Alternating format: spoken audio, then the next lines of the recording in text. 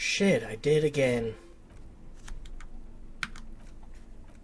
But welcome back to Disco Elysium. Last episode we actually got quite a bit done. We tricked Everett into helping us find out where our gun is. Still need to do that. We found my gun. We attended a communist meeting.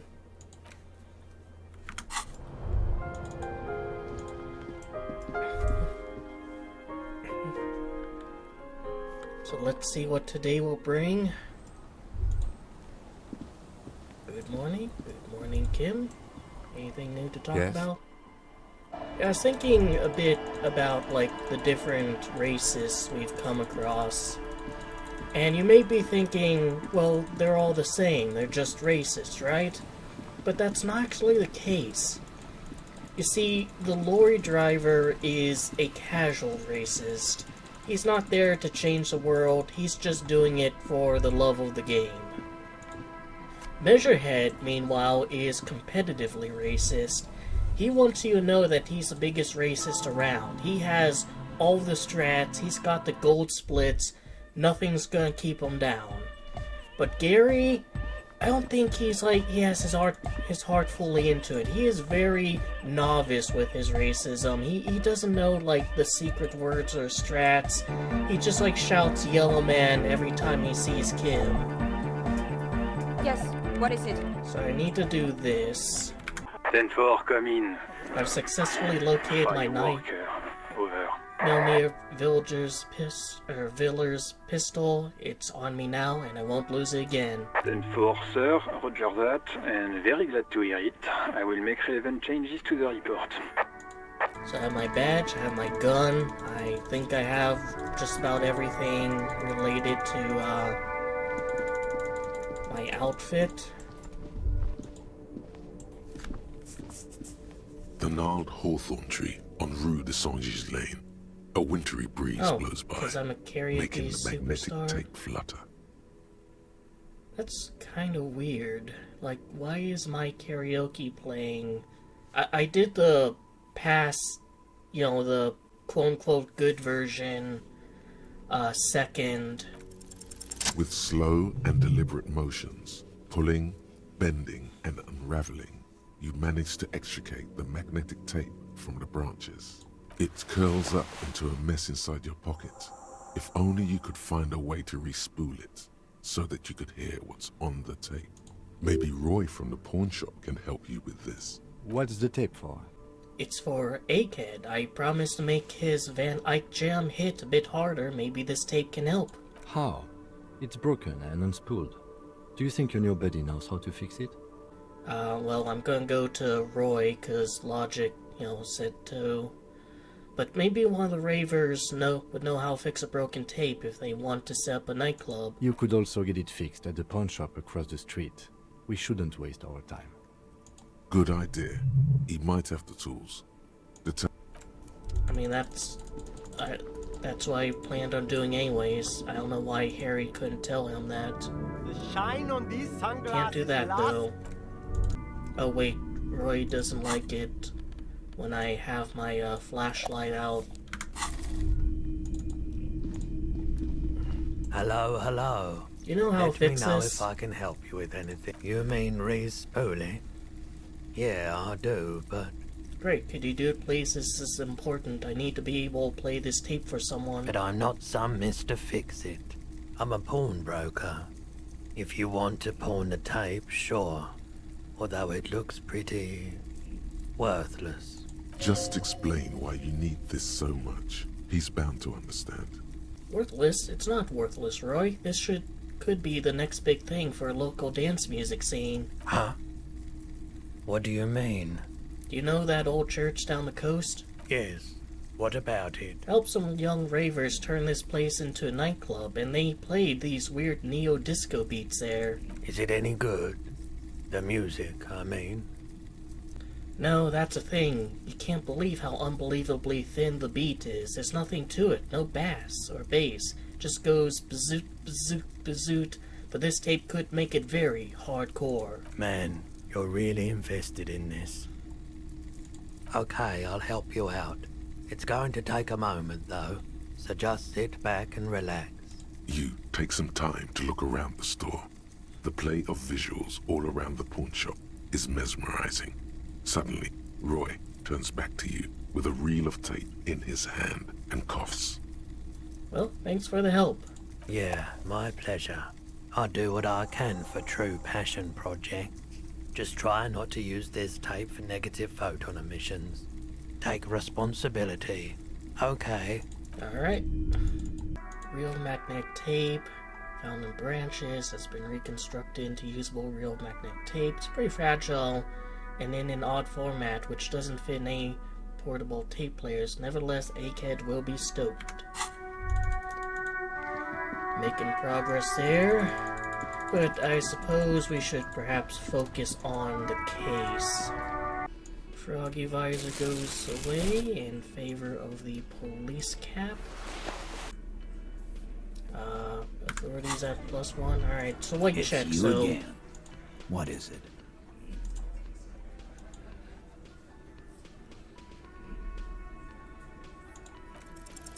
As you look around this room full of sweaty men, swearing, drinking, spitting out tobacco, does this look familiar? Where have I seen this before? You believe the place was called Precinct 41. It was also filled with, almost exclusively, men, sitting on desks, talking shit and wasting time. I get, Titus. You guys really are the authority around here. Huh? It must be. You're just like real cops, drinking beer and sitting around with your dicks in your hand. You got a problem with beer now? Not quite there yet. Push on. No, I got drunk. So drunk that just makes me a fuck up.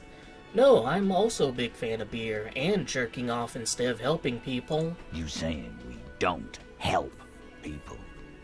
I've been doing this job for 10 years. Martinez was a dump before we put this outfit together. They don't know, man. They weren't here. We had 3 shootings a week, kids dead, fucking graffito everywhere. You cops haven't shown up since the 30s. Congratulations on the graffito removal. All I see is you sitting around talking about Monica's titties while there's a rape victim. So what? What do you want from me? We took care of that fuck. Don't let him drink that. One more push. Quick. The counseling, it's not about who did it. It's about the victim. She needs help. Titus? She stops mid-sentence. That's it. You got him. He's going to give it up, but on his terms. You wanna help her, cop? Fine. I'm gonna let you help her. But you treat her with respect. If you don't, if you question her, harass her, a freight train of pain, buddy. What is her name? Glacia, I'm on due. She's staying here at the Whirling in Rags, a real pretty one. Silvery jumpsuit, blonde. That's Amonju, with an O-U. Is that the person on the roof? Shit. The girl. The girl upstairs? That can't be her. She knows you drank so hard you forgot you were a cop. Well, shit. This just came back to bite me in the ass. The disco dancer? Sure, why not? You've probably seen her around. Well, I'm hosed. You inexplicably add cool after the victim's name, with your eyes bulging like some wild beast. Your fingers are fidgeting and sweat starts forming on your brow as Titus looks at you oddly. I don't understand what's so cool here. Nothing. We just have a few more questions. Then we'll be on our way. Calm. Normal. Try to forget this little hiccup. So I scratched my head. What's your relationship with her? I know her. How well do you know her? Well enough, Copper. We partied. She's been here for a few months. He tries to make it sound real casual, but the muscles on his neck tighten. So she's not from around here? You mean Revachol? Nah. Our Miss Aranye disco dancer is an immigrant, or a drifter of some sort. Been staying over here over the winter. Don't you give her any more trouble. She's just had some bad luck, that's all. Shut up, Angie. She doesn't need your help. Titus gives them both a look. They fall silent. What's with all the silences? It's like these guys don't know how to feel about this. You should keep picking at it. Said you partied. Cool, that's cool, but what did you mean? What do you think I meant? Was it sex? Yeah, pretty much. So you're saying the two of you were close? No, we just fucked. That's all. I'm not gonna give you any details if that's what you're after. So put your dick away. He really went out of his way to seem comfortable with this topic. That's all you're gonna get for now. He's doing a good job here. A commendable performance of I don't give a shit. So what was her relation with a mercenary? Relationship? There was no fucking relationship. He raped her. That's their relationship. Something is off here. His anger is possessive. Was like that karaoke incident all over again. Or like some of the other girls he was harassing. Shut the fuck up, Shanky. Okay, enough. All of this is irrelevant to your stated investigation. So, the rape, when was that? He did it before we killed him. He's not gonna do it again. So what does it matter? Oh, is there like a day you can give? It would help if we establish a timeline. All right. 2 weeks, maybe? I don't know. I need another beer. Here you go, boss. Throw some can. Titus cracks it open. Yeah, I think I know her. You don't know her. Say nothing. Good boy. You don't know her. Not the way I do. Alright, well. Remember what I said. Freight train of pain. Mm-hmm. Made you comply like a good little boy, Titus, and if you keep that up, you can have dessert after dinner.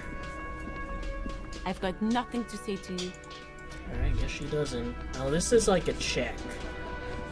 Behind the dock Need workers, perception. a ceiling height window. And The hawthorn I have branches scrape very the low. Alright, let's talk to our partner here. Again? I can't believe this shit. Okay, why not? So, do you know who hanged him? I don't know. Oh my god, there's more. Yes, it's as if waiting for some kind. I don't think he can really give me much. Officer, what was that? It was nothing. It's not nothing. You were coming apart at the seams. Do you know the assault victim? Yes. Is there something I should know before we talk to her? Whatever you do, don't say the first thing. Alright, I think rhetoric is like actually give me good advice. She knows I did some pretty crazy stuff before I passed out. I partied hard and not very mental healthily. So she overheard you? Or did you party together? So this is what it feels like to be interviewed. Fun. I wouldn't say it is.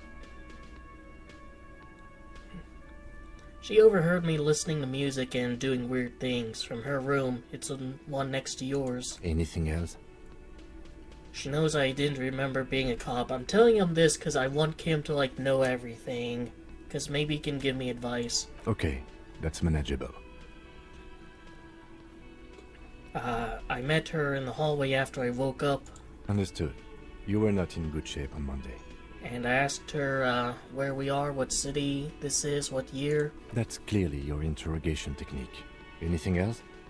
I'm not gonna say the first one. Rhetoric. We'll be alright, Lieutenant. This is nothing.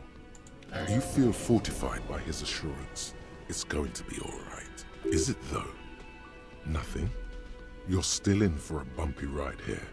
Try not to mess it up. At least I didn't tell him I didn't rape her. I mean, you know, that's what you suggested.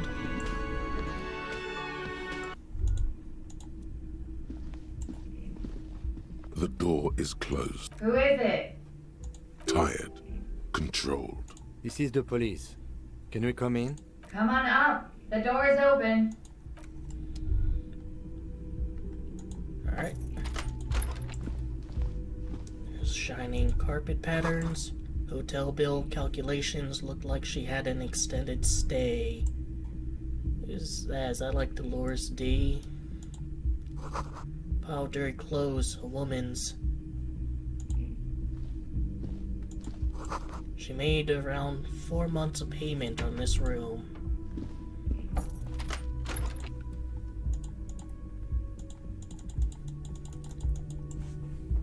I will have to manually force him to go in. You see a yard below, the corpse is no longer there. This medicine cabinet is full of wares. Sheets of pills, haphazardly stacked, one on top of the other. There's also a toothbrush somewhere in there. Let's look at the medications. Maybe we can learn something about her. Pharmaceuticals line the shelves. Sheet upon sheet of pill bottle next to pill bottle. Acetylic acid, APAP, eye drops, blood thinners. Drugs and stuff to hide the effects of drugs. Pill bottles rattle like bones as you search the cabinet. Paracetamol, histoperidol, something in a foreign language you can't read. Behind them, an unusually shaped nasal spray. Its label reads, Nacra. Nacra. This is used to treat opioid overdoses. Always handy to have around. Nacra, opioid antagonist. Interesting. That's used for diamorphine overdoses. Let's look at the sheets. Among some foreign, probably Messinian or Godvaldian, marked red blister packs you find. What do you find? Chemical right now. Should be This the medicine easiest cabinet roll. is stocked with drugs. A bright orange bottle with Preptide stamped on it. In sunny, happy letters. Jackpot, baby. That's the stuff you're looking for. Your palms begin to sweat just holding that little plastic container. What's so exciting about this orange bottle? It's speed, man. Just what you were looking for. They call it dextroamphetamine and talk about psychological disorders. But what we're seeing here is some scientifically advanced trucker speed. I just got like a pop-up from YouTube from the makers of Necrophosis for whatever reason. Well, I'm keeping Henry on the straight and narrow, right? So I'm just gonna let Kim know about it. Preptide, a euphemism for pharmaceutical amphetamine. Prescription speed. The fuck are you waiting for? Let's get super fucking preppy. Alright, or I guess I can...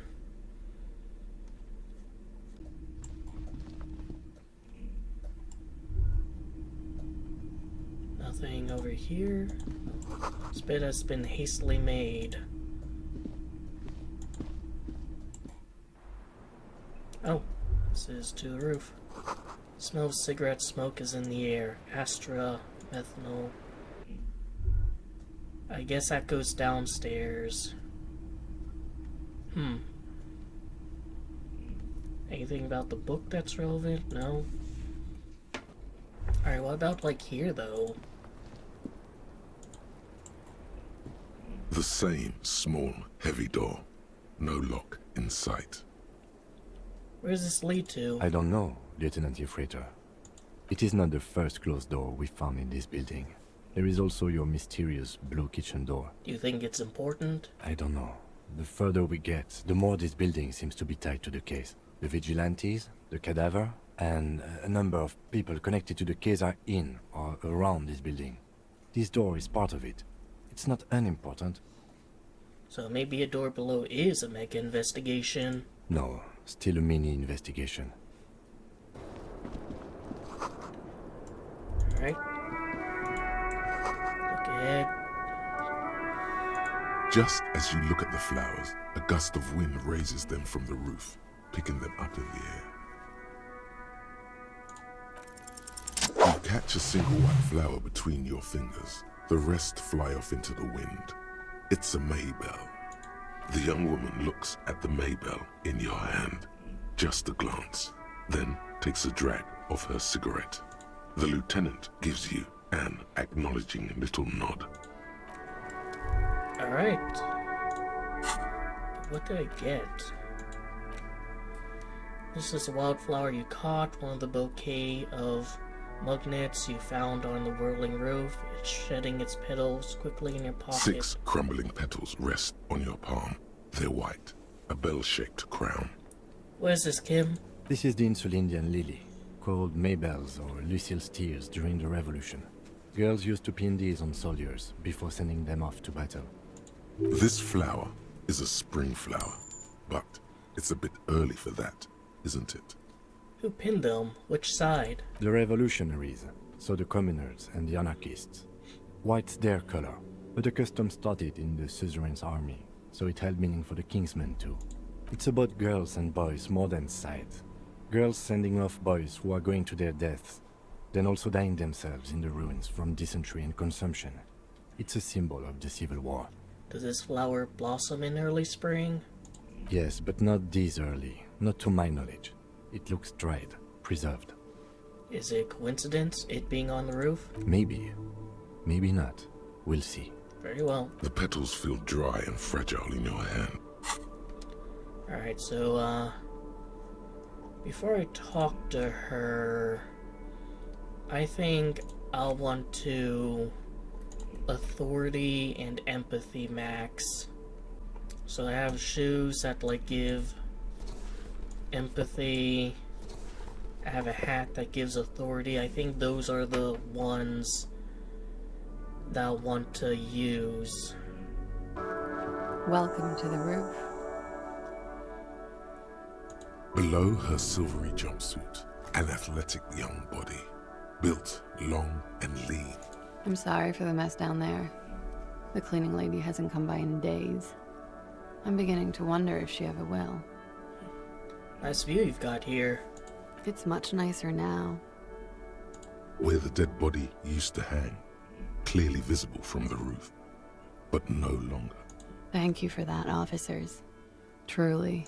There is something in her light brown eyes, a sadness, when she thinks about the death of that man.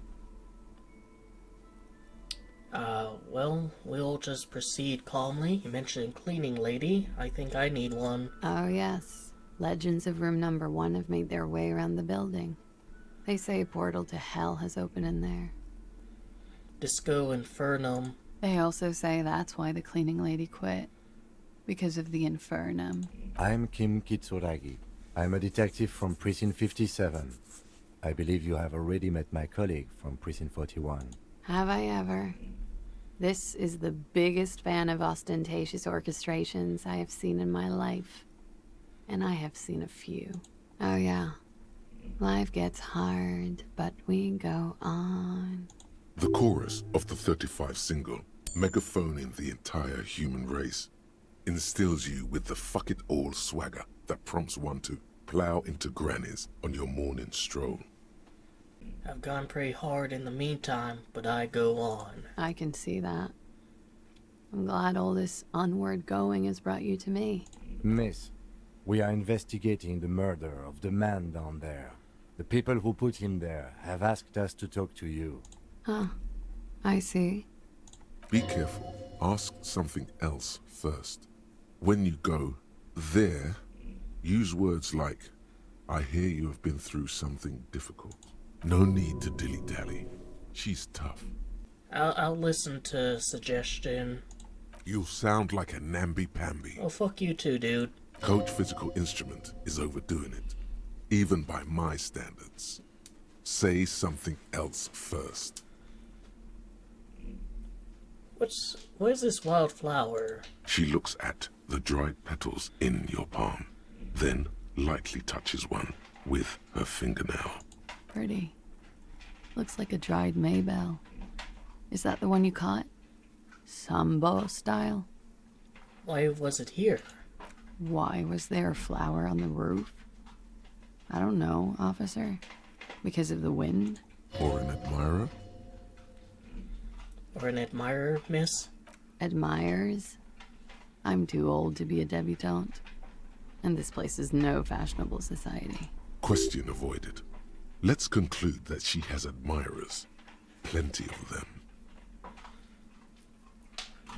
What's your name, miss, for the record? Clausier Amandu. Same name that Titus gave you. It sounds Oranese, as does her accent. Are you from Orani? Right, sir. Vredefort, Republic of Oranje. I guess you could say I am an Oranese expatriate. How old are you? I'm 28. What do you do, miss? What's your specialization? Something stupid. What's that? Oranese lit. Oranese literature. It's what I studied at the university. What's Oranese literature about? Fear of failure, fear of death, how it sucks to be Oranese. All national literatures are only... If that's true, then Revacholian lit would fit you like a glove. Can we take a look at your passport? I'm afraid you can't, officer. Why is that? Because it's buried in a sealed plastic bag at an undisclosed location on the coast, along with cash and airline tickets. Thank you for your candor. Why? They say so in your tourist brochure. Keep travel documents away from your person when west of the river. How do I know you've told us your real name? If I were to lie to you, I would come up with a more mainstream name than Clausier Mondu. It's a weird name. She seems to be telling the truth, sire. Let's not... I want to know. Look, officers, I like this place, but I don't want to be stuck wandering the city like a ghost after being robbed of my travel documents. Well, who would rob you of your travel documents? I don't want to become an indentured servant in a brothel on Boogie Street. And I don't want my relatives to pay the ransom. This seems like a weirdly, paranoid attitude. I mean, it's kind of crappy here, but it's not that bad. There are plenty of other reasons for hiding your documents from the law. That's not why you hid it, though. It's also why I hid it. Why, yes. I'm an unpopular girl. There are people back home who don't like me. If they show up, I'm in a hurry. You're pretty popular among Titus and his crew. The kind of hurry where you can't afford to not find your documents. But don't worry, this has nothing to do with your investigation. Alright then. Okie dokie. If any of this made her nervous, it certainly doesn't show in her expression or her movements. The record. So official. Tell us you've been through something difficult? Something difficult? I've been through at least half a dozen difficult things. Which one do you mean? Have you been raped? It's a bit early in the morning for raped. She sounds positively buoyant, vivacious, totally unbothered. And what does that mean? Were you? Yeah. I'm gonna go with not raped. I can't say that stuff about him.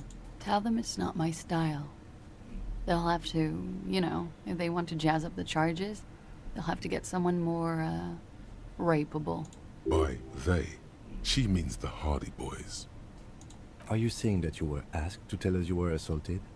Not explicitly, but I understood what they meant. It wouldn't hurt to spice things up a bit. Some assault and battery. Sexual assault, maybe. It was clear the latter would be spicier. What did happen between you and the victim? We partied. What kind of partying? The kind I do?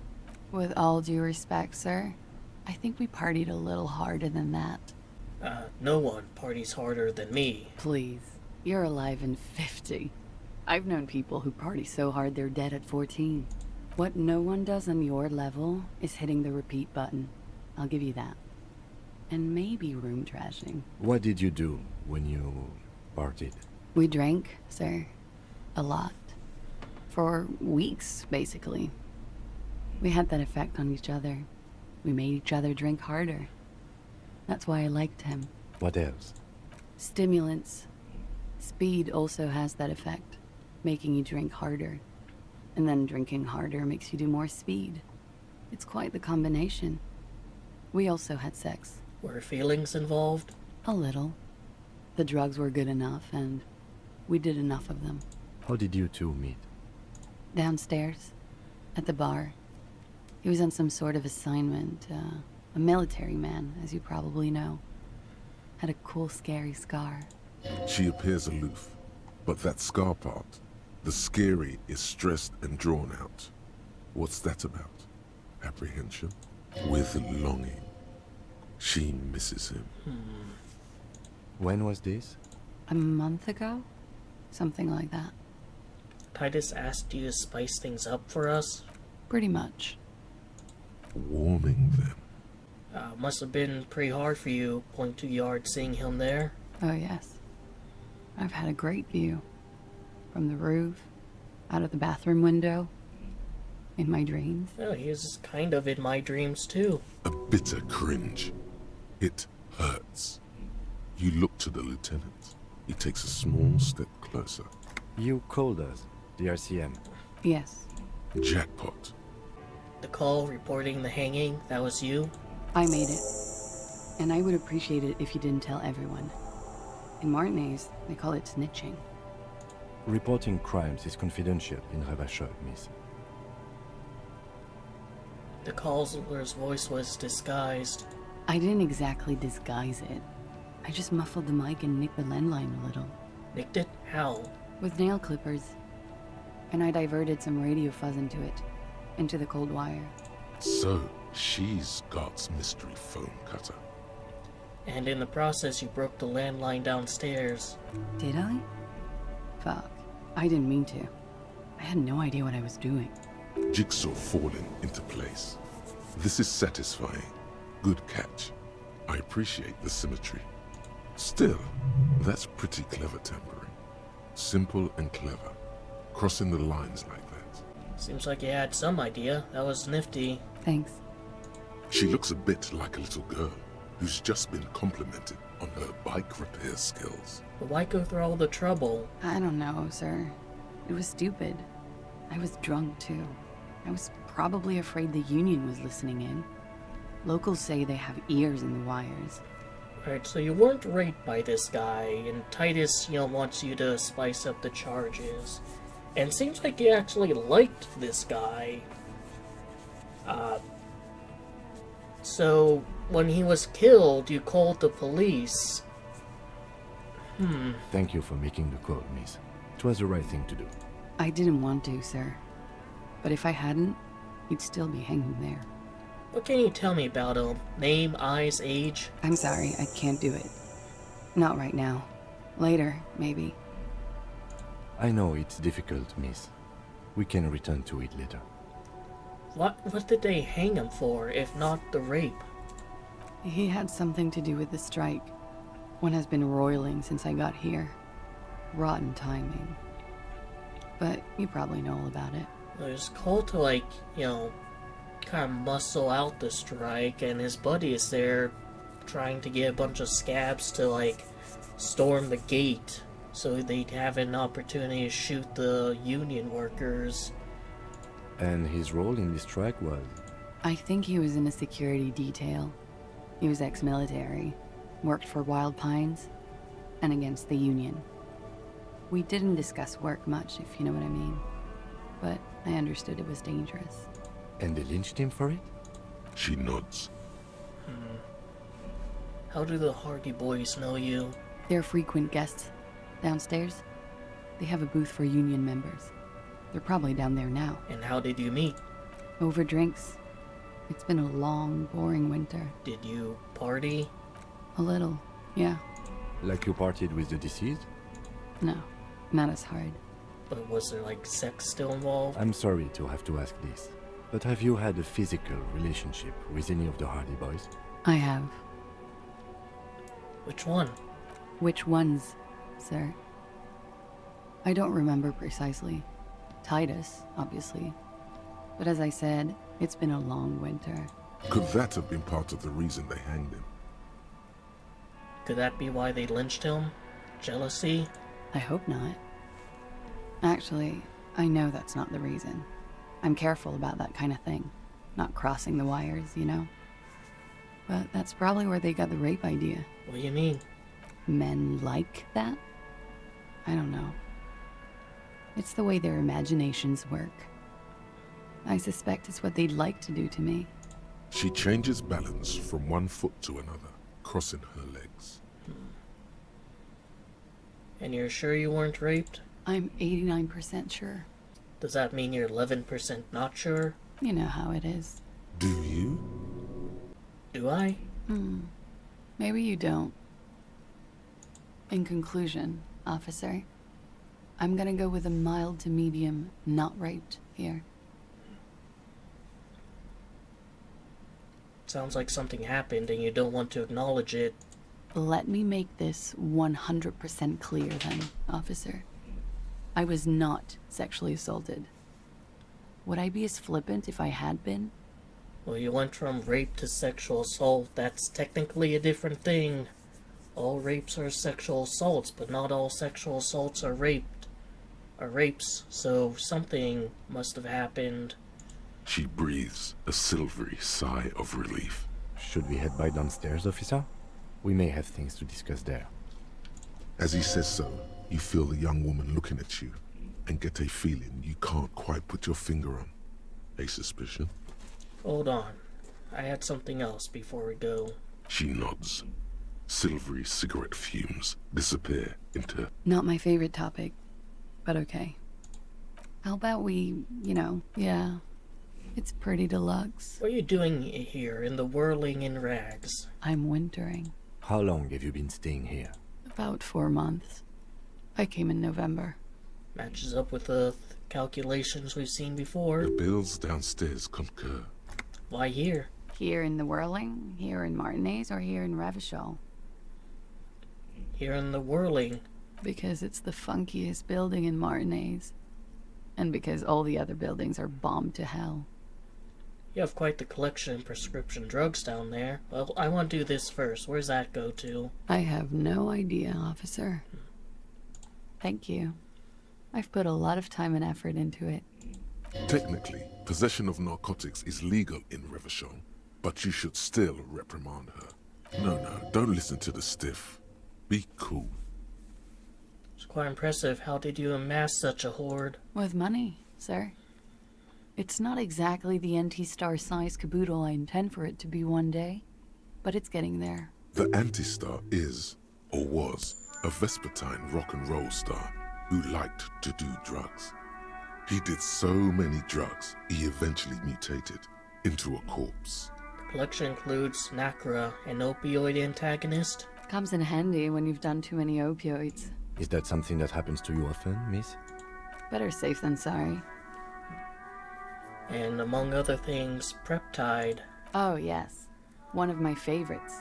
It cures many ailments. Like what? Like not being able to stay up for 36 hours. Not being happy. It cures those ailments. It's just a merit speed molecule, basically. Very funky. Okay. Well, I have a skill point, right? So yeah, I can ask her. Hello, officer. And then What put a brings you skill up here point in again? it and then retry it. Soft, light brown eyes look back at you, directly into the space behind your eye sockets. You see the smoke rise from between her painted red lips. She's beautiful. I have bad news for you. What? You know these guys? Who? Me? Yes, you. He's talking about you, you boring stiff. Hey, Logic is a homie, even if he doesn't value contributing to scientific tests. You too. Me? What did I do? I'm merely a master thespian. These guys are compromised. She's got them singing along to her tune. The little bleeps and bloops you trust for info, you can't trust them anymore. Oh my god. Believe it. Which ones exactly are affected? There's no way of knowing. At the moment, I'm afraid it's best to assume all of them. Bullshit, man. I ain't compromised. You're probably the most compromised. Especially that guy. That guy's the most compromised one in here. No fucking way, man. I just want a drag of that sweet menthol ziggy. Yeah, I think you want to have a drag of a little bit more than that, Bob. Really? Quick, tell me what's under her jumpsuit. Glory, truth, softness. Protect her. She wants you. I take it back. He's got it pretty bad. But this next guy's on another level in time. She likes you. The crown head is a boring condom. He's jealous. This is human nature. How did this happen? How it always does. What can I do? There's nothing you can do about it. You are how you are, and she is how she is. Things will go as they do. Can't you turn them normal again? No. It's better to know you're being played than to be played without knowing it, is it not? Does this mean she's been lying to me? Yes. Mr. Thespian here has been singing paeans to how truthful she is. She is a lady, most fair and just. In his defense, to reduce him to such inadequacy, she probably had to employ half-truths more often than outright lies. There's something that went on that was a bit violent between her and the hanged guy. That is correct. And omissions too. Can't trust that guy? A little. They're all still of limited use, interpreting things to the best of their ability. Maybe they add flair or something. I wouldn't know. I don't add flair. You sometimes add flair, let's be honest. But when it comes to assessments of character and factual accuracy, they are not to be trusted. Not with her. Okay. Good. The less paranoid option. You can trust them. Just not with Glacia Amandu. What is her plan? You can't draw a sound conclusion. The one he usually does says, she may want to control the information rollout, not to become a suspect. She may have a past she's escaping, unrelated to this case. You doubt it's something truly insidious. But should I trust that part? See? It's oddly moderate. Probably compromised. Been talking to myself long enough, let's get back to it. Don't worry. It's only been 4 or 5 seconds. You've got this. Just close your eyes and let the moment pass. For a second, her face disappears from your cornea. Only a silvery negative remains. Still smiling. A tired smile. Alright.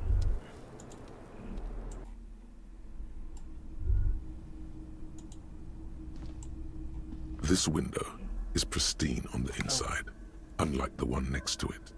Light from the desk lamp reflects off the glass in an untarnished golden halo, smooth as ice. There are spots of mud and rain on the outside, even smudges. But the surface of the window is clear from the inside. No chips, no hairline fractures. Following your lead, the lieutenant leans in closer to inspect the surface. This window was recently replaced. Looks like it, yes. But how does that factor into things? Looks like we have more to discuss with those so-called Hardie Boys. Half their reasoning just went out the window. You think this will make them cooperate? Nothing will make them respect the RCM, but it will disrupt the game they prepared for us. We just stripped off one layer of whatever it is. Her decision to not corroborate their story was definitely not part of the plan. Why did she tell us all that? What else could she have done? Lie? She saw there was no way to lie and get away with it. I have a reason to doubt my ability to see through her lies. If not you, then me. It was a smart move from her. Something is off here. You think so? She seemed forthcoming. Unusually so. Being forthcoming about some things is a good way to obscure other things. The best liars are always forthcoming. Anyway, we should move. I suspect our investigation will bring us back here soon enough. Alright.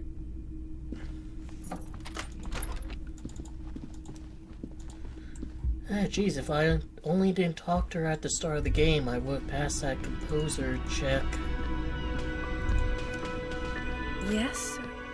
What is it? Did you hear that? Did you hear me sing? Did you like it? That was pretty good, Harry. Wasn't it, Jean? Huh, that was... Yeah, that was absolute shit, if you want my opinion. Drunken shit. Haven't wanted anything to end this badly since I had cluster headaches. Horrible. Truly horrible. I beg of you, don't ever subject anyone to this torture again. Remember, this is like after successfully like passing the check, so this guy's just being a bitter asshole. Jean, he's not right. Don't make it worse. And I really liked it. She actually did. Again? Let's go over the rape victim again. Again? Seriously, man. Yeah, whatever. She says she wasn't raped. Fuck! I knew that fucking whore couldn't be trusted. You've hit a nerve. Titus is furious. No, more than that. The loyal Titus feels betrayed. For the record, Titus Hardie did not explicitly specify the victim as a whore, nor did he say anything about trusting her. Oh, shut up and stay out of this, Liz. He raped her. He was out of his fucking mind. You have no idea. She's just in denial, asshole. You don't understand the traumatic experience. She's shutting down, and she doesn't fucking trust you. Yeah, she's crazy, you know. A crazy bitch. You know the type. She's fucked up. Shut the fuck up, Shanky. Stay out of this. This is a diversion. Stay on track. Cut the bullshit. She told me a truth. Lawman, I'm at the end of my goddamn rope with you. I fucking told you not to push her. His hands become fists. I did. She gave me the information willingly. And you went and pushed her.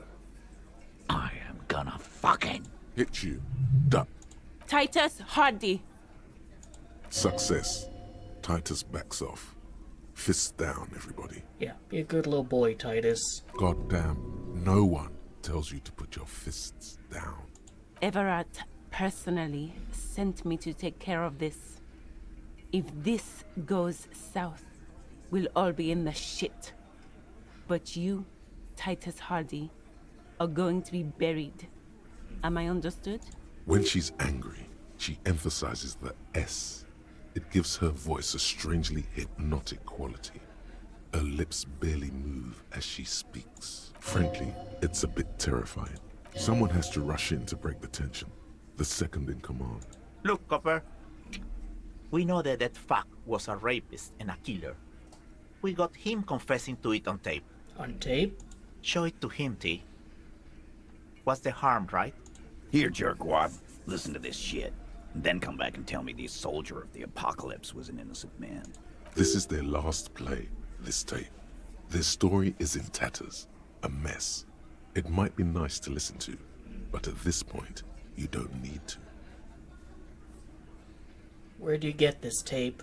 You think we go into this shit deaf and dumb? You RCM aren't the only ones who know how to bug people. There's no university degree for that. So you bug them how? We have machines. We're in logistics. How do you think a harbor works? It's advanced stuff. Understood.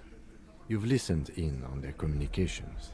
How long? Since way before their chief started taking swing lessons. Things got nice and quiet after that. Which one of you is doing the advanced radio work then? It's not advanced. You just hold up in a coop all day, writing down what they say. It gets hot as hell in there. Guessing it's you then? Don't put yourself down, Angus. It's important work. Yeah, man. You're like a radio genius or something. Those notes are some in-depth stuff. Indexes and shit. So what's on this tape? What's on it? We call it the Dorgun a mega mix. You'll know why. Won't you listen to it? And why should I care about the tape? You lied to me. You don't care about evidence. The fuck are you a cop for, then? Pigs, T. They don't care about getting the truth. They care about getting convictions. They are fucking keeping a score on their bulletin boards. I won't be on your bulletin board. If you don't listen to the tape, we got nothing to talk about. There's a lot of questions. If you ask them now, they'll just keep bringing up the tape. Listen to it, and they'll have nothing to hide behind. Don't forget your tape, lawman. Compliments of Titus Hardie. You do that. Oh, and keep it. Maybe you'll need a reminder of human ugliness someday. I do have that tape player. Magnetic tape acquired from the Titus Hardie. What if this could be used in the church? Holds a recording of the mercenary task force radio communications, record via decrypted station. Not a good omen, requires a boombox plate. Well, I have one. The porter reel is just what you needed. The reels attach to the apparatus with a satisfying click. The tape is routed behind the magnetic reader. Let's roll. You push, command set, and the tape starts spinning. Violent static and machine sounds fill the air. This isn't Revachol. This is a fucking village. I can almost see the elephants. The harbor. That's the sound of a Kvalson crane. When this shit is done, I'm gonna tear that place up. Soldier of the Apocalypse style. Kill shit. Dogs and chickens too. Gonna run a room, Cordy. A real nice room. I don't give a shit. I'm fucking done. I'm done mentally. I'll fucking do them all in. Rape that disco cunt on the counter. You know, the dance a whore upstairs. Do it Kohoi style. Never did get that taste out of my mouth. The lieutenant presses the button marked Arrête on your porter reel. The tape stops spinning. Who's this Cordy? Corty could be short for Cortenard, one of the other mercenaries, the one he was talking to. Probably the mountain at the harbor gates. Mr. Right to Work. What's Kohoi?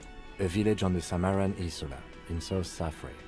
Grad committed war crimes there, the kind of thing he talks about. The South Safre conflict is an ongoing proxy war between Grad and Safre. It has been hot for 12 years, with the atrocities piling on, mostly committed by the Grad. You think he was there? Who knows? Maybe the tattoos would have an answer. We would need to know the story of this man's service. A symbol of Soldier of the Apocalypse style conduct in a civil environment. What was that at the very end? Silence? End of recording. What do you think? It seemed authentic enough. Probably recorded off the shortwave, then edited to seem more incriminating. He sounded like he was on patrol around the harbor walls. I agree, he sounded drunk. Still. There's more going on here than we know. Alright then, what now? I think we've got a few more questions for class here, don't you? This seems to contradict her testimony, at least to some degree. Alright. Let's go upstairs again. So he was like at the harbor. And I think he was in the harbor even. Not like the scab guy down there just being a cuck at the gates. Hello, officer. What brings you up here again? Titus Hardie gave us a recording where a deceased states his intention to commit rape. She puts her coffee cup down with a soft ring. As the porcelain meets the metal table, this does not surprise her. Did he? I never said he was a good man, or that he had good intentions. Only that he was never bad to me. She doesn't care.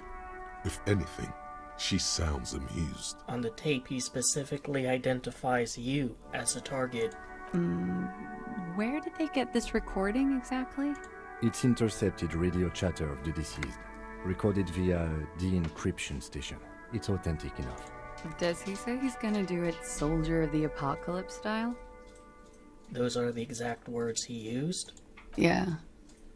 That was practically his pickup line. A memory surfaces in her tired neocortex. It's not entirely unpleasant. Soldier of the Apocalypse, being investigated by Tequila Sunset. Did he say whores a lot? Was he pretty much on the verge of doing it Kohoi style? Kohoi was mentioned. He wasn't actually there. He didn't do a tour, or at least didn't tell me he did. Would have been overkill anyway. He lived his own little kohoi. It wasn't his everything. Why say things like that? Mashim? Yes, was he bragging? Oh no, I'm pretty sure he did all those things. Then integrated them into his idea of normalcy. To keep on living. Until they just sort of turn into his, what's the word I'm looking for? She's quite observant about the human character. Trained to observe, even. Coping mechanism? Running joke. I was gonna say running joke. And it sounds like you didn't even get the good bits. Lely's punchlines got way, way funkier than that. He was like the Seminoles conflict, the Kohoi massacre, and the 36 famine in Yezut all rolled into one person, then cast in Orani ceramic armor, which he wore in bed and in the shower. When he said he was done, and done mentally, it didn't sound like a joke. It sounded like a deeply troubled man. Well, maybe I pieced him back together with my magical personality. Weren't you afraid? Afraid of what? That tape the Hardie Boys recorded? Your mother probably never told you this, but girls are evil. Had I the physical robustness and social support, I'd be in Kohoi. I would be tearing it up Soldier of the Apocalypse style. So you're kind of an asshole too. Did he tell you he had actually done any of those things? In Martinez, I mean? No. We were too busy laying waste to our own nervous systems to direct any of the fury outward. He seemed happy, I guess. At ease. As much as a man like him could be. There is a small measure of pride in her, that she could quell the rage in such a being. What kind of man was he? Before you go, ask for details. She seems okay to talk about it. Thank you for clearing that up, miss. Whenever you're ready. I'm interested to hear what Titus Hardie has to say now. She takes a very small sip of her coffee and smiles. Now that you had some time, can you tell us more about the victim? Like, for example, his name? Actually, officer, I didn't know his name. I just called him Lely. A nickname? I guess. He came from Lelystad. It's short for that. And it was his army name, apparently. He said his real name wasn't his. I tried to pry it out of him, but it was no use. Going under a moniker, or maybe adopting a name of someone important to him? Lelystad. That's a good start. We have a few questions you can help us with. A few things a field autopsy alone can't answer. The young woman cranes her neck, trying to catch a glimpse of the page the lieutenant passed to you. On it is a list of autopsy observations, recorded neatly in blue ink, the last missing pieces of a puzzle of flesh. Yeah, tattoo. What did it mean? Oh, that. It's clear she liked it. What did it represent? Do you know? It was a map of his life and the places he visited as a soldier. It was mostly for showing off to chicks, though. For showing off to chicks? How so? How? Imagine him lying in bed. Freakish musculature laid out on the sheets. Scarred, of course. Tattooed. The sheets are dirty for some reason. Is this Orani's lit? He's smoking and drinking, of course. And his chest and shoulders and arms are studded with stars. Tens, hundreds of them. Maybe even thousands. And the woman goes like, "What was this, baby?" And he says, "That was too hardcore. Don't ask me about that." So she goes, "Okay, but what's this, baby?" And he's like, "Saw some bat shit there. Killed some loincloths." And so it goes. Star after star. Port after port. Third world country after third world country. And he's done horrible things in every single one of them. You were the woman in this? Oh, yeah. Can you tell us precisely what these mean? No, thank you. I've seen enough of him dead. I can tell you what they meant without looking at them. Go on. He was a blue-eyed boy with thick arms, from a small town. He was also poor, and the government of Oranje needed some people killed, so they turned him into a grotesque killer. For money. He went to Killer Academy in Vredefort. Then he killed some people in the Seminine Islands. And on other islands, too. All of the islands. After this, he came to Revachol and got killed himself. A very fun story. It is when you're high. It can be very exciting then.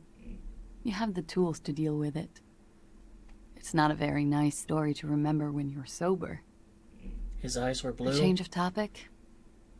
Yes. Light blue. They were like little blue galaxies.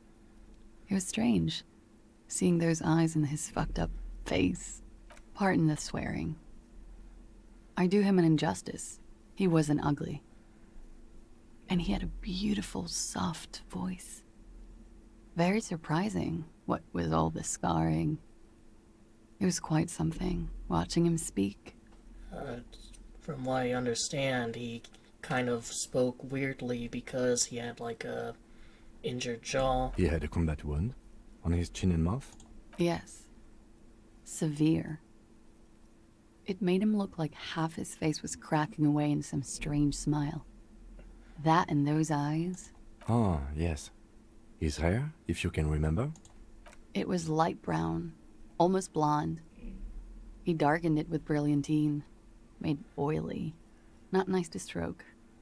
I couldn't convince him to leave it alone. Interesting. I too have stroked his hair. Oily, isn't it? We have that in common now. She understands what autopsies entail. It doesn't get her off balance. How old was he, miss? He was 42. 42? Are you sure? I would have had him above 50. He had many scars that made him appear older. But no. We even celebrated his birthday, like, some weeks ago. It was a funny 2 days. He had little reason to lie to me. So he was here on a fairly extended stay. Looks like you were right, officer.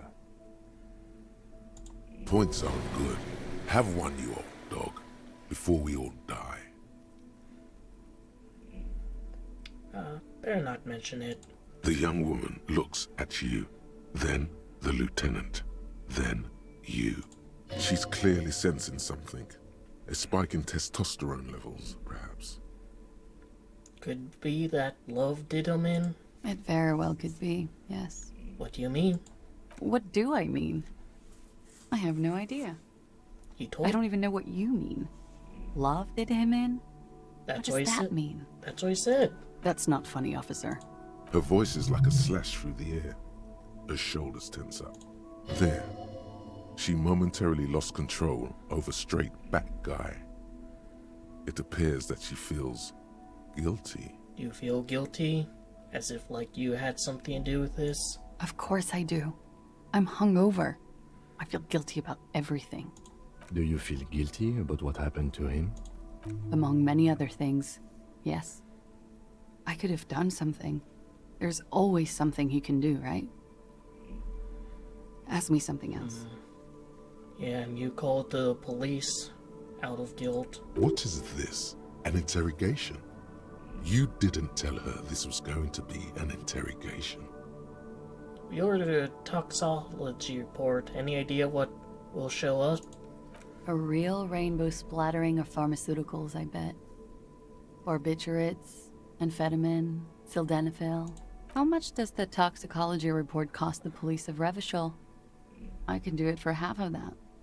Save you some money, make some myself. It's quite expensive, miss. But we'll manage without your help for now. Kim trying to use his authority. Something miraculous is coming, he told me. The lieutenant blinks. His expression does not change. It's Harry being Harry again. All right, let's see where this is going. From way out in the northwest, he told me. Cool. And where is Lelystad? The place, I mean. In Oranje, officer. It's, I think municipality is the term. A nowhere town there. Where you do your literature. The Lelystad municipality has few boroughs and even fewer cities. It's made of agricultural plots near the border of Gottwald. Executive summary: cows, silos, and wheat. You were almost right, officer. That means his race was occidental, not mondial. I'll update the form. So you were both from there? Yes. We were compatriots. Did that bring you together? No. He was too old for that. And from another part of Oranienrek. I didn't even understand his accent. What brought us together wasn't Oranje. It was bad habits. Sex, alcohol, no love for Mother Oranje. But wasn't he a soldier? This could be worth pursuing. Military man, but not a patriot, just in for love of the game of killing? No. He left the National Service after they taught him to do what he did on Seminine. He wasn't the flag-waving kind. He was the making money, killing people kind. He was by no means a stupid man. A people person. A small platoon leader. Certainly not a patriot. You don't seem like much of a patriot yourself. Mm-hmm. There is nothing on Muindi. The old world is dead, and we both knew it. Maybe Oranje did bring us together. In loathing. I love Revachol, though. I hope she loves me, too. I think we're finished with this line of questioning. All right. Coolly, gracefully, she pours herself more coffee. Alright, hopefully the dryer working and keep reading doesn't get picked up. Yeah? That window's new. It is. The lieutenant makes a note in his notebook. He finds the answer unsatisfying. All right. Let's do conceptualization. Let's do this. Let's have a high suggestion, and we'll do the last one accordingly. Wait, stop. That man, bloated beyond all recognition, was 42? That's what she said.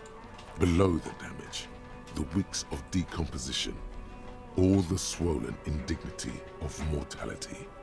He was 42 years old. Where is this going? How old are you? That's where this is going. 45,000 liters of raw alcohol has left its disfigurements. What lies beneath, you wonder? You could ask either one of them. Kim, how old do you think I am? Huh? How old do I look? How old? 58. Oh my god, that's really old. Really? You asked. Maybe I'll do this one.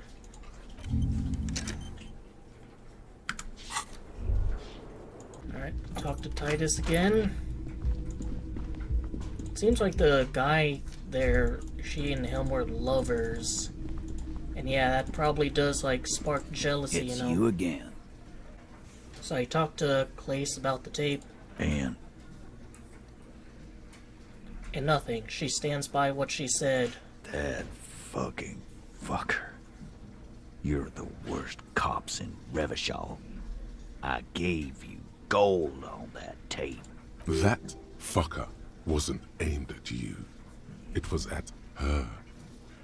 She pretty much laughed it off, Titus. Fucking fuckity fucker. And what did she say then? That it's fine. People are supposed to be like that. Are you like a white knight for her?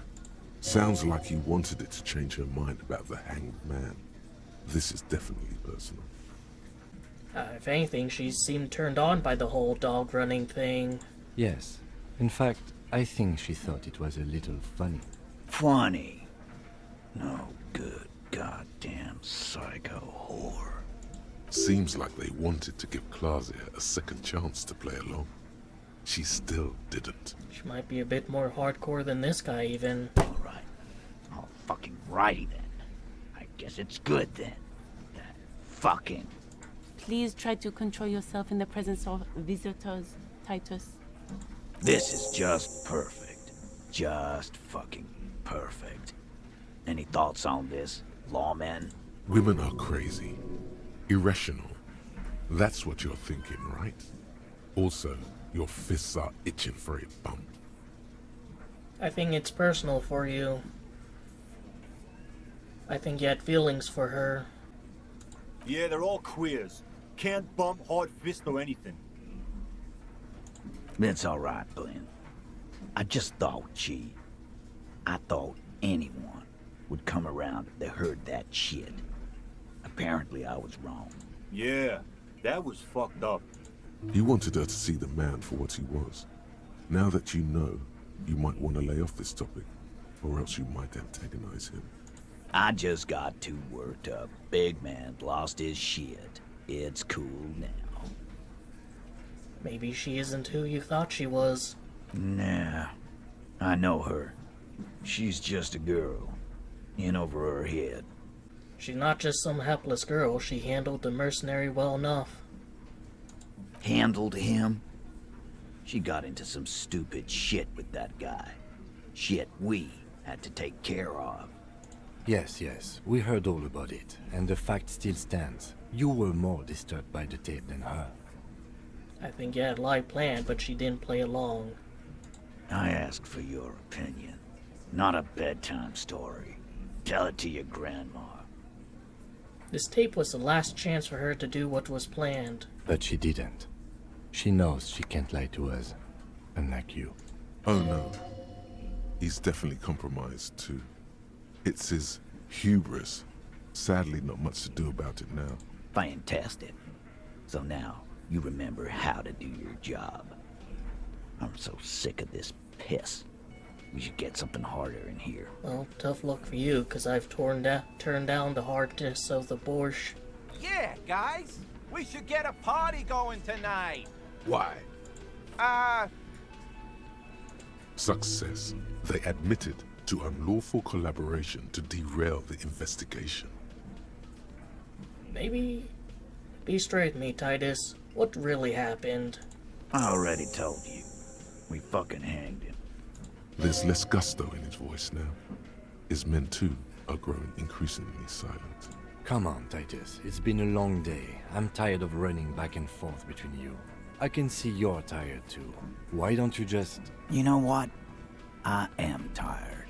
I'm tired of you and the whore upstairs. Next time you see her, tell her Titus said, "Fuck on!" That lying, scamming. We're done. This is over. You understand? Your little investigation is over. Yeah. What is this quiet funeral shit? All we need is some beers in us. Bartender, 20 beers for the Dock Workers Union. Why do we make it 40, huh? Why do we make it 100 beers? You're not loud enough. 100 beers? Now we're talking. Hoppity hop over here, cafeteria manager. The window might be closing.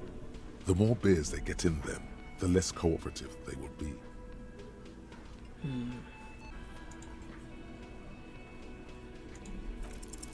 Convince Titus he's being manipulated. You should know by now. Titus Hardie will never falter. One of his boys will. Just remember, it's about more than Glasia. It's about these men and Martinez, their district, their responsibility. Well, that's it then. Case closed. We'll be going home, Kim. Huh? He'll get it. Go on. Write down, Kim. In Martinez, they just kill you because they don't like you. Got it. Kill you because they don't like you. All because... Because you're a foreigner. Goddamn right. Don't come around if you're not from around. Fuck you. I'm not from around. That's not why we... There we go. Don't come to the Wild North if you are not white enough. Hang you just like in the Dark Ages. Make a display of your corpse. It wasn't that. It wasn't...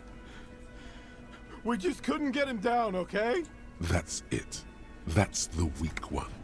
You flushed him out. Officer, you will be next if you don't shut up. He's onto you. He knows what you're trying to do. Steel yourself. Push on. Just ignore Theo. Turn to Agnes. Or what? You're gonna kill me like you killed him? For no fucking reason? We didn't kill him. We didn't even hang him. He was dead when... Shut up, Angus! He was dead before you hanged him? Fatty! Say one more thing to the cops and I'll... Dennis, stand down, or I'll beat your head in. Theo, take your hand off the belt. This isn't 31. I've got this under control. Wait, so Shanky's name is Dennis? Angie, where's your goddamn inhaler? You sound like you're dying. I left it home. I can't get it. I'm too fucked. I'm sorry. Why are you so fucking fat, Angus? Now it's all pointless. Because of you. You wasted my time. I told you, Titus. I told you just give her up. Lizzie, your help is no longer needed here. Go tell Everard. Fine. I'll tell him. After a long walk along the coast. Just walk south without looking back. What just happened between these two? You're in. He's all yours. Questions? Kim, we did it.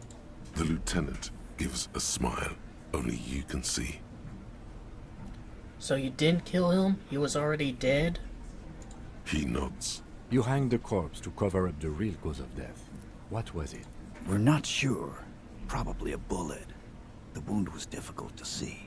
The coroner and his assistant are wrapped in blue. Hands covered in blue gloves. Mouths covered by blue masks. Bodies by blue aprons. The coroner wipes his brow, scalpel still in his hand. Get the light. Shine it in his mouth. He tells his assistant. The coroner squats to better see the light illumines the darkness inside. Well, shit. Can't blame them for missing that. Get the saw, Alan. This just got fun. Thanks, Esprit de Corps, for that lovely little story. Why? 'Cause the girls asked us to. They were in some shit. Girls plural? There's another girl? 2 of them? Take note of this. They'll probably say more about her later. Did she kill him? Cop, I have no idea. The girl says she didn't. He doesn't think she did. Or at least he hopes she didn't. Maybe she didn't kill him, but she's the reason he died anyways. What happened Sunday night? Class J came down. She seemed really out of it. Drugged up, even more than usual. Bug-eyed and gurning, you know? Not in a fun way. It looked like she'd redosed after something went down. I've seen that look before. She was scared. I knew someone had died. How did you know? I've done this job for 10 years. I've seen it before. It's the politician in the motel room with the dead hooker scenario. Only in reverse. Good analogy, boss. Shut the fuck up, Dennis. You don't get to talk yet, Shanky. You're still on the bench. And you keep taking it easy too, Angus. What happened then? We went upstairs. Sure as day the merc was dead. There was a bullet hole through the window. Fucking... Wait. Dirty sheets and bottles everywhere. So someone assassinated him through the window, and it was recently replaced. Probably by Titus's orders in order to cover up what happened, to give him the plausible deniability that, like, he killed the guy. 'Cause... So, he didn't kill him, and none of his shithead, compatriots killed him, and she didn't kill him. And there were some other woman involved, but it sounds like she might have been, like, with, the one upstairs. He means they'd been fucking? Tibbs patched the window. And the corpse. We hang. Who's Tibbs? Heath Hardie? Nah, he's my brother. He's in the window replacement business. Tibbs. That's short for? Short for Tiberius? Yeah. Good man. Bet their father's name, Atticus Hardie. Lucretia Hardie would be their sister. Anyway. If Cleese didn't kill him, why the cover-up? You may have noticed our girl's in some shit of her own. She told me some people were after her from Ornage. She wouldn't say more. Yeah, she wouldn't. She's fucked if she shows up on police radar. These people, who are they? They're powerful, connected to the moral intern. She's clearly afraid for her life. Says if she showed up in your systems, she'd be ghosted away. That's all he knows. That's all she's told him. And why would you help someone like that? By taking on a murder? Why would I? I guess we invite all sorts of runaways and losers here. It's a Martinez thing. Alright, but why take the fall? Why say you killed the guy? So who killed the merc then? Any leads? Not yet. Just some ideas. She says the shot came from outside, behind the window somewhere. So that's a clue. What are you thinking? I'm thinking someone's past caught up with them. Either hers or his. Well, if you can shoot him from a distance, you could have easily shot her as well. So I think he was aimed for... Hers, you mean? I mean the people after Klausya. Maybe the shot missed. Maybe it was meant for her. Kinda doubt it. I like that. Been thinking the same thing myself. And you had ideas about his past too? My dude. One of those mercenary buddies of his could have done it. They got guns, training, years of bad blood, probably. Or it could have been someone else from Crenell. Well, couldn't it be one of the victims of a place Crenell ravaged? Tell you what I'd do. Check out the coast for vantage points. Maybe consult with a ballistics buddy of mine. That's what I'd do. If I wasn't too busy doing this clown dance with you. He's calm now. Threw all that turmoil away and became himself again. These theories, not bad. Don't buy either one, but still. This guy's not as dumb as he looks. Whose idea was it to hang him anyways? Hers? In a manner of speaking. Remember the two girls? He may be talking about the other one. Earlier said the girls asked for your help. Was this the other girl? That's right. It was her idea to hang him. I liked it for political reasons. It sent a good message. It's her, isn't it? The drug trafficker, the missing 8th Hardie. Fella, you think too much. He's off all right. You're gonna hurt your head. A little too far there, but you're definitely right. That woman is just affiliated with the Hardie Boys. You don't know her, anyway. Understood. Can you tell me anything about her? Name, current location? Nope. You're not getting to her. It's Klausya you want to talk to. I'm sorry I made you guys fight. Me too. Well, thanks for this, Titus. I'll talk to her for last time. You do that. Hey, cop. Before you go, Klausya, came to Martinez to hide. Many of us did. This is where you wash up when there's nowhere left to go. The Union takes you in. Now, she refused that protection. But still, after all this headache. But you would still prefer if we didn't take her away? That's right. If we didn't take care of the people who end up here, this place would just be a couple of ruins and some cargo containers. Despite everything, you still have feelings for her, huh, Titus? We'll take that into account.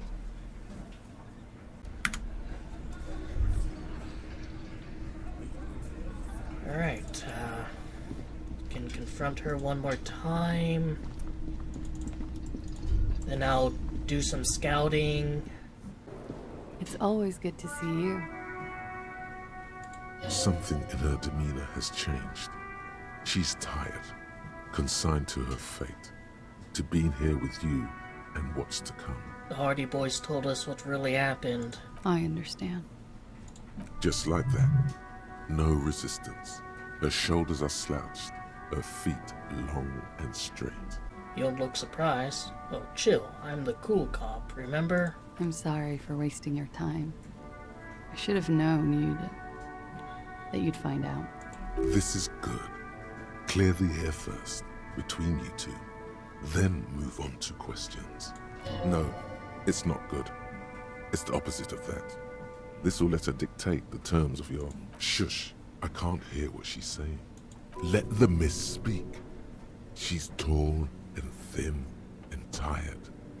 A twig trying so hard not to break. Can you be like better for that door, man? Why did you waste our time then? Because of the Hardies. I couldn't just dispense with them. They were only trying to help me. Out of the shit I'd gotten into. Is she implying the Hardie Boys are the law? That's not a good enough reason. You're right. There's more. More? You answer to the coalition government, and by extension, the moral intern. Yeah, people, I guess you're on the shit list of... Briefly glancing over her shoulder to the sea, as she's done time and time again. A grand expanse of water reaches over the bay and to the horizon, grey and pale violet in the morning light. And what lies beyond it? The pale, the Muindi Isola, the Occident, and then Aranye, the old world. Do I now know what the pale is? Can I pass that check? Is that why you're looking over your shoulder? You're afraid of the more lit turn? You share a database with them. You send people to their courts. What's going on? What did you do? Just business. But bad business for some people in the moral intern. If I show up in your records, officer, they will find me. What happens if they do? They will kill me, sir. If you file my name, take me in for questioning, enter me into the moral intern mill, well, then I'm fucked. For nothing.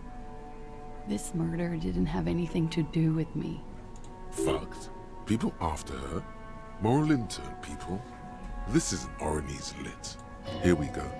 For once, you seem to have her off guard. Actually, this murder did have a little to do with her. You said you study Orionese lit. What is with the fugitive stuff? I did. I also had a side job selling insurance that I was really good at. Got picked up by a bank. Competitive intelligence, they called it. After that, I sort of, transitioned out of the whole culture scene. What did you do to have these people after you? It's not nice, but it's not illegal. Not here in Revachol, or even in Oranje. What exactly did you do? Yeah. Industrial espionage.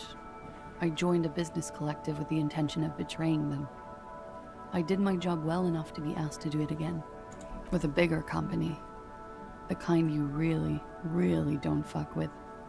I took their ledgers, 2 decades worth of accounting. I need the names of the companies involved and who hired you. The job was Lewis-Duane County Savings Bank. They sound small, but they're part of the Lewis-Scott conglomerate. That was the second job. The first was some printer company. You wouldn't know them. I mean, is it the company with the warehouse down there? But she really destroyed them. She still feels it. As to who hired me for the job, I don't know.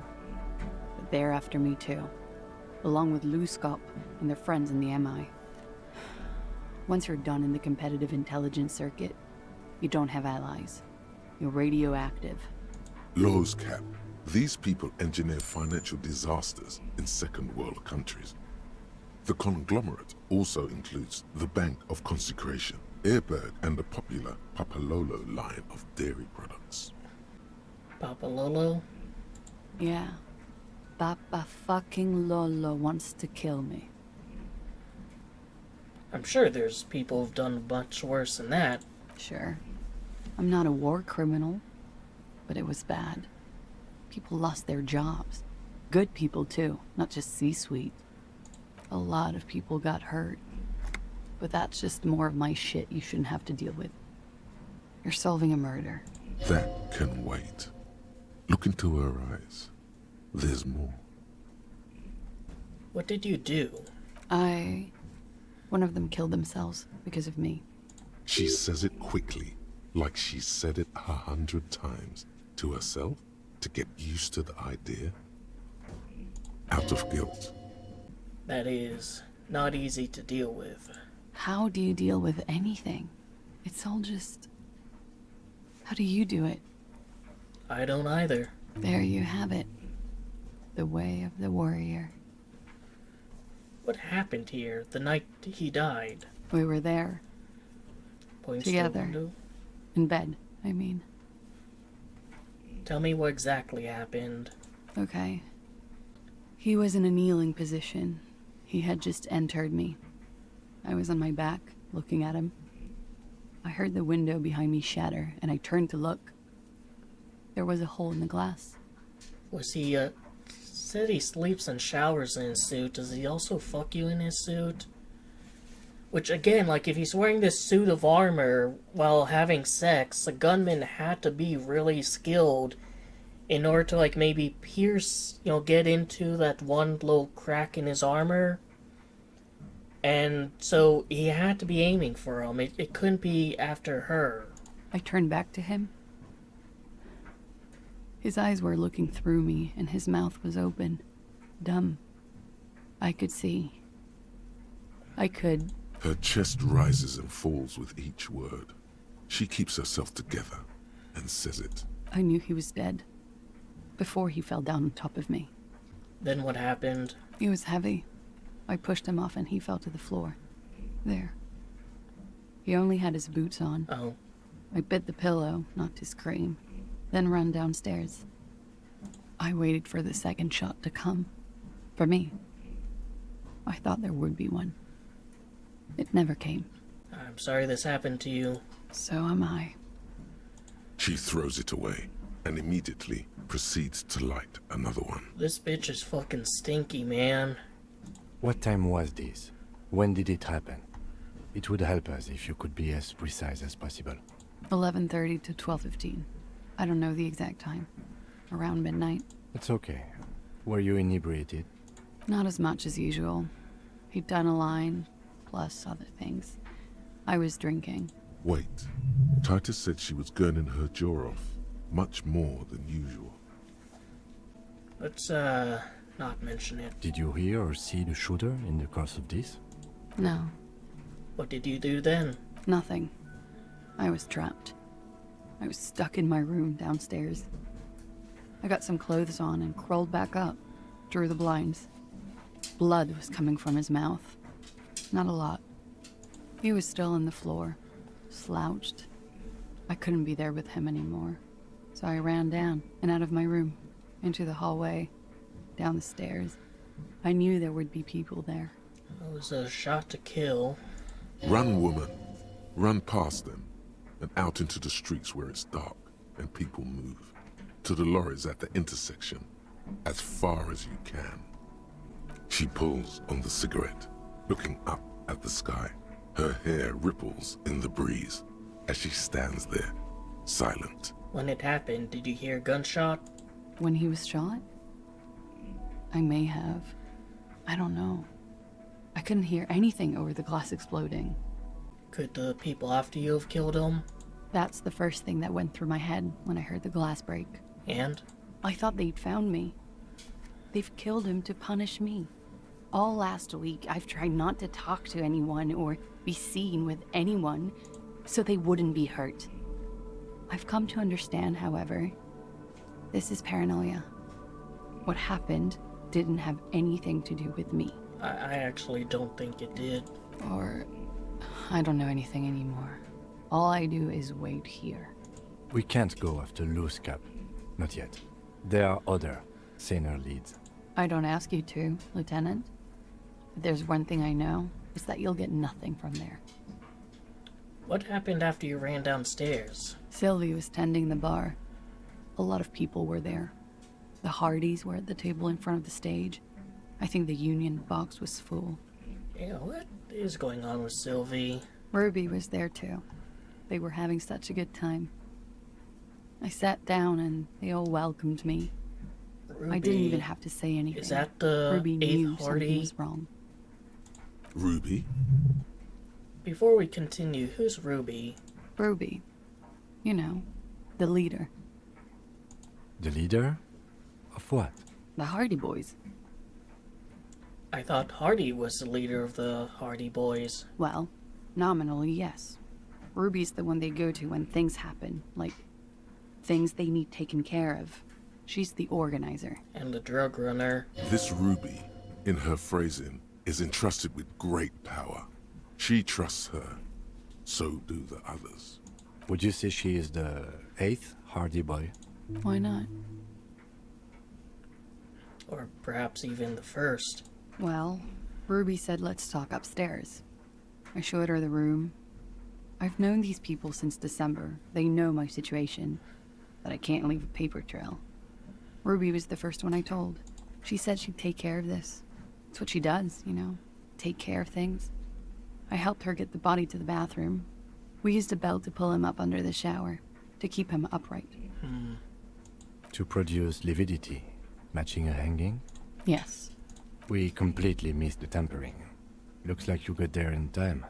What was this, 20 minutes after death? About 20, yes. Ruby explained it would make the blood... You know what he does. Then what did you do? Ruby went outside to talk to Titus and the boys. I was just looking at Lely in the bathroom. I had to put his clothes back on. His armor, too. It was tough, but I've seen him take it off and put it on many times. It took Ruby maybe half an hour to come back with Titus. I'd gotten him ready by then. They carried him out. I knew what they were going to do. Make it look like a hanging. Ruby said they would. What do you do? I just don't get why, like, they're so willing to take the fall for this. Get themselves in hot water with the cops. Because even if, like, it's difficult to arrest all of them, they're still, like, criminals, right? What did you do while they were hanging him? Ruby said to wait here. She also said I wouldn't see her for a while. That we should lay low or something. So I did. And where's she now? I don't know. I haven't seen her since. We will need to take this question to the Hardie Boys. Interesting. Why did this Ruby go through so much trouble to hide something someone else did? Look into this later. What are you doing? Coming up with a theory. She said Ruby knew something was wrong before she said anything. How come? It was loud downstairs. She couldn't have heard the shot. Well, I mean, her expression, maybe Ruby and her were lovers of sorts. It is ominous. You already coming up with theories that put the blame on someone other than Claudia. Why did you call the cops if you're in hiding? Because I'm an idiot. Which is an indicator of truth. Idiot. She's nothing of the sort. I don't think so. Why'd you do it? You have to understand. The people around here. No one was making the call, and he kept rotting. And then they picked his clothes off, and that little fucker threw stones at him. Kuno? Her jaw is clenched. Her throat moves. It takes all her strength not to cave in and sob. Once. Just one time. If it's any consolation, the stones were thrown at minimum velocity. He kept throwing stones at him for 3 days.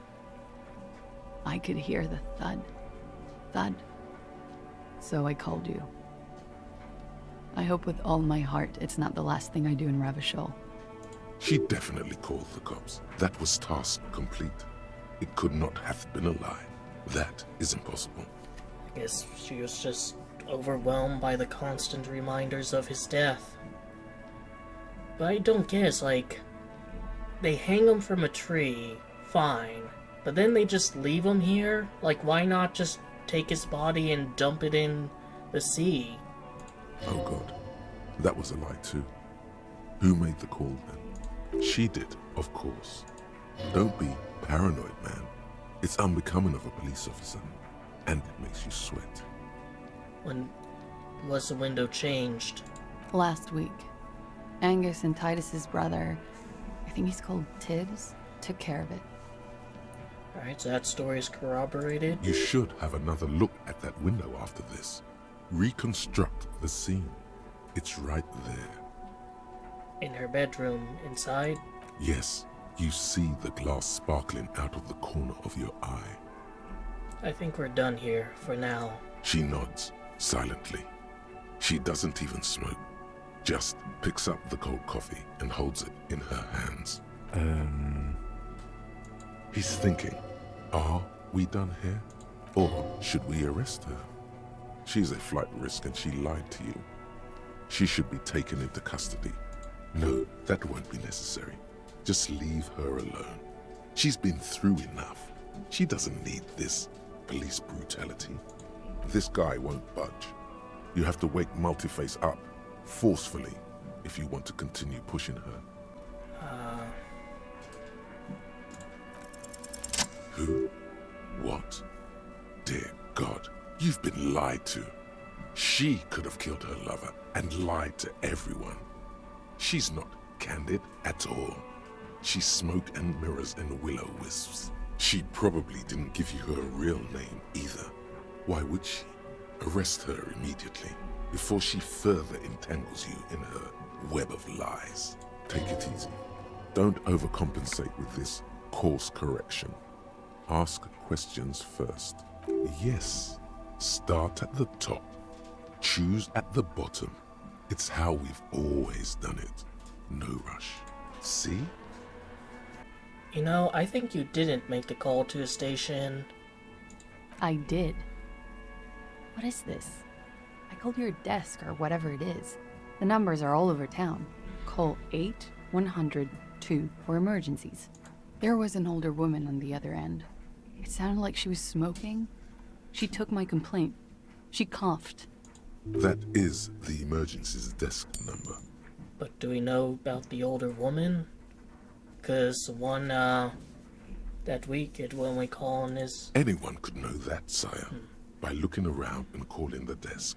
I don't believe a single word she says. What time did you make the call? Thursday night.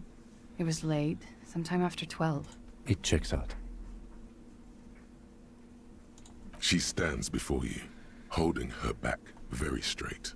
And what about your name? Is it not that? I agree.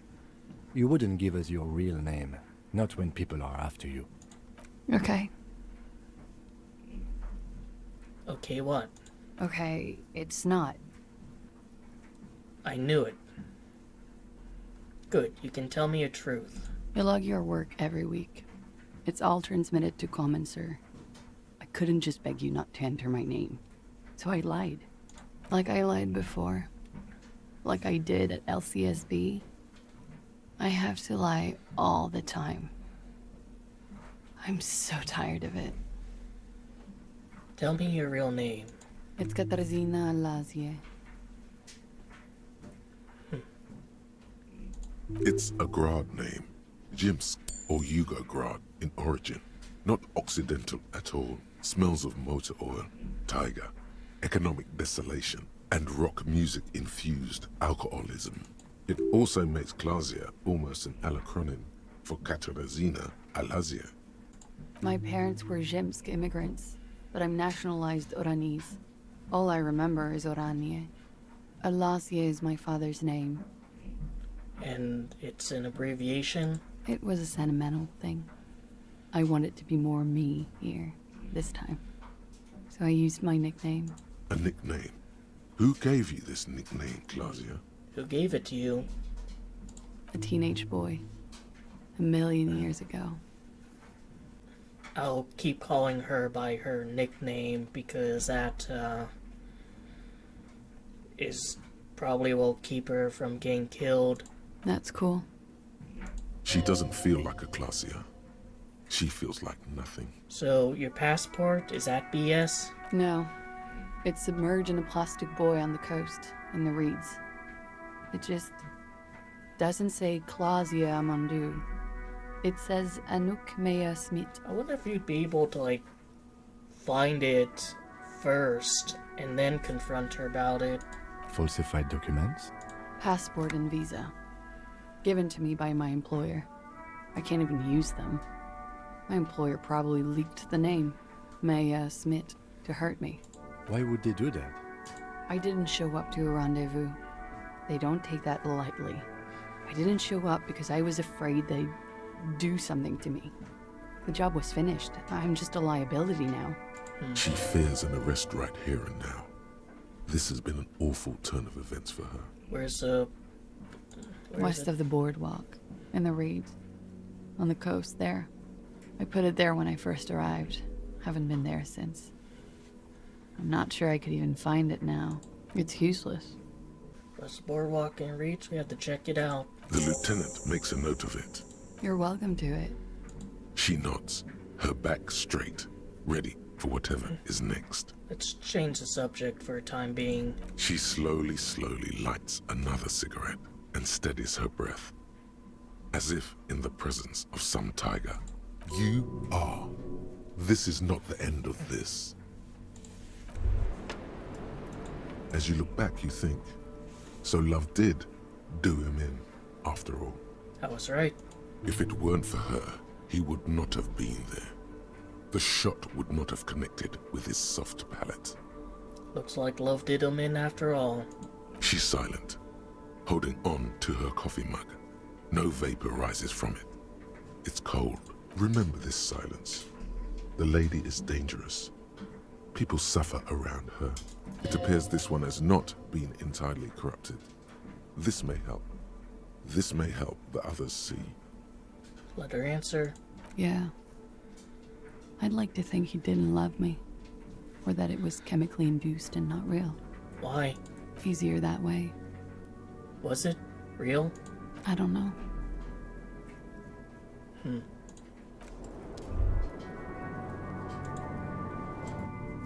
Alright, so we're also looking for her documents. Wait. I also wanted to inspect this. This window is pristine on the inside, unlike the one next to it. Alright, visual calculus.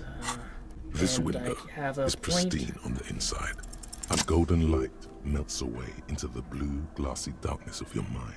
In it are two neon-lit shapes, a man and a woman on the single bed.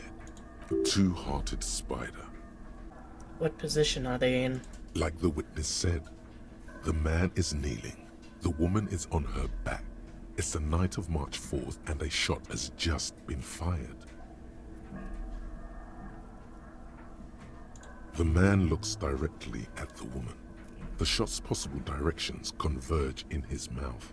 A ray cast from somewhere outside, entering his brain. Where does it come from? From the roof outside, location A prime. The glass fractures around the bullet hole. Shards face inwards like a corona behind the woman's back. The man does not know the bullet has entered his brain. He never will. Death comes faster than the realization. And look at point A. The ray cast from the man's mouth unravels into a fan of possible directions, all on the roof at first. The shot could have come from any of them. This is composite location A prime. What about most that, likely of the origin points.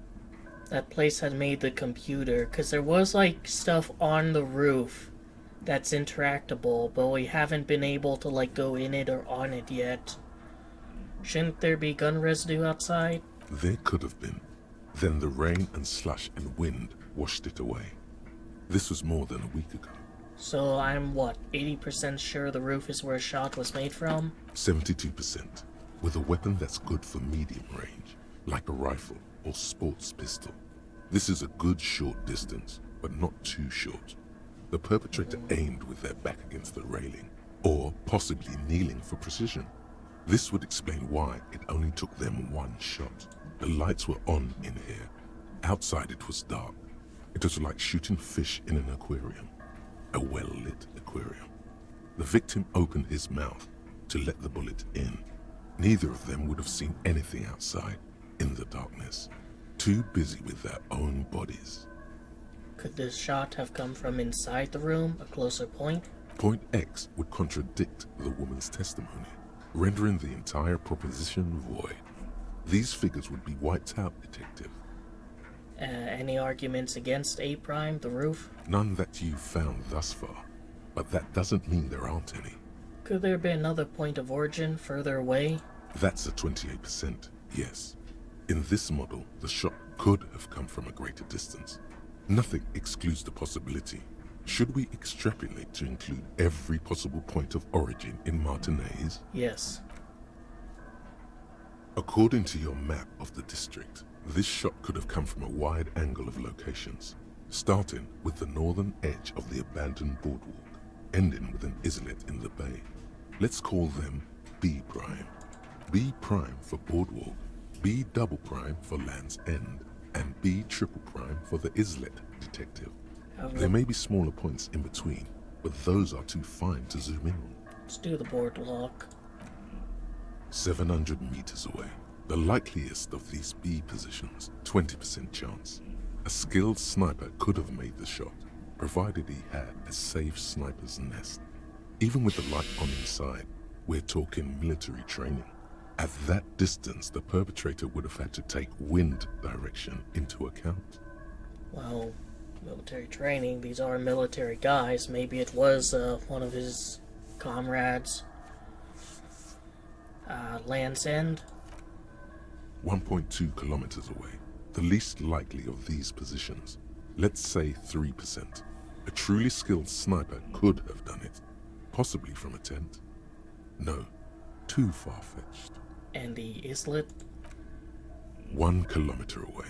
A point beyond the docks, on an islet in the bay. The fort is ruined, but the perpetrator may have found a stable spot on the beaches surrounding it, where the concrete crumbles into the sea, as you saw in the coin-operated viewer. The shot would have been a small miracle, 5% likelihood. There is an extremely narrow field of view from the bay to the window, between Rue de Saint-Ghislain 10 and 33A. The angle would have been extreme, and access to the islets is questionable. Well, that far away, that person must have been like staking out there for a while, right? To wait for when the guy like is basically on top of her and in view. What do you think, Kim? From where, precisely?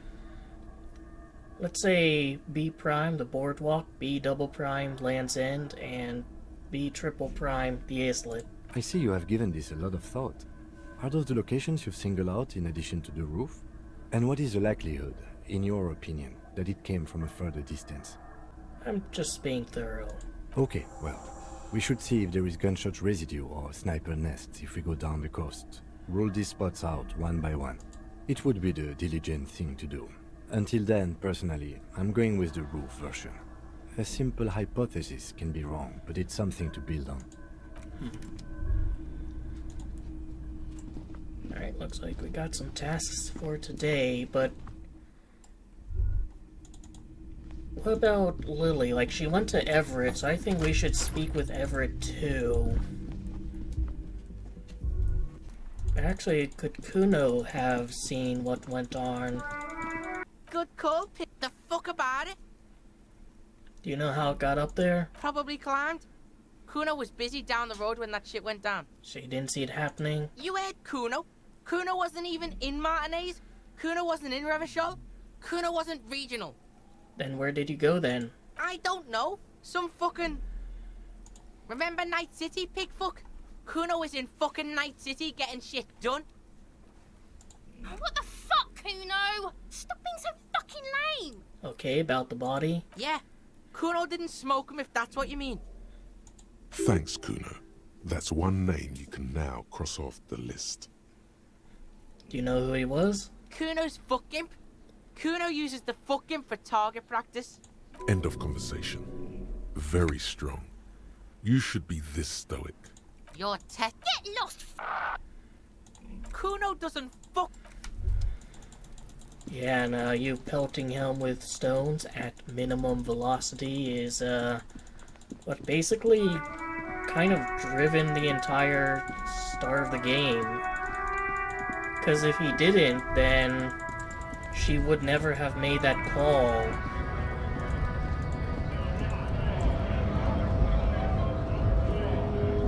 Right to work! Right to work! What's your goal here? We were promised work. We'd be in there. working if the bastards hadn't shut the gates. And you're unable to breach the entrance? Main gate's locked. Would take heavy ordnance to bust it open and try to get in through the secretary's office. Door's locked. The guard's blocking the way to the access panel. And I don't mean the scrawny mess punk either. I mean head measurer. Or whatever he is. Wait, really? Can't get by him? I got by him. I kicked him in the face. Yeah. I saw your ballerina moves up there. In a real fight, these acrobatics will get you killed faster than a bullet. You caught him off guard. That only happens once. Now he's alert, standing on a narrow bridge, and my men are tired and hungry. Why don't you just talk to them? Like civilized folk, you mean? These native fucks don't understand civilized. Odd, out-of-place colonial reference there, Mr. Scab Leader. It would be better for the neighborhood if you went home. At least for now. If you can't get in anyway. No! They will give up eventually. Or get drunk. Leave the button unguarded. Then we charge. He seems to be following his orders well enough for now.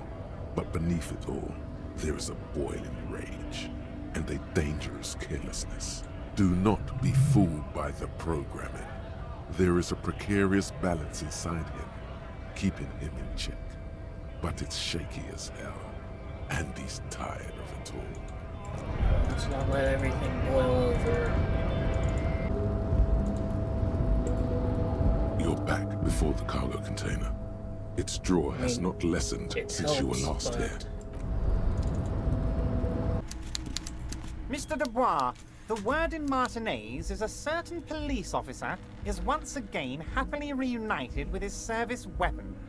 Congratulations, my friend. I prefer my police officers old-fashioned like that, with a gun.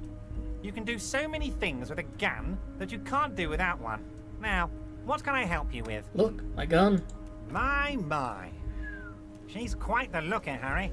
You can't imagine how pleased I am the two of you are reunited. Tell me, was it difficult to convince the pigs to give it up? Not at all. I knew you could handle it. I know my special policeman. Anyway, I'm glad you're all right and armed again, Harry. Now, what can Everard Clare do for you? A few more questions about the harbor. I'm always happy to educate and entertain you, my friend. Very nice, Harry. So I can't give him an update on the fact that it wasn't his boys that killed that guy. Which is odd, because he suspects it's not actually them. You're back before the cargo container. Why are you even trying to open a door with rhetoric?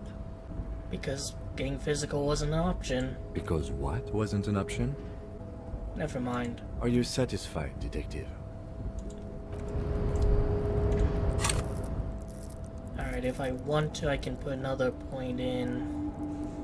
I might save that. Well, I'm pretty close to it, so yeah, screw it. You're back before the cargo container. Its draw has not lessened since you were last here. If anything, it seems to have grown slightly. Oh, I'm wearing it. You're back before the cargo container. Despite the dirt that surrounds and trails you, a beacon of light emerges from deep within you. Hello? Is anyone in there? The door stands silent. Satisfied, detective?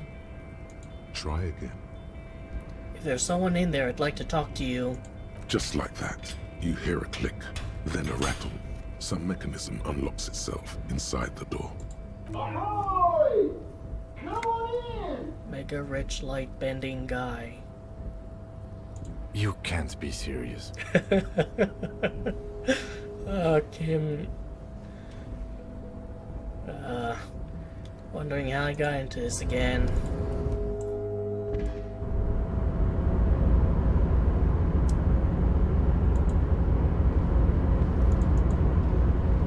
What do you make of this, Kim? The man stands at the far end of the shipping container. It's hard to say anything more about him. You cannot make out any of his details.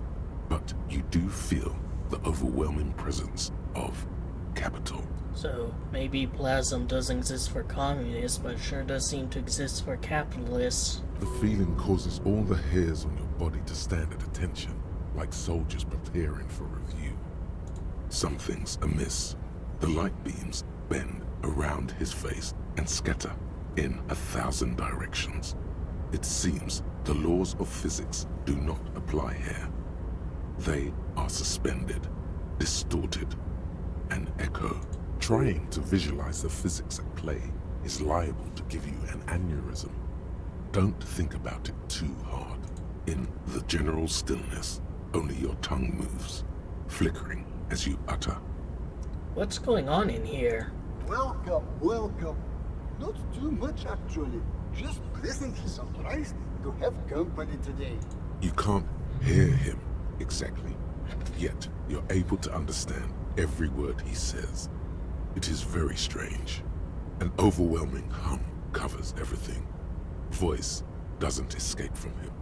Now, what can I do for you, gentlemen? He sounds a little bit like the guy, who sold me the froggy visor. Who are you? Who am I? Oh, I haven't been asked that question for such a long time. I don't meet a lot of people outside my circle these days. Anyhow, my name is Rustam Theodor, investor, license holder, and extremely high net worth individual. And you are? Mr. Theodore, I am Lieutenant Kim Kitsuragi of the RCM, and this is my partner. I wonder if I somehow open this before knowing my name, if I'd be able to answer something different. Harrier Dubois. Pleasure to meet you, Harrier Dubois. I must admit, the name suits you very well. How did you become so rich? Oh Lord, not this again. We have a murder to solve, and yet you go around bothering everyone about money, arguing that you think it's somehow related to the case. This is a being who warps light, Kim. This is something I want to know. And yet, it never seems to get us any closer to solving the case. It's quite alright. I'm used to the question by now. To be blunt, I inherited my fortune from my grandmother, who herself was an extremely high net worth individual back in Graft. All I did was take her fortune and invest it prudently. Believe it or not, it takes more than a bit of skill not to blow a vast fortune on sailing boats, bad choices, and unsupervised state policy. Is this a dig at, that one woman on the boat? And low. Actually, at the level this guy is, it takes several generations to do that. But, alright. What's it like being an extremely high net worth individual? I gotta tell you, at first, being rich is a lot of work. You've got to work hard because everything's so darn expensive. You know, prices increase exponentially at this income level. They really don't. You can still just buy cheaper things. Like a super expensive bottle of alcohol doesn't get you any more drunk than a normally priced bottle of alcohol. But then, once you've reached my position, it's nearly impossible for me not to make money. My assets are so diversified that I'm bound to come out ahead no matter what. Yeah, and that's like the thing, I think I mentioned it in my playthrough of Talos Principle too. Like at some point, you become so rich that it's almost impossible to not be rich. You could lose more money than entire villages, towns, cities of people will ever see in their life, and it still isn't a problem for you. Some of my lower net worth friends say to me, but doesn't that take all the fun out of it? And I tell them, not really. It's great that you've done so well for yourself, but don't you think you owe some of that wealth to rest of society? Sure, and they benefit when I buy things to stimulate the economy. Do you know how many jobs it takes to build and maintain a racing yacht? Hundreds? Dozens, at least. Of course, in the future, it will all be automated. But my point is this. Every man gets what he earns. It's the height of tyranny to take that from him. Capital makes one speechless, does it not? Lines like the sun that rises from beyond the horizon after a gloomy winter. Hey, all this talk about money has made you lose the thread. What is going on with the light in this place? That's what you need to ask him about. There's something strange about you. What do you mean? I don't know how to put it. You look somehow a little different. Are you talking about my chin? No, I mean I can't even see you, as if there's something happening to a light. Oh, that's what you mean. Yes, I've heard of this effect, though I've never witnessed it myself, of course. It has something to do with our Weiss-Wiesemann coefficient. The Weiss-Wiesemann coefficient is a ratio designed to reflect the difference in net worth between individuals. When the coefficient is close to 1, or 100%, it means one person possesses all the net worth. Among that group of individuals, it's been observed that when the Weiss-Wiesemann coefficient reaches about 0.96 or so, the laws of physics begin to bend around the high net worth individual. I just noticed like something really funky is going on with my money count here. What's our coefficient? The Weiss-Wiesemann coefficient for you and this individual appears to be 0.9998, repeating. That's not good for you. Are you telling me you're so rich that light literally bends around your face? Among other things. But calm down. I'm but a lowly single-digit billionaire. I'm calm. That's good. Kim, are you seeing this weird stuff? I see nothing of the sort. To be frank, all I see is a gentleman who's unusually well dressed for Martinez, in a cargo container, which I admit is odd. Yes, I imagine that does look strange to you. My container. What are you doing in here? Traveling. This is a great way to get around. It's fun, it's safe, and it gives me lots of time to think. Does the Union know you're here? By the way, let me now ask you a question. Where are we exactly? In the very, very early days of colonizing this archipelago, the kingdom of Sirens, a precursor of a modern Sur-le-Clay, used to own the city of Revachol, an obscure detail in the bigger picture, but still worth dropping. We're in Martinez. There's a pretty good hostel here called the Whirling in Rags. Oh, interesting.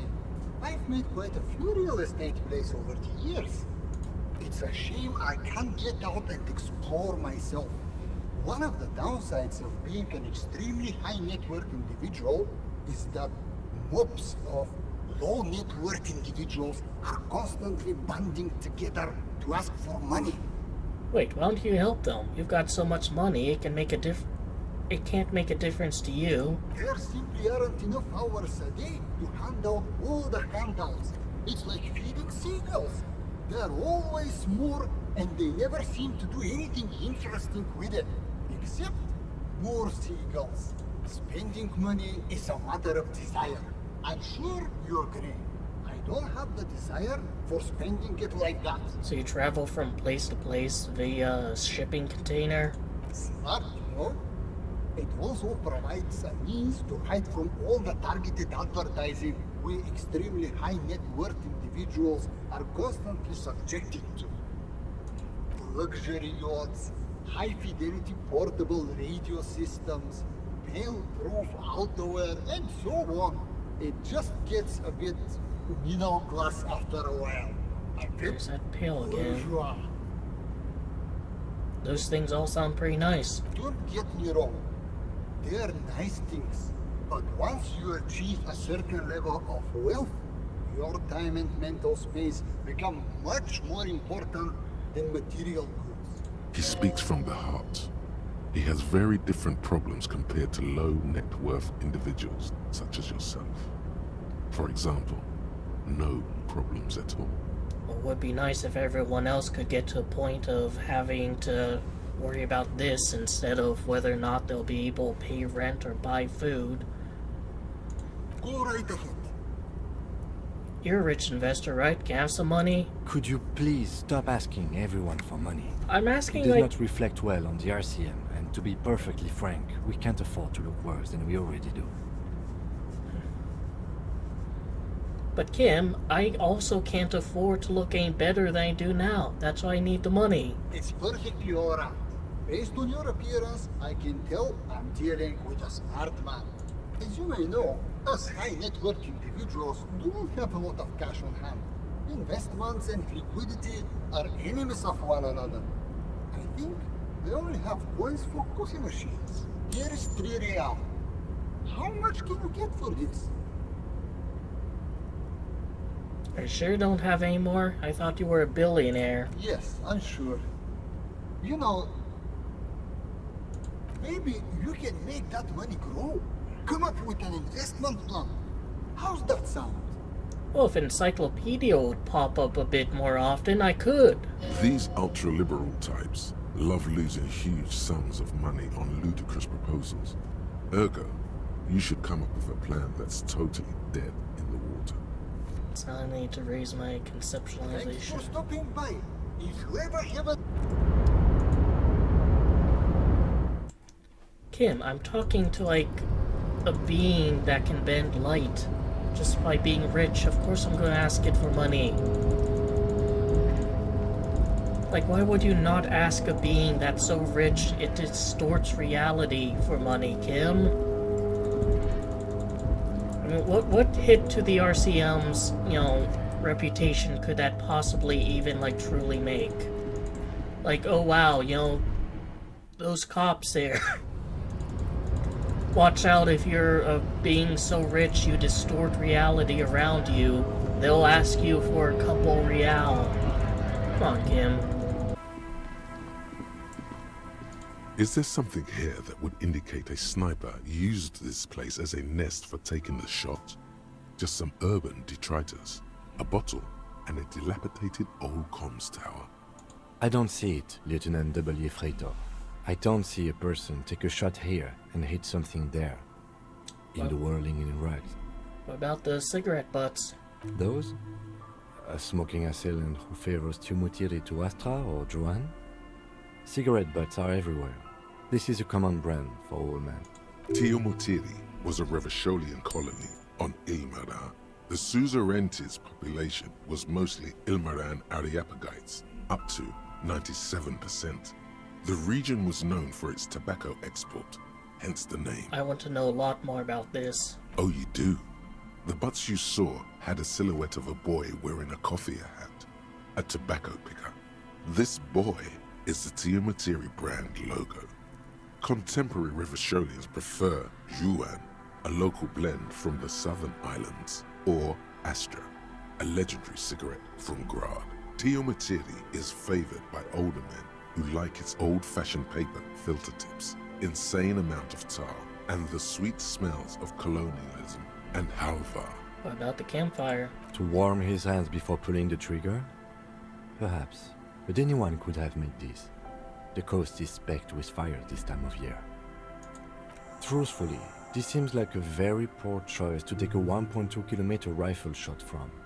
Visibility is awful. There's water vapor everywhere. I think we can rule out biddable prime, was it? But what about climbing a tower? It's not possible to climb that ladder. And even if it were, why? There's no platform up there to aim from. There, 1.2 kilometers over the cold water of the bay, through a thick snowstorm melting flake by flake in the waves, you see the smallest rectangle, barely visible. A glowing light on the 3rd floor of the whirling in rags. With binoculars, you would see a young woman's shape move behind the glass, her limbs long and slender, smoking, drinking, being happy and elated, without you. Because you're here, freezing in the wind, aren't you? Doing your detective work. I mean, At this point, probably thinking of my wife more than anything. Could I try calling her again? A metal payphone under a yellow plastic dome. There's a life is garbage. You dial the number again. 26 pulls in the middle of it. A familiar ring. Calling, calling. Put it down before it's too late. Please. Calling, calling, calling, calling, calling. It looks like she doesn't want to pick it up, Harry. Stop scaring her. Why? Come on, you know why. Calling, calling. Harry, please. Underneath it, she is naked and warm under a blanket. I need to know who you are. Who are you? Please. I'm going to hang up now. Okay. Phone hang disconnect tone. I'll think about doing that again, but like, look at how high up that is, and there's something that can be interacted with there too. Oh, it's him again. Anything new to say? Hello again. There's something here. Could this be a boy she told us about? A metal and plastic contraption bobs up and down amidst the trembling reeds. At first, it just looks like trash, but if you look closer... That, over there, must be the boy class you told us about. The one she hid her passport in. We should take a look. You lift the boy out of the water without much effort. It's not tied to anything. It smells like you would expect it to smell. A concentrated version of the coast. Salt, industrial slop and decay. There's something in there, splashing around. The number 11 has been written on the yellow plastic. It hasn't been in the water for very long, but it's already discolored and slimy with silt. A latch holds it close, but only just barely. The brittle metal of the latch has cracked. Simple construction. Very unsafe. A shot glass's worth of seawater pours out. Some algae. And nothing else. Well, damn. No documents. Who do you think took them? I have no idea. This is a minor quirk. We know what was in the boy anyway. Or think we do. This is a small loose end, either way. Not important, I hope. Could be related to cryptozoologists and their little expedition. In my experience, cryptids are generally uninterested in travel documentation. We should go. You could ask the miss what she thinks. Later, if you have the time. Though you doubt she'll tell you much at this point. Any longer would have floated away. We still got here too late. There's nothing of use here anymore. Anyway, since we're here, I guess we can continue with this. We've made some headway in our investigation. I think we deserve a break for a side quest. Now, do I know about the pail? What is it? No, I do not. Good morning! Found this reel tape. Maybe you can use it to hard up Ache's jam. Yeah! Remix time! Tape goes here, into deck B. A hand on his ear. He listens to the audio through his headphones and shouts. Wow! Did you get this from Arno himself? A great excitement is bubbling to the surface within him. This is big. What do you mean? Listen, I'm just going to show it to you. Ready? Ready.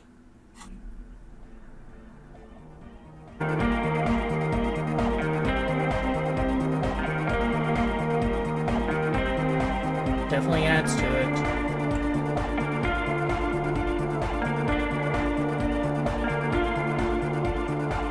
Wow! Here's that? The sides match perfectly! Now if only we had the beat for the full assault, it would be unbelievably hyper! What is this? It's good. How did you guys do that? Do what? We found a random tape and brought to Egghead. He's just incredibly good at remixing. Yes, but what if Van Eyck based his remix on some forgotten local melody? Like a folk song? And you just found the original piece that inspired him to create this jam. That would explain why it fits so well. I mean, that fishing area woman knows a folk song. Nah, to me it sounds like classic Van Eyck. I don't think he needs any inspiration from folk songs. Maybe he lives in Martinez and just threw away part of his song because he thought it wasn't good enough. I think it's just happenstance. Chaos in action. Contingencies of our limited existence.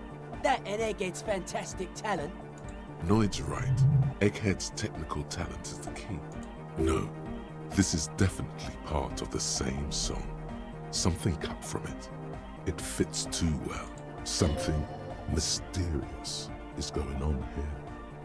I think Andre's right. Sounds like a local folk song remixed. Be how it may, if it fits, it fits. Bring up the volume. What about the bass? Do you have any ideas for that? Yeah, I remember. You said it needs more bass. I think you might know the answer. What if we use that crazy sound to solve from Suna's experiment, but tamed it, made it pulse? But how? What about that compressor Andre was setting up to achieve some sort of parallel processing? Don't be too hard on yourself if you don't figure it out. But it could be hyper hardcore. Alright, interfacing. Wait, so white check, and I have skill points. Alright, let's... Sidechain the beat. Sidechain? What does it even mean? Listen, you can use the compressor to select between which track it's compressing. Either the auxiliary signal or the main input from the tape. Make it alternate between the signals. The compressor controls the gain based on the level of the signal on the aux sidechain input. It will allow maintaining a loud sound without peaks that fill up all the headspace. Alright, Egg, you need to start sidechaining it. Sidechaining it, you said? Then he puts on his headphones and his eyes go wide. Wider than they've ever gone on drugs. He starts jumping up and down with bliss in total silence, still listening to his headphones. Hey, what did you do to Egghead, Cop Man? Did you break him? Just wait and see. Are you ready, pussy? Noid straightens his back, ready for the beat. I was born ready, Egg.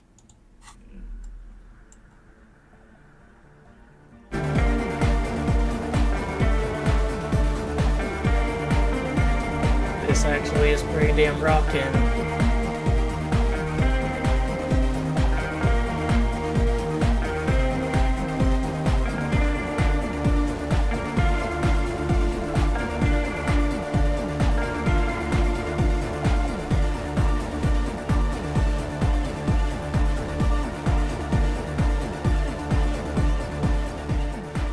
The audio assault is glorious. The speed freak dances on the stage, intensely waving his hand in the air. This is beauty! This is life! What in the world is going on? The way melody and bass flow together, it's unnatural. This one is for the Andonic generation. Introducing the ultimate sound! We have tamed the sound, made it our own. God damn it! This dance club idea might just work out. DeLorean Church! The place to be! Pump it! Pump it! This is it. This is a new era. The fabric of the world has been irrevocably altered. Who will be the innocence of hardcore melodic dance music?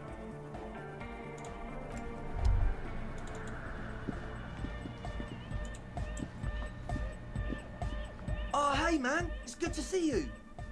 Alright, save your flare. Goodbye, officer. Let's see anything. And I'm getting this one. Oh, so this is costing me save your flare. So if I stop it. Hey man, it's good to see you. You close your eyes and vacate your skull, leaving your brain to wonder, where did that little fluttering light go? Total darkness. Here It will begin. Where'd the music go? Oh, don't worry. The music's still there. It's you who is gone. No, really, why can't I hear anything? This is a pivotal moment. Try not to piss yourself. Nothing. Just the immaculate silence of your spinal fluid. And where'd the church go? Who fucking cares? Good. No, not good. Orgasmic. What was that about unformed skulls? I'm gonna let you in on a little secret. Every vertebrae in your spine is an unformed skull ready to pop up and replace the old one. Like shark teeth. The one you're currently in has a little brain forming in it, waiting for its turn to rule the world. Who are you? I am the spinal cord. What do you want? From what I can see, it's about to bust a move. Alright, then let's bust a move. Foolhardy! Do you even know what's happening on the surface? Maybe 1,000 years have passed. Or maybe you started spazzing out like 2 seconds ago. Is the limbic system here as well? With your eyes still closed, the first thing you feel, all the way back in the pivoting darkness of your own torso, is warmth. You have become a triumph of rhythmoplastics, somewhere in a smelly wooden church on the coast of Revachol.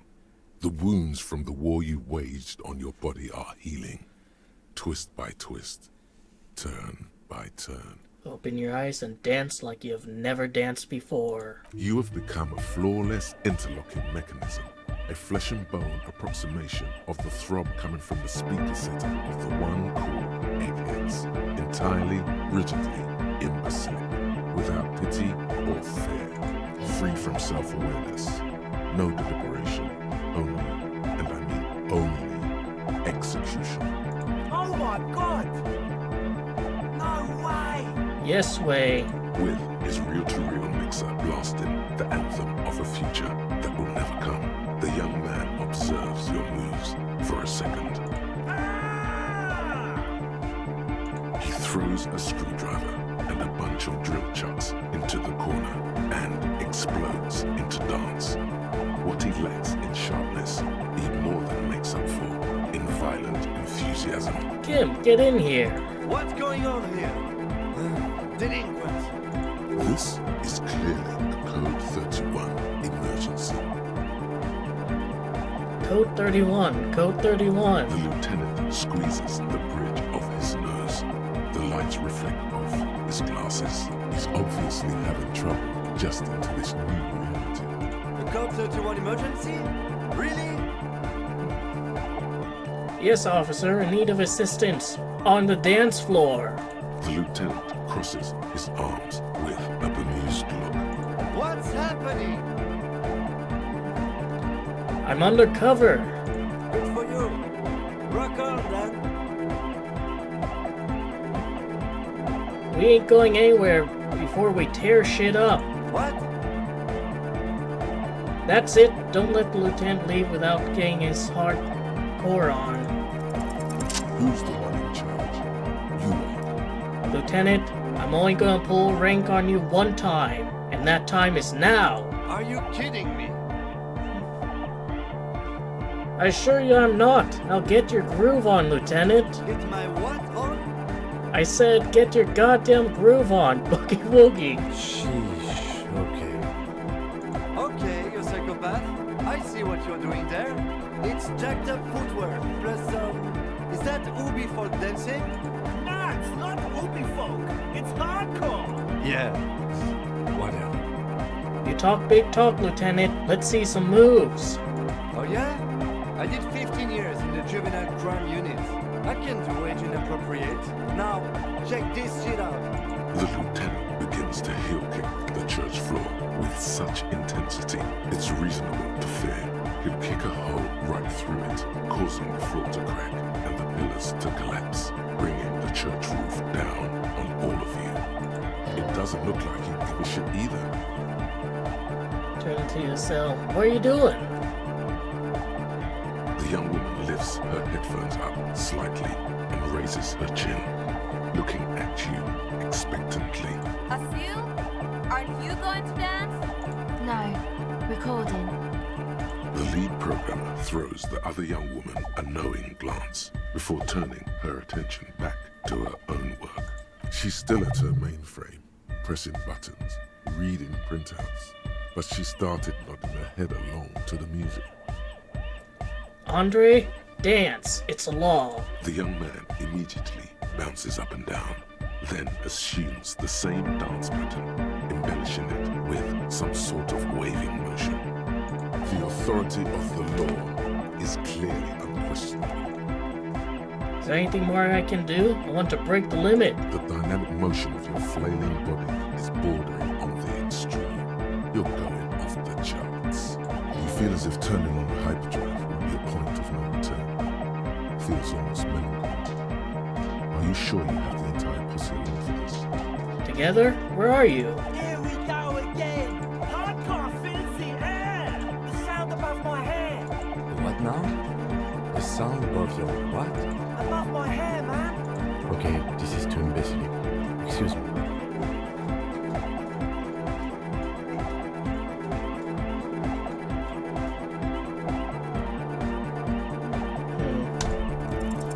On the coast of the Martinez Inlet, in a small weather-beaten stave church built 380 years ago by settlers from the Occident, most likely to guard against an anomaly at its center, an officer of the RCM is contorting his body into idiotically rigid shapes as he invents the future of dance music. It's the hardest anyone has ever danced. What's happening to me? What is this strange feeling that comes? I am la Rebachelière. I am the city. What do you mean? You are the city? I am a fragment of the world spirit, the genius Loki of Revachol. Sound a little bit like the woman on the radio that the game devs talk to. My heart is the wind corridor. The bottom of my air is red. I have 100,000 luminous arms.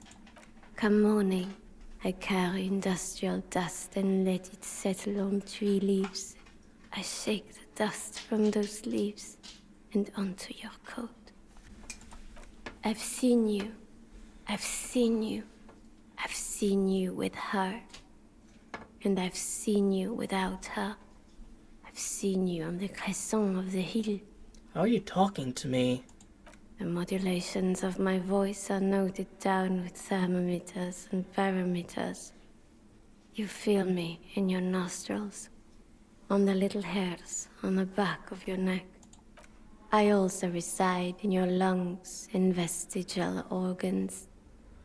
Everywhere there is space. But who am I? Why are you talking to me?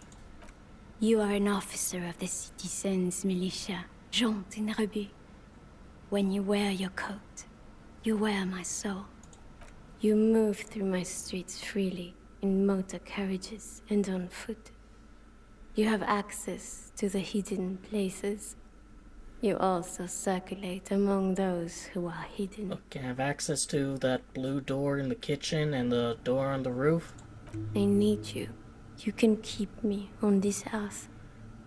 Be vigilant. I love you.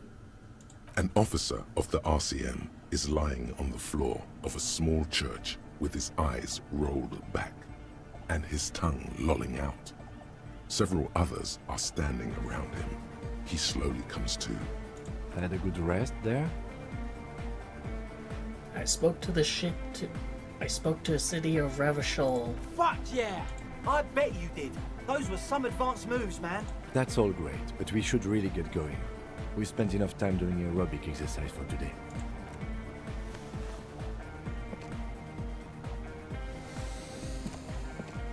You might be imagining it, but it feels like Egghead turned the volume down. Such is his respect. Man! Now, man! Now imagine if we could do that, right? But with like 1,000 people. End of human development. Mission complete. Right. Ecstatic. All right. You're absolutely beat. Muscles relaxed and feet like noodles underneath. Alright, suppose that's it. Goodbye, officer. Alright, so I had a nice little dance party going on. Yes, what is it? Still don't know about the pail.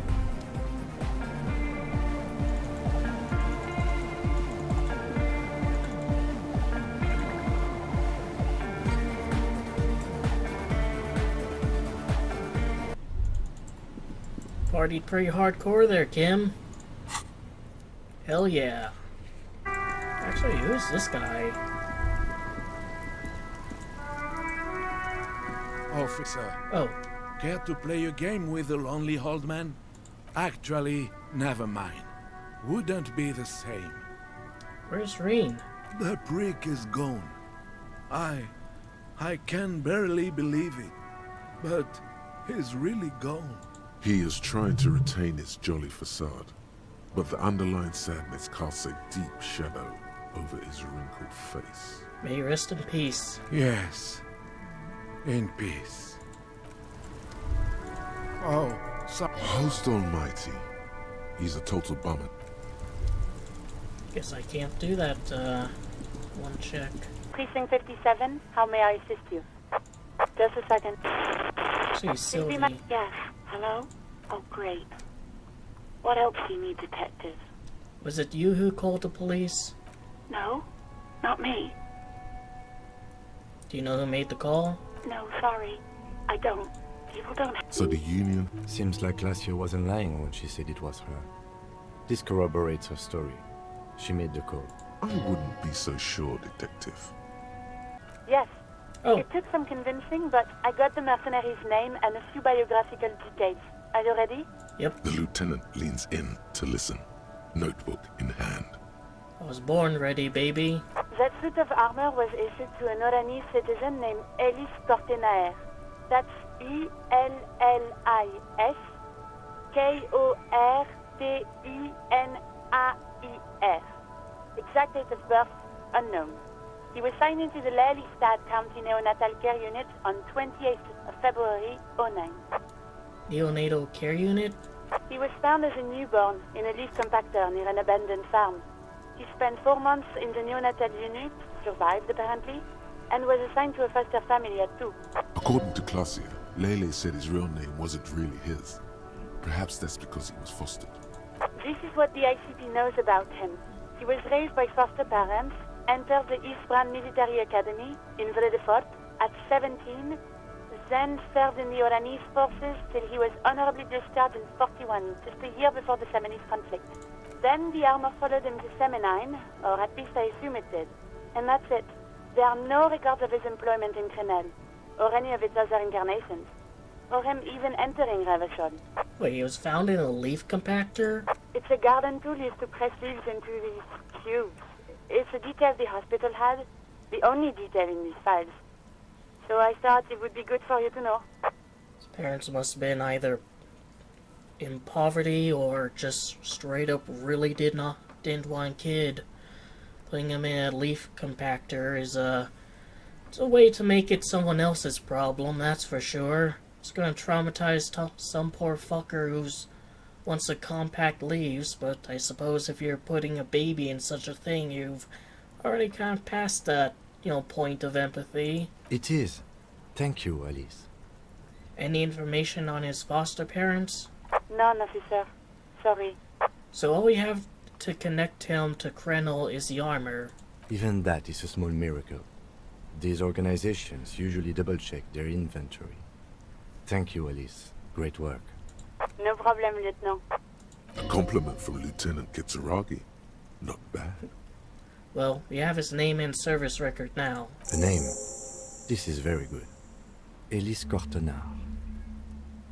Sometimes police work is about human dignity, about giving back names to anonymous victims. I'm glad the inquiry was helpful to your investigation, officer. Did you have any other questions? Anything I can 10-4, do come here? in. Fireworker, over. Roger that, 10... Starting from the right, sitting across, he spent his and then the M in the far corner, standard size in the middle. In conclusion, these 7 are the actors on the crime scene. The footprints were theirs, but there's a discrepancy. Ruby's missing, obviously. Exactly. But none of this is news to you. You've stood there for about 4 seconds, not saying anything. Time to move on. Okay, talk to Cleese. Now I need to talk to Ruby. Why? I'm gonna level with you. She's the next link to a chain that leads me to Lily's killer. Sounds like you're making her a suspect in this. Not on my watch, you're not. Ruby's one of us. We're not gonna throw her under your moral intern steamroller. Fuck that shit. And fuck you too, moral Ruby is missing. If you hide from the police in a murder investigation, you become a suspect. You know how it works, guys. That's nothing. That's just legalese. You don't even have a sound theory. I don't want to be rude, but we're trying to get some R&R here. Think you could fuck off now? I think we'll keep sticking around, Titus. You'll be surprised at how quickly a theory presents itself if you keep looking. Even Kim is getting tired of his shit. From the corner of your eye, you see a little bird fly into the bush, right behind the window, behind Titus's back. Alright, let's logic up. I have a few things, A sudden flash of lightning in your neocortex. The hostel cafeteria is lit by its airy blaze. Floor plans, bullet trajectories, webs of human emotion, all channeled into a single thought. Why are you so sure Ruby didn't off him? Because she was here, all night, with us. He's cobbling together shit so he can put her away. It's Cop 101. She was here all night? 11:30 to 12:15? She was here during all that time? Yeah, with us, drinking, near the stage there. She didn't go to the toilet? No. In the whole 45-minute window, she was with you all the time. All right. She took a fucking leak, okay? For one moment. Maybe went out too. She has an operation to run from her lorry. We're not getting into what that operation is again, Cop. We already know what it is. And just because she was gone for 5 minutes doesn't mean she magically got to the roof and shot him. I've been through this. It's not plausible. All right, we're in. We got Ruby unaccounted for sometime during the window. This was crucial. Now let's place her on that roof. Ruby could have gotten to the roof from somewhere inside the whirling. Nah, the only way up there is through Clausia's room. How much do you guys know about this place? We've only been drinking here for what? 6 years? Doesn't mean How much do we know? I mean, all you do is hang out here, not gonna know that much. Been thinking of getting wilding in racks. That is on my ass, boss. There you go. Tatted on his ass. We know the place. There's a locked door in the kitchen and another on the roof. Ever been through those? No, but that doesn't prove anything. It's just 2 doors. We're not giving you Ruby for that. She's one of us. What if those 2 doors are connected, Eugene? Is that your name, Eugene? If they are connected, she could have gone to the kitchen, gone up, shot him on the roof, then come down. All in 5 minutes. How about that? Yes, she could have. This is one long shot. You do agree the shot came from the roof, right? Why not? You can't draw a straight line into Clausia's window from any of the surrounding buildings. Not from what I know about Martinez. Maybe from the coast. But like I said, I've been too busy dealing with you idiots. So no, I don't think it was a sniper. It was close up. I think it might be a sniper, actually. There's a 72% chance that the bullet came from the roof. 72%. There's a percentage, huh? Where'd you get it from? Your guys in the lab? Yeah, big lab back in Jamrock. The Jamrock Ballistics Lab. Wouldn't hurt to have one of those in Martinez. What else have you got? It puts her on the roof. Have you noticed the winch out back on the outer wall of the whirling? All right, I'll play alone. Those two doors of yours, the winch connects them with some kind of dumb waiter. What winch? Where's the winch? On the side of the building. You can see it from the harbor. You want to be a lieutenant, you gotta keep your eyes peeled. I've seen the winch. Fuck off, man. Have we finally established Ruby could have had access to a roof where the man was shot? Firmly. Try shit on a stick. All you've established is a possible route to the roof that you haven't found. And even then, a route doesn't put that bullet in the Burke's head. A gun does that, and Ruby doesn't carry one. Phase 2. Murder weapon. Get a gun in her hand. If not that, then at least a shadow of a doubt. In the shape of a gun. Just don't contradict yourself. If it doesn't sound like Ruby did it, maybe keep it to yourself. Show him the antique rifle. There's weapons like this just laying around in Martinez. That looks antique. A Belle McGray. It's inoperable. Where'd you get it? There's a cellar under a bookshop. It was hidden there, with others just like it. 20, maybe 30 rifles, Titus. Also broken, but still, there were too many. And there must be other caches too. God damn it. We need to close that dump down for good. Okay. I see your point. There are guns lying around. Damn it. I thought we'd found all the old spots. Why was that still there? We just missed one. Ruby doesn't know this place, boss. Just these cops digging up shit. I've already established Ruby's running drugs. She could have smuggled guns too. God damn. That's just about your favorite topic, isn't it? Every fucking 5 seconds. All I'm saying is, from what I saw in her cabin, she'd have no trouble getting a gun. Trouble. This is Revachol. Even the roid heads in the gym had a carbine. No one has trouble getting a gun. I still never saw her carry one. He must be referencing some past case of theirs. He's angry because he knows you're right. What he's saying only confirms your theory. I didn't say it proves she had a murder weapon, just that we need to find her. All right, Carl. Keep talking. I'll tell you when I've had enough. Pete, we're not seriously considering it, are we? Ruby wouldn't do this. Why would she do something like this? Phase 3. Motive. The last component. If not, why did she kill him? It's why did she organize the cover-up? And I suppose you have a theory on that. She could have been covering up for herself, Titus. Think about it. Why go through all that effort? It was her idea, wasn't it? The hanging. You went along, but she suggested it. She had, like, a fully formed plan and shit. Right when she came back downstairs. Really, Shanks? Claudia wanted to talk to another girl, that's all. She was just the first one up there. I could have come up with that plan if I'd have been first. Time for a logics demonstration. Titus, let's assume you killed him. You're on thin ice here, asshole. It's a thought exercise, Titus. Think. You kill him, get up there, shoot him, get down.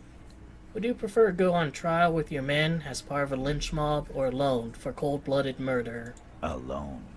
I don't drag my men into shit with me. If she used us, then that's a serious violation of the Hardie Code, boss. But she didn't. She would never do that. Why aren't more of you defending her? This is fucking stupid, Titus. Glenn, I thought the same thing when she skipped town and left us in this shit. Oh, so he didn't rule her out completely. And she's skipped town. This is good.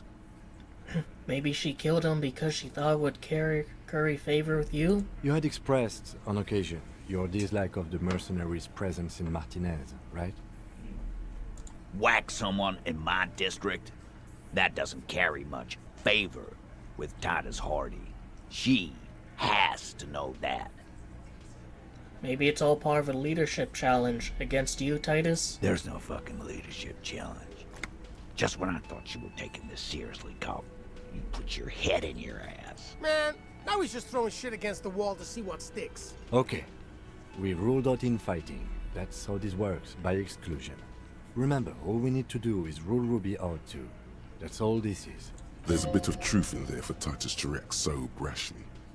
He does not like his authority questioned. And yet, I still made him my bitch. Titus, you have to see it. Things don't add up. We need to talk to her. Silence. He looks around the room. The old man in the corner nods. A very small nod.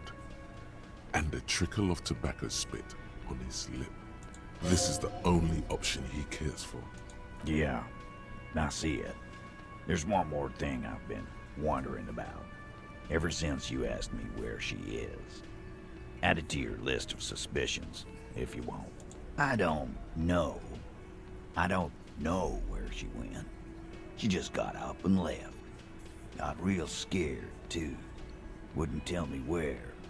However hard I asked. Wanna know why? Why? She was afraid I would tell you. Maybe she was right. By now, I probably would. She knew there's evidence on her, and she knew we'd find it. This is typical suspect behavior. Why fleeing is always incriminatory. Perhaps. Ask her if you find her. It won't be easy, though. She made sure of that. When did she leave? Friday afternoon, when you first arrived. I got word the RCM was in town. Then she came in to see me. Told me she was leaving. That's when we had our little conversation. Yeah, and I spent the next 3 days getting high and drunk. What was she scared of? I told you. You. Me? Me, personally? Yes, you. The cop with the sideburns and the disco clothes. She probably knew me from my singing days. Yeah, that's real funny. She wasn't laughing, though. You know, when I first saw you limp in here, I thought she was paranoid or sniffing her own supply. But now I'm not so sure.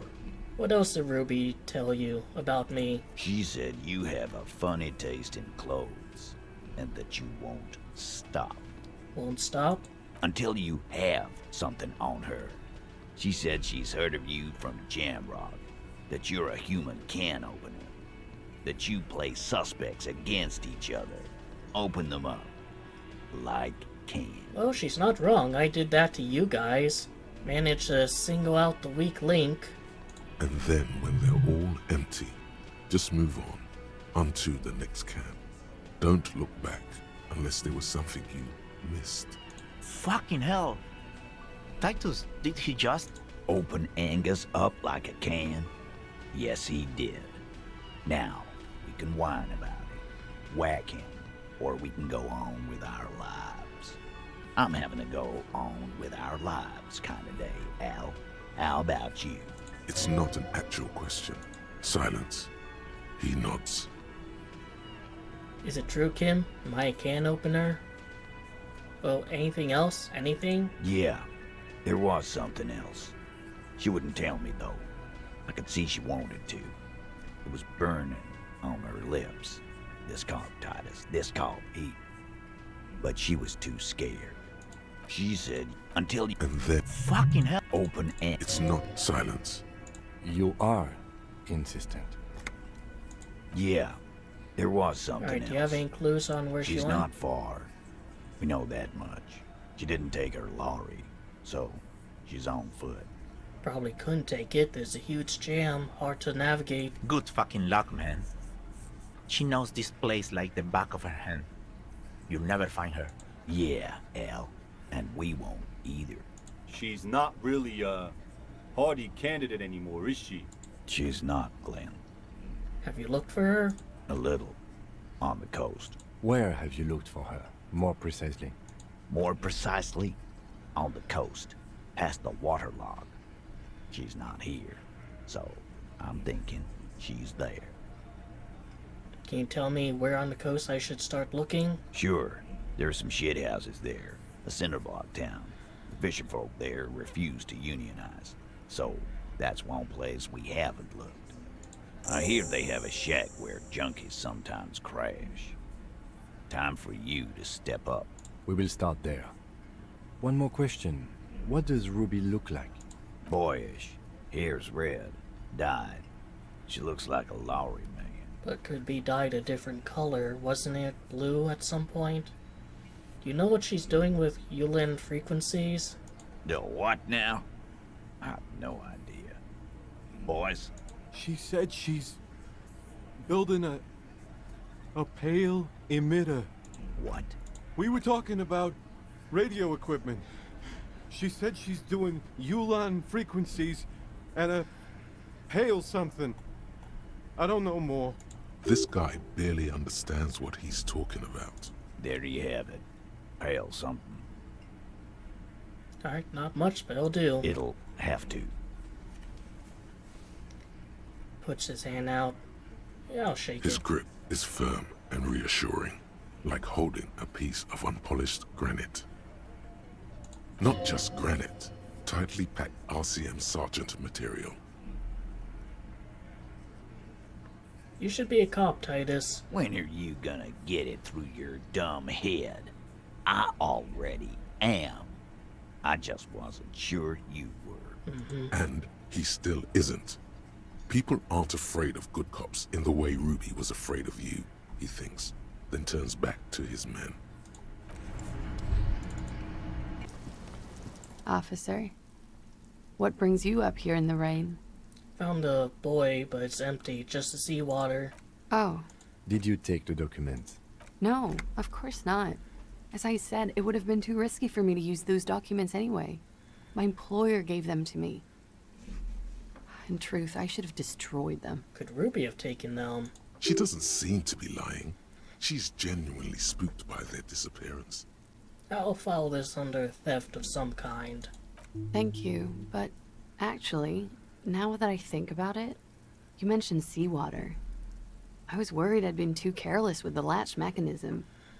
The documents were probably just washed away. Lies. Yes, we demand she be punished for deceiving us. We demand her. She slowly... Yeah, Ruby's like the main suspect now. But truth be told, I'm not sure, you know, like... Why would she run off? You think you have a pretty hot suspect right now, don't you? That Ruby of yours? Yeah, and? Notice how it came together without casting too much suspicion on Clausia. It was nice and Ruby-centric in the end. What do you mean? Anything struck you a bit off about this mishmash? Well, a bullet didn't have to come from the roof. It could have come from anywhere on the coast. Absolutely. It could have come from anywhere, but you're suddenly so certain it came from the roof behind the window. So far, no one's mentioned hearing the shot. Notice how this hasn't come up at all. Even Hardie and his boys didn't mention it. Neither did you. Alright, I'm done That's thinking. right. Finish thought. Just finish it and conveniently go on. She's watching you leave right now. You know that. Free as a bird on that roof. Lighting up a cigarette and thinking, am I glad Ruby's in this shit and not me? Don't listen to this guy. The theory was solid. He's just jealous. Move on. It's no use harassing her further. Oh, and I just remember,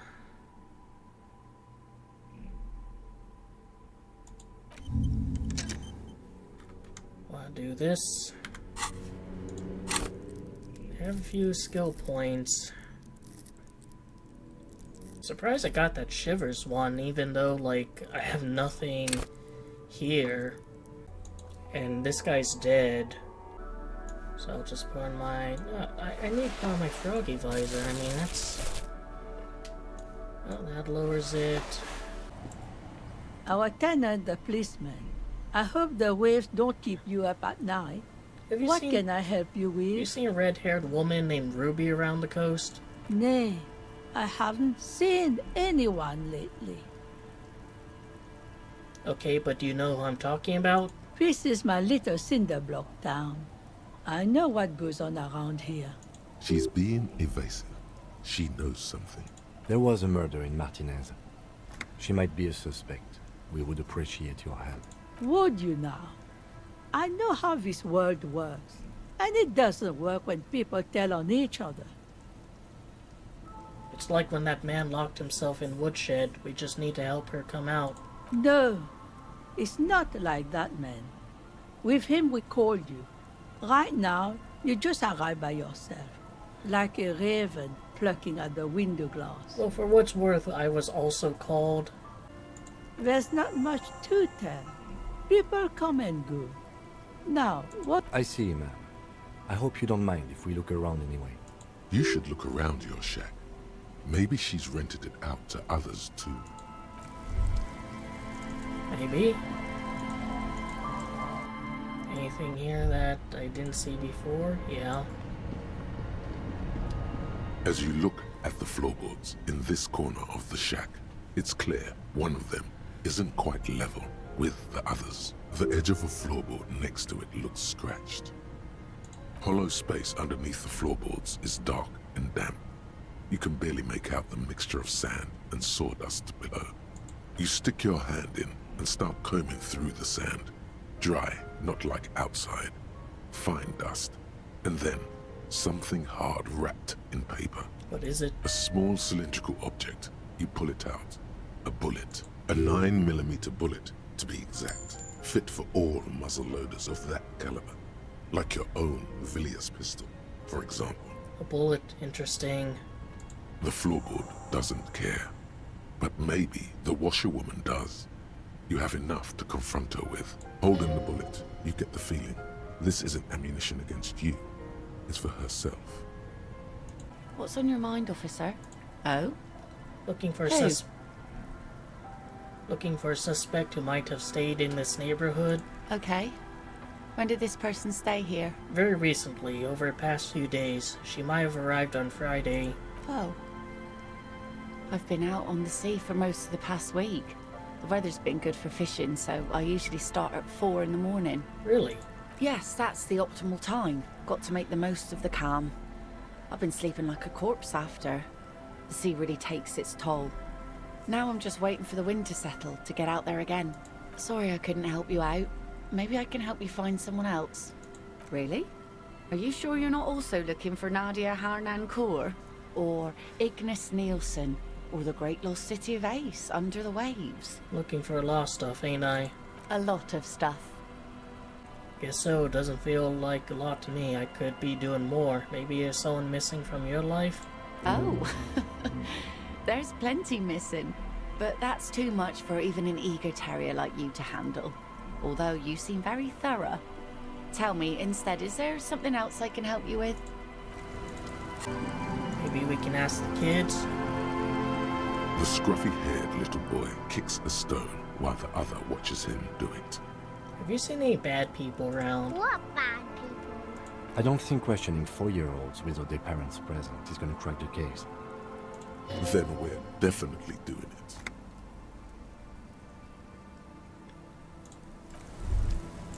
Well, I want to get like as many potential witnesses as I can, so I'll go in here and ask the girl in here.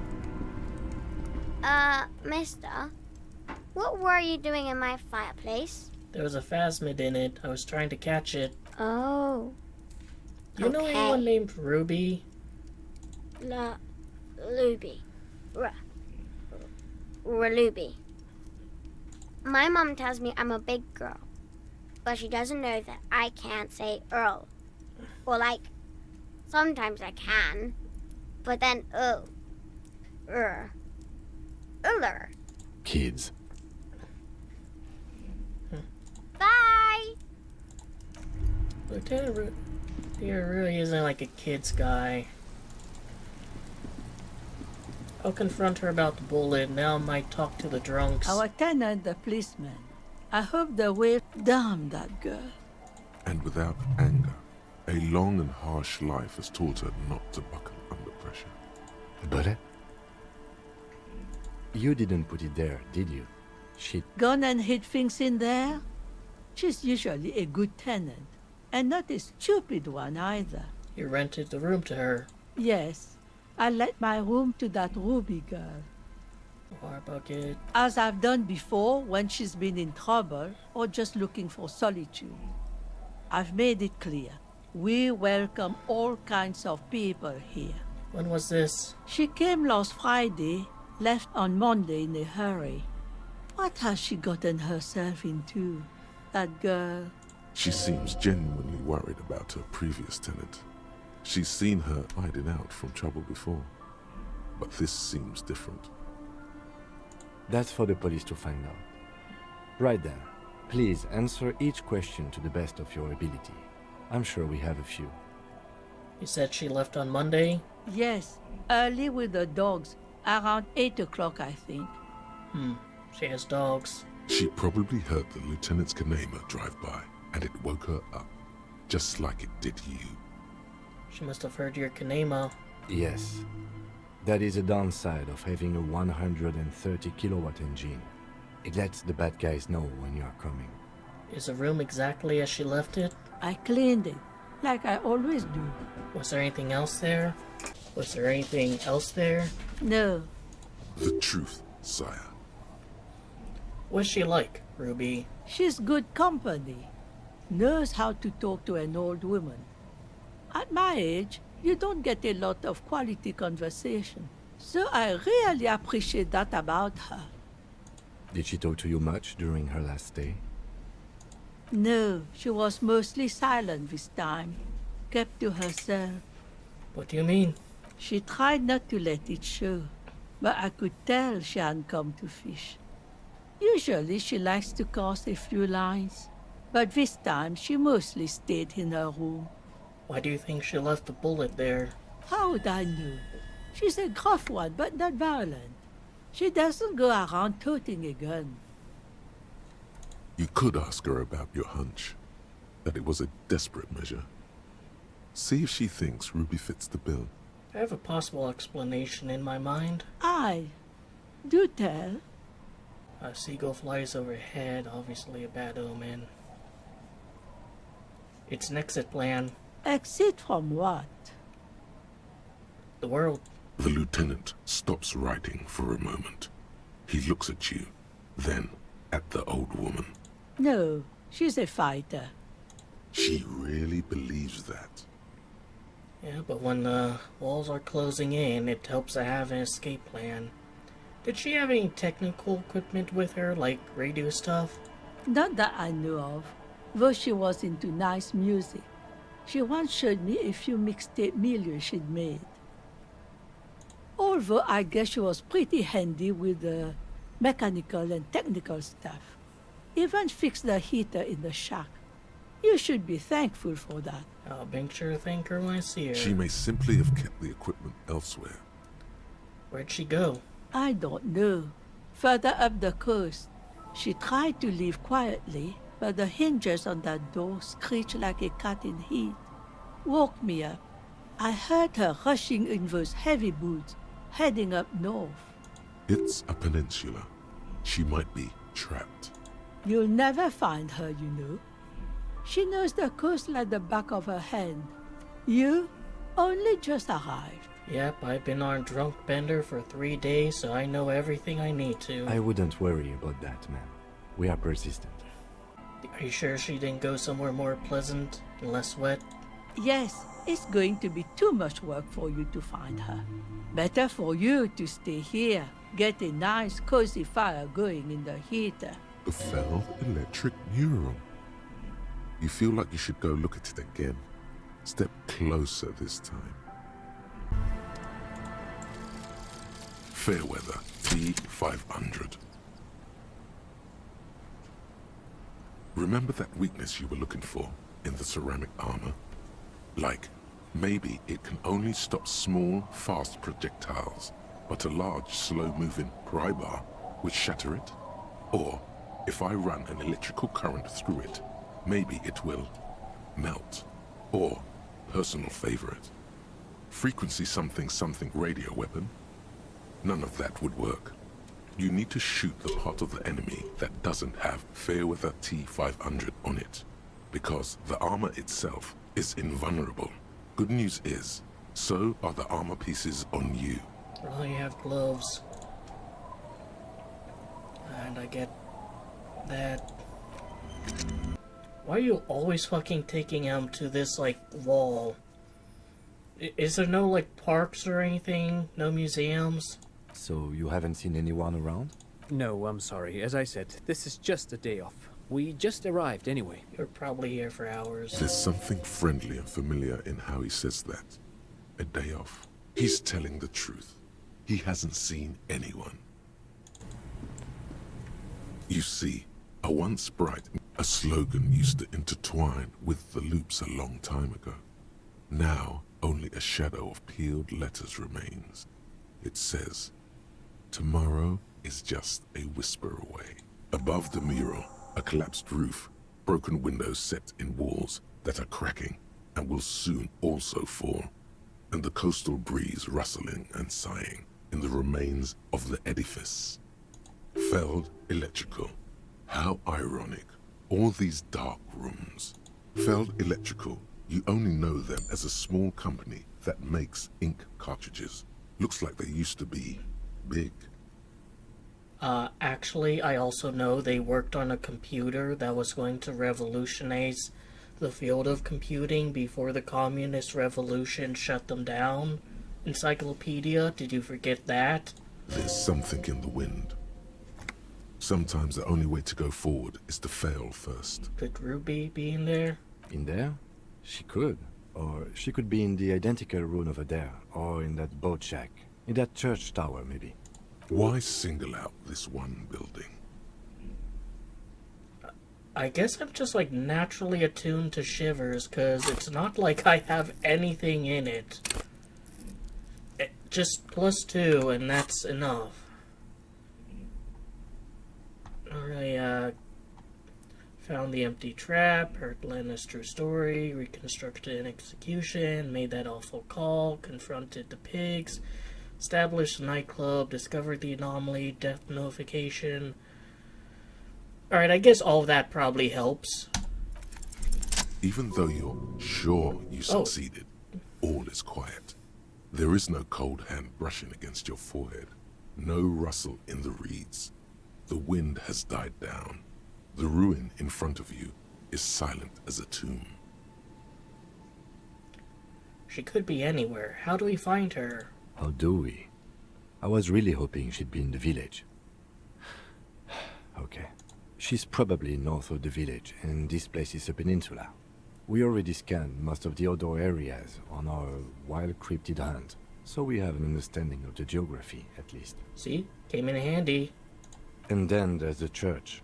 We've already searched that and can rule it out. I know it doesn't feel like progress, but exclusion is a step too. Could she still be up there with the crab man, though? Maybe he's just staying silent. Anyway, we do it the old-fashioned way, sector by sector. Go over the whole peninsula, ask the locals, enter the places where we can enter first, like we did in the village. What was I even attempting to do here? Trying to talk to the wind. The city, whatever you thought would happen, did not. And now you're just standing there with your hands fallen to your side. I thought loved me. Is trying to talk to the city something you've done before? Is it in your secret repertoire? A trick for when you're out of ideas? I mean, it talked to me before in the church, so I don't know. And that fails if we don't find her? Then, if we're desperate, we can look where we can't enter. Bunkers, storm drainage, this place. I'm sure it won't come to that. Walk the coast, the old boardwalk, the reeds. You can always come back here and talk to the wind again. Look where it already got you. An adventure awaits. An adventure on the windswept urban coast. I can do it again. Suddenly, there's a sigh, carried on the molecules around you, moving, flowing from high pressure to low pressure. I guess if you do like a bunch that of a woman emptying her lungs. She wraps the collapsing stone box in front of you in her breath, flowing through it. So I guess if you just do a bunch of random shit around that isn't related to investigation, it makes this a lot easier. Where does it go? In through the collapsed roof, flowing down a concrete staircase to the basement, sweeping away footprints in the dust on the stairs, and then the beach below the boardwalk, its winding tunnels, a whisper away. What is happening? She's down there. I think she's down there, below the building. Okay. Why? The wind told me. So, how do we get in there? The doors were on the collapsed side of this building. They're gone, basically. Finally, my time to shine. There's a ladder next to a sign. Perhaps we can climb it, enter through the roof? Perhaps you can climb them. We are not climbing anything. I'm 43 years old, and I plan to live to see 70. But after that, you're fine, dying? There has to be a way to use brute force. Climbing sounds unsafe. Brute force is safe. Look around and find something to break if the ladder fails.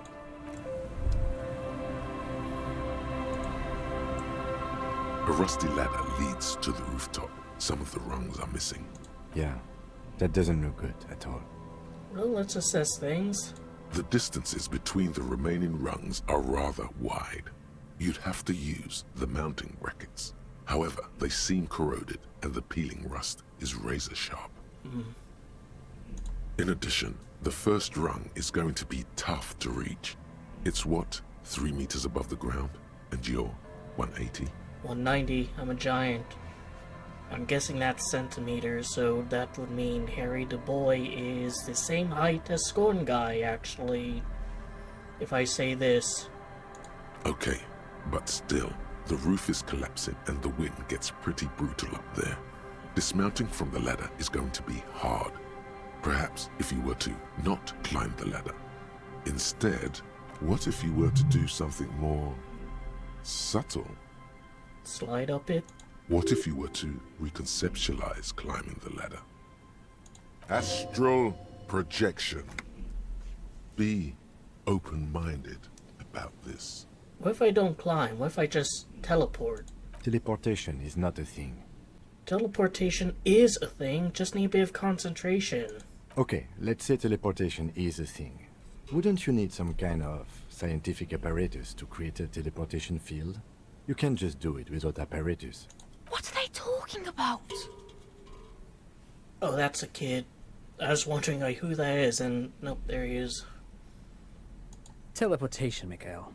It's generally thought impossible. Wouldn't hurt to try. Oh yes, it could hurt. A lot.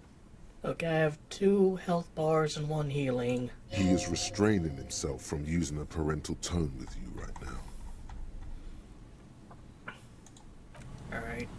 The rusty ladder leads to the rooftop. Saw Diego climbing, and he has high savior flare.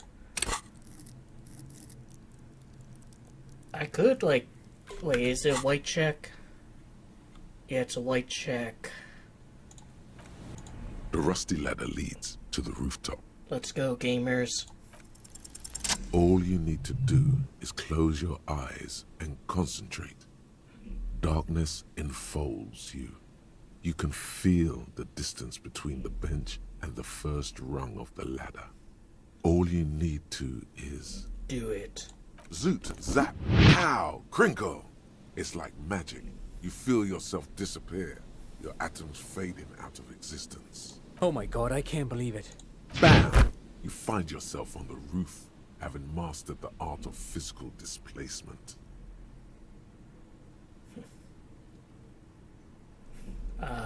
Don't gloat, just stand there like a Sumerian master. You know, for the record, you didn't teleport there. You just climbed the ladder with your eyes closed. The wind at the top of the building starts howling loudly, blowing away the lieutenant's voice. Faintly you hear. Never mind. Find a way to let me in when you get inside. Don't go adventuring without backup, especially if we think the suspect may be hiding here. I knew this place would come in Central support beam has been destroyed by artillery fire. Would become relevant one day. I mean, I could detect, like, this up here.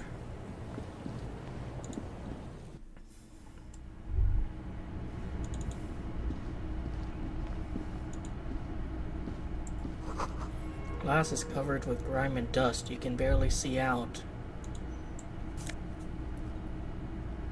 Another postcard. I might as well see it. Fade picture from the end of last century shows Martinez as it was before the revolution. It's a height of summer. Rue de Saint-Ghislain is teeming with parcel welding, bourgeoisie, and wild pines flags, buttresses, walkway. Nothing is written on back.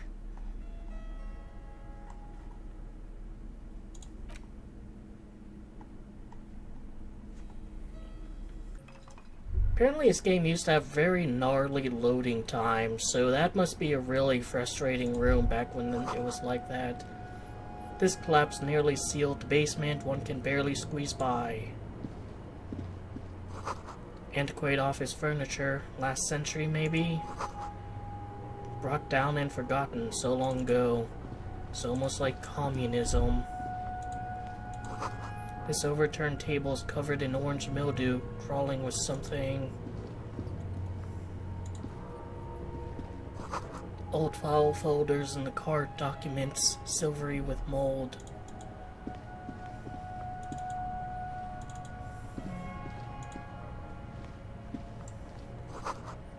And beam of flashlight, a crevice in the wall.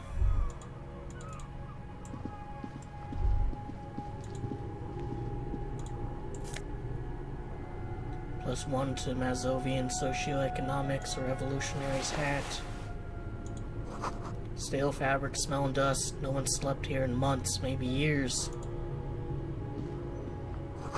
Revolutionary propaganda on the bunk bed, ancient flyers and brochures. Is that Kraz?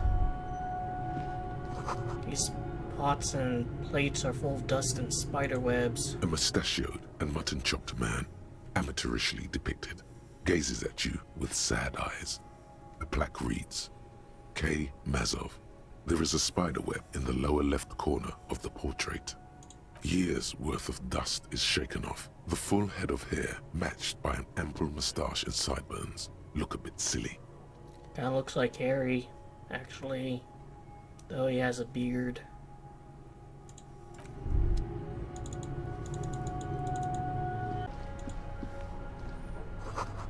Series of thick, dusty panes of glasses.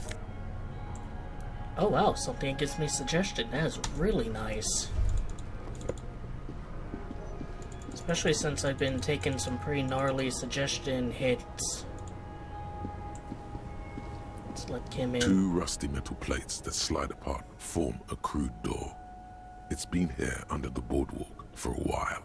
Who's there? What do you mean, who's there? It's me, Kim.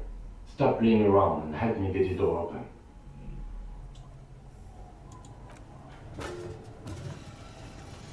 Well, maybe it's not you. What if it's Titus? The doors seem to be on rails, but they've gotten jammed. You grab a side and put some strength into prying it open. With the help of your partner, the 2 metal panels slide open with a creak. Huh. I hope no one dangerous heard that. How do you even get here?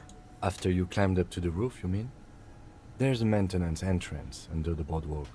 It's next to a drain pipe, possibly a storm drain. It was easy to miss before. He's quite proud of himself. Maintenance entrance, so pedestrian. Yes, yes. It's cool to risk your life climbing rickety ladders. Anyway, let's investigate these passages. I guess that just goes out.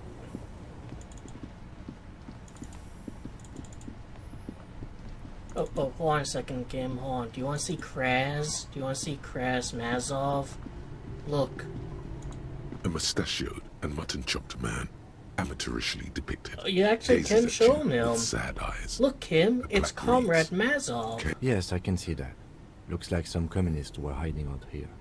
They left a long time ago. The lieutenant does not seem to share your enthusiasm.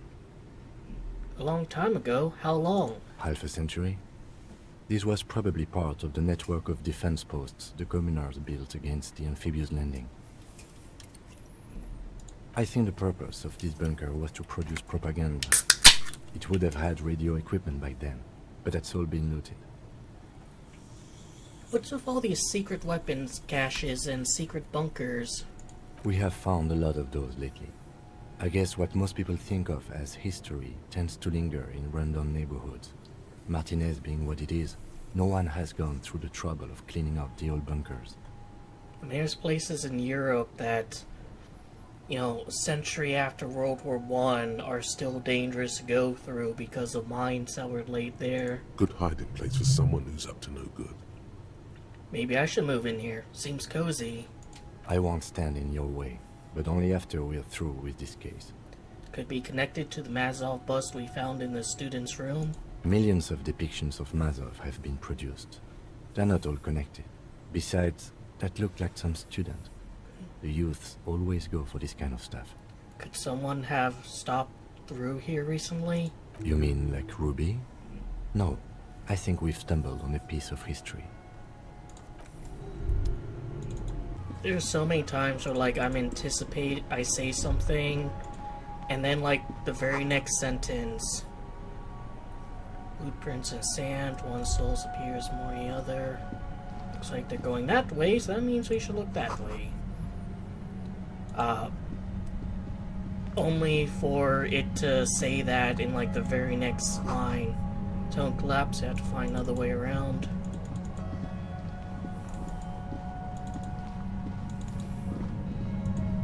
It's getting louder, the buzzing sound.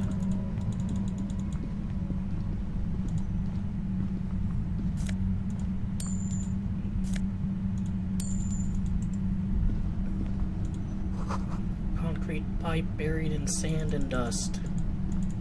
Just a little bit of dust. Suddenly, your entire body is paralyzed.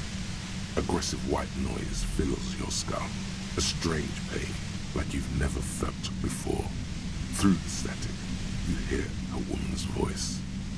It's like 1,000 radio stations are being blasted into your head all at once. But her words are the only ones you can make out. I know you're feeling pretty uncomfortable right now. Don't move too much or fight it. That'll just make it worse. Can't say it's a pleasure, officer. I was really hoping not to make your acquaintance. But here we are. The voice coming through the whirlwind of pain is not malicious. She doesn't want to hurt you, but she has to. Doesn't wish to hurt you, not according to your ear canals. Wait, no, not even your ear canals. This is going directly into your neural pathways. Cover your ears. No, buddy, that's not going to help. You can't shield yourself from this. It's an entirely new type of experience. Way worse than all the previous ones. Don't focus on the pain. Focus on doing your job. Tell her she's under arrest. I don't think I should do that while she's blasting me. Are you... What's happening to me? I'm using a pale latitude compressor. You and your partner have been caught in its field. The explosion of static you're hearing. It's the ULAN frequency. Blasted from that pale emitter that Angus mentioned. I saw your equations. It's a ULAN frequency. Saw my equations? You've been sniffing through my lorry, right? I expected as much. I am a bit surprised you knew what you were looking at. A pale latitude compressor is used to sort of make the pale more manageable. With a lot of these, you can force a radio signal grid on the pale. Literally crunch the distance across it. Alright, I know that, like, you're trying to kill me and all, but, like, can you also tell me what the pale is so that if I survive, I can tell the Salna about it? Signals are relayed across a series of repeater stations fixed to buoys. Not a fun job manning those stations. All alone out there in the pale, people lose their minds in just a few years. So, what we are experiencing is a concentration of radio waves. Precisely. This is an industrial strength paraboloid. It's meant for forcing dimensions on something that doesn't have them. Needless to say, the frequencies used are out of this world. At the upper limit is the large prime number generator station. It's used specifically for pale latitude compression. That's why you may be hearing some numbers. But you might also hear, or think you're hearing, local radio chatter. She's been holed up in here for a while with no one to talk to. Keep her talking, and you just might get an opportunity to break loose. What's this goddamn pail anyways? The pail? It's the end of the world. How do you get your hands on this thing? I built it myself. And she's proud of it too, as she ought to be. This is way beyond your abilities. That's illegal. I'm guessing it's patented. But we are beyond that, aren't we? Oh yeah. Way beyond. Will I stay like this forever? No. Once I shut down the compressor, the pain will end. It may take a few minutes for you to steady yourself, though. It's a bit like waking out of a very confusing dream. Oh, I've waked up after some very confusing dreams in my time. 4, 2, 4, 5, 5, 6, 8, 7.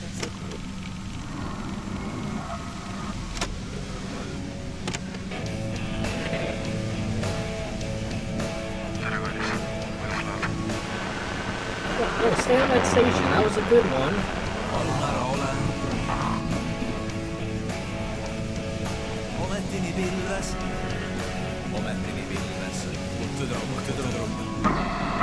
Hey! Have you experienced a compression yourself? Yeah, I stuck my head in there before using it on you. It seemed like the ethical thing to do. Can't say that I enjoyed it. The field was weaker, but I can imagine what you're going through.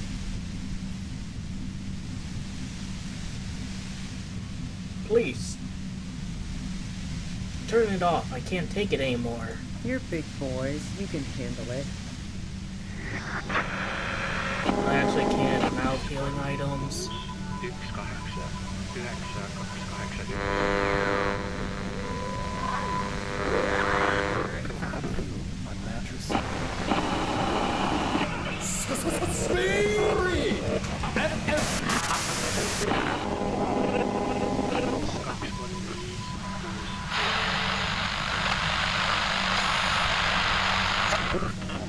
Yeah, this is really some weird Lovecraftian shit. They're coming off as that. Turn this. God damn it. Fine, I can dial it down. I've also got a gun, by the way. She's carrying a 2-barreled front loader.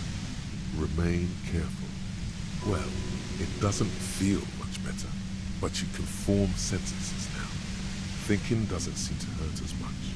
Just keep her talking, and you'll get through this. How did you know we were coming? I heard you in the passages, and I've been preparing for quite a while. By hiding bullets under the floorboards? So you found my shack, huh? I'm not surprised. Well, technically I rented it before I found it. Her tone is bitter. She thinks she's been betrayed. She didn't rat you out, by the way. Isobel, the washwoman. So nice. That's one knife I didn't want to find in my back. As opposed to the other knives she's finding there now. Hardie for one.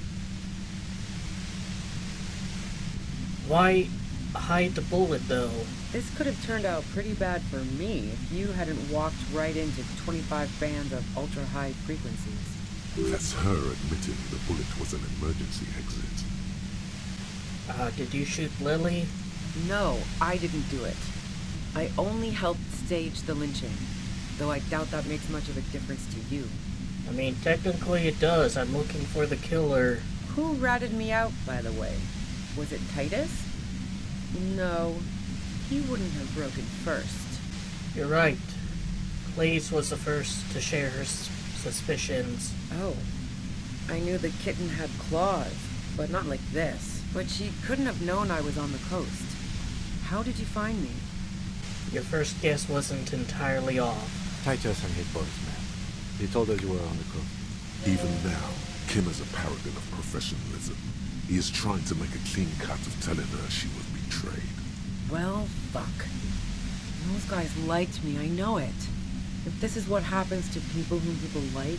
A dull despair is creeping into her voice. How the fuck did the rest of you get by? Wait, wasn't it you called me the human can opener? No, it's not personal. I opened them up. I did, didn't I? Now you've come for me. Fuck them all the same. That did make her forgive them. A little. Honestly, I don't know how I do it. I just stumbled in here. Can you please explain this shit to me? What shit? I told you I didn't do it. Sounds pretty simple to me. A strong moral compass. She still wants the opportunity to make a case for herself. You have an alibi for when Laylee was shot?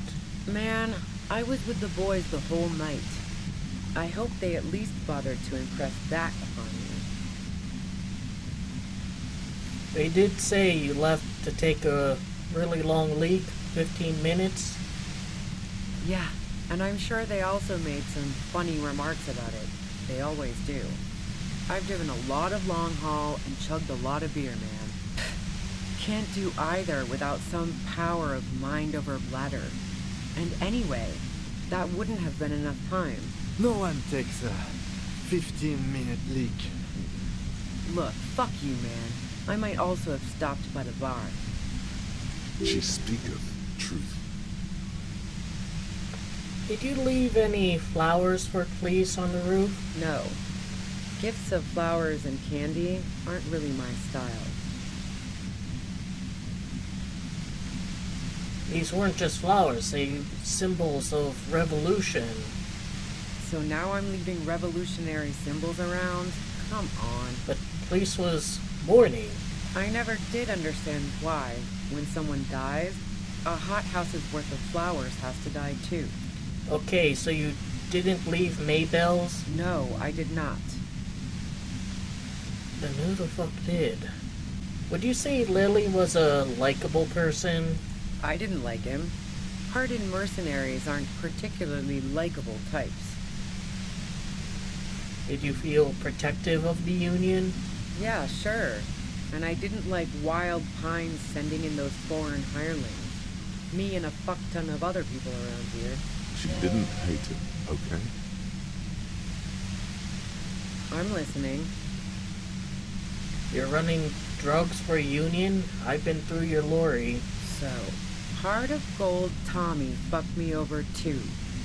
Never trust a musician. No, it was a racist lorry driver, actually. I threatened to rape him. That really comes as a blow to her. No, I didn't. I found my own way in. Okay, great.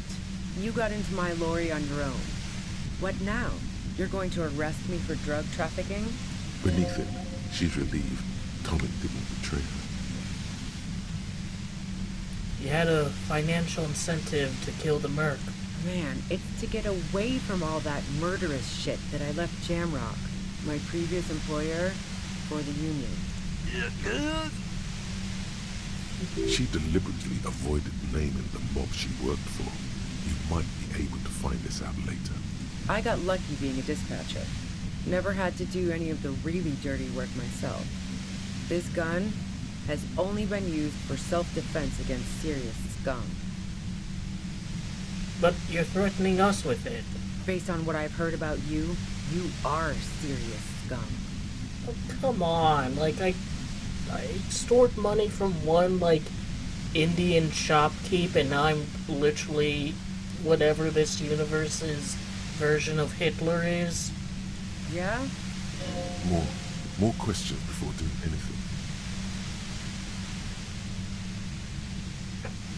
What happened Sunday night? Tell me your version.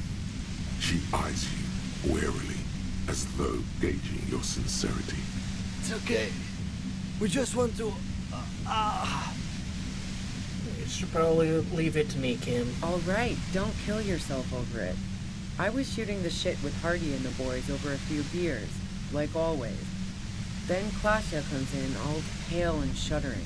She sits down with a drink, trying to steady her nerves. So I grab a seat next to her. Wait, did she also seem high to you? Oh yeah, super. But I didn't think too much of it at first. I'd seen her party hard before. Classe said you knew something was wrong immediately. No, I really didn't. She's not that easy to read. I just assumed she'd done too much blow. It wouldn't be a first for her. But no such luck. She was in some deep shit. She asked me to come upstairs. The merc she'd been going with was lying on the bedroom floor, dead. I knew she couldn't get the authorities involved, so yeah. Well, she kind of did, actually. You made it look like he'd been hanged. How do you manage to come up with a plan so quickly? What? No. Faking a lynching was her idea. Her idea? Yeah, in cold blood. It really surprised me how quickly she was able to get a hold of herself once we got up there. It was like she was another person. The party girl was gone. She asked me to help her drag him into the shower so she could wind the shower head around his neck to fake lividity. Then she dressed him while I went to get the Hardie Boys. Guess you revealed the person you really are under extreme stress. Glacia knew exactly what she was doing. You can't remain calm under pressure otherwise. She lied to you about that, too. That's bad, that she'd be so calm. Yeah. I wasn't sure whether to admire her or be disturbed. Do you think she killed Lily herself? And potentially bring attention to herself? No. Besides, the shot was made from a distance. Otherwise, we would have heard it downstairs. Alright, so some corroboration that really was a long shot? She's right. No one mentioned hearing shot. The shot didn't come from the roof. We should have factored this in. Damn it. Well, I did actually, Kim. But even if this is true, weren't you worried this lynching might lead to... War? The thought crossed my mind. But the mercenaries' death was going to have repercussions either way. Although the way things are going... She doesn't want to talk about this, but not because she has something to hide. She doesn't want the guilt. Fuck it. I'm not responsible for these people after what they did to me. If you didn't kill him, why hide? I saw you roll into town. I wasn't about to stick around for questioning by a goddamn La Puta Madre agent. What do you mean, La Puta Madre agent? Is that like, the mother whore? Yes. You. Everyone says you're his peon. His human can opener. You feel something in your chest, an unnatural pressure. It's spreading to your left arm, your jaw. Help someone? Yeah. Screaming isn't happening on account of extreme shortness of breath. You're just making it worse. Do you remain conscious? All you feel is pain and weakness. You have to surrender now. Cop suffers final heart attack. A detective lieutenant of the RCM passed away yesterday. His death, though abrupt, did not come as a surprise to those who knew him. He was the heaviest drinker I'd ever met. Captain Ptolemy Price, the deceased superior officer, commented. That ain't easy on the dicker. He loved his liquor, sure, said Detective Chester McLean, friend and colleague. But I think before he ever had a heart attack, his heart was broken. According to an official statement given by the RCM, the officer was on the brink of solving a murder case. Shit. I'll rush to the drugstore and buy like 3 or 4 healing items. This isn't just glass. These are old computation components. These are computer components? Wait, why the fuck do you come up here now? Yes, filament memories. From the time when wires were cast in glass, slides with an inlaid nervous system. How'd they do that and why? The how was a closely guarded secret. Something that was locked in safes in human heads across the river where they were manufactured. As to why, your fingers don't know. The why is easy, because they hadn't come up with modern silicon-based systems yet. For vitreous cast filament memories, though, these seem incredibly advanced. Alright, thanks for a thought. Yes?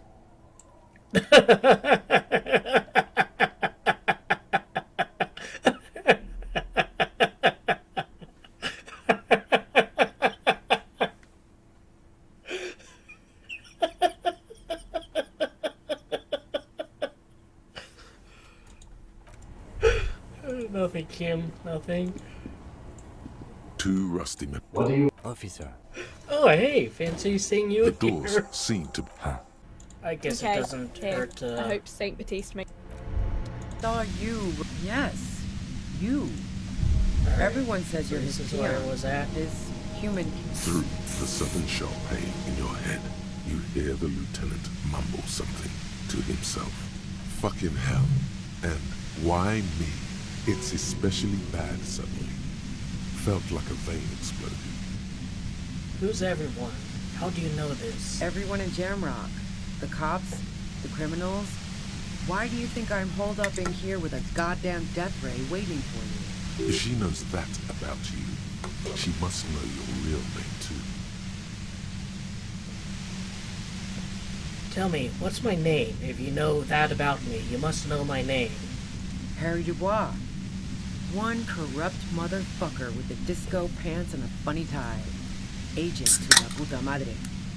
I shake down one fucking Indian shopkeep, and now I'm this universe's goddamn version of, like, the fuck Sam Bankman-Fried or whatever.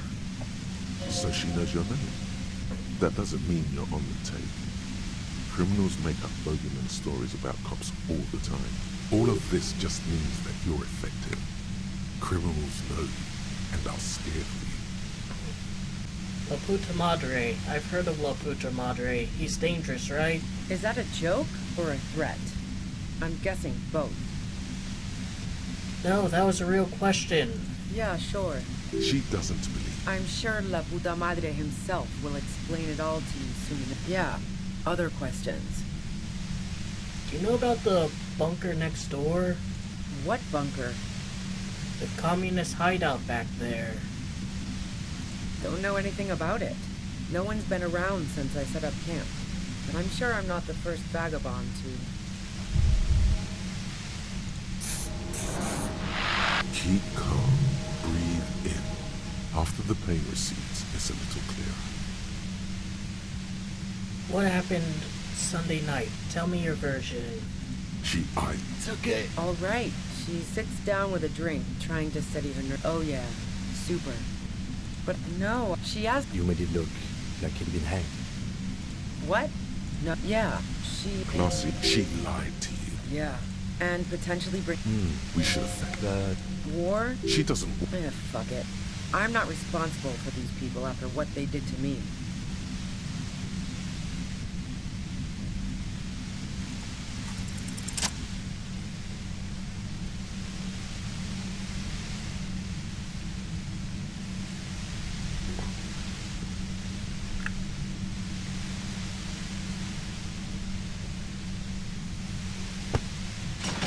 You did it. The compressor lies broken on its side. It's quiet in your head again. It still hurts like hell, but... You okay, Kim? All good, officer. Be careful. She looks at the machine, assessing the damage. Her hand trembles. Oh, fuck it.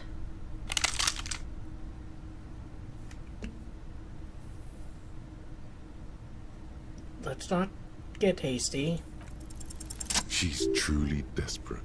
She thinks she has no other options. You need to give her options. What options? You know. Maybe I can still talk her out of it? This is how you talk her out of it. It's the only scenario in which she lives. Please. Just walk away. She stares at you, frozen, the gun still in her mouth, eyes filled with dark intensity. Then something shifts in her. Gratitude, doubt. She's still ready to go. Her neck and shoulders relax.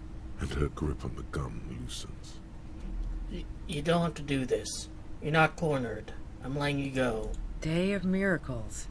I'll take it. She runs past you, then past the lieutenant, and disappears into the darkness of the tunnel. Good call. I did my best. I would have done the same, had I not been incapacitated. I think she didn't do it. Her tent. We should check it out. Alright, well, we prevented a suicide. Well, I prevented a suicide. Kim didn't do shit. Oh, well, thanks, fucking video game. Thanks. This would have been just fucking wonderful a couple minutes ago.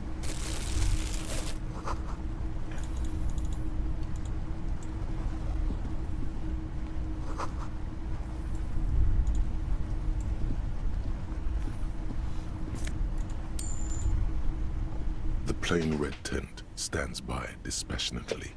It was pitched by practiced hands. She's used to camping out. Look inside. The tent looks old, but well maintained. In the darkness of the tent, a rolled up sleeping bag, cooking utensils, some books, and a kerosene lamp. It reeks of cigarettes. Assorted soft covers, mostly pulp horror. A motor carriage lies buried in the snow on one cover. On another, a ghost airship. You also see a collection of radio enthusiast magazines. See anything? Rager Monthly, Journal of Material Science. More Technological Digest. One of the magazines doesn't have images on the cover. It's not a magazine, it's a leather notebook. A notebook. You pocket the worn brown leather journal a trusted friend left behind. We should read this immediately, like right now. The plain red, it was pitched.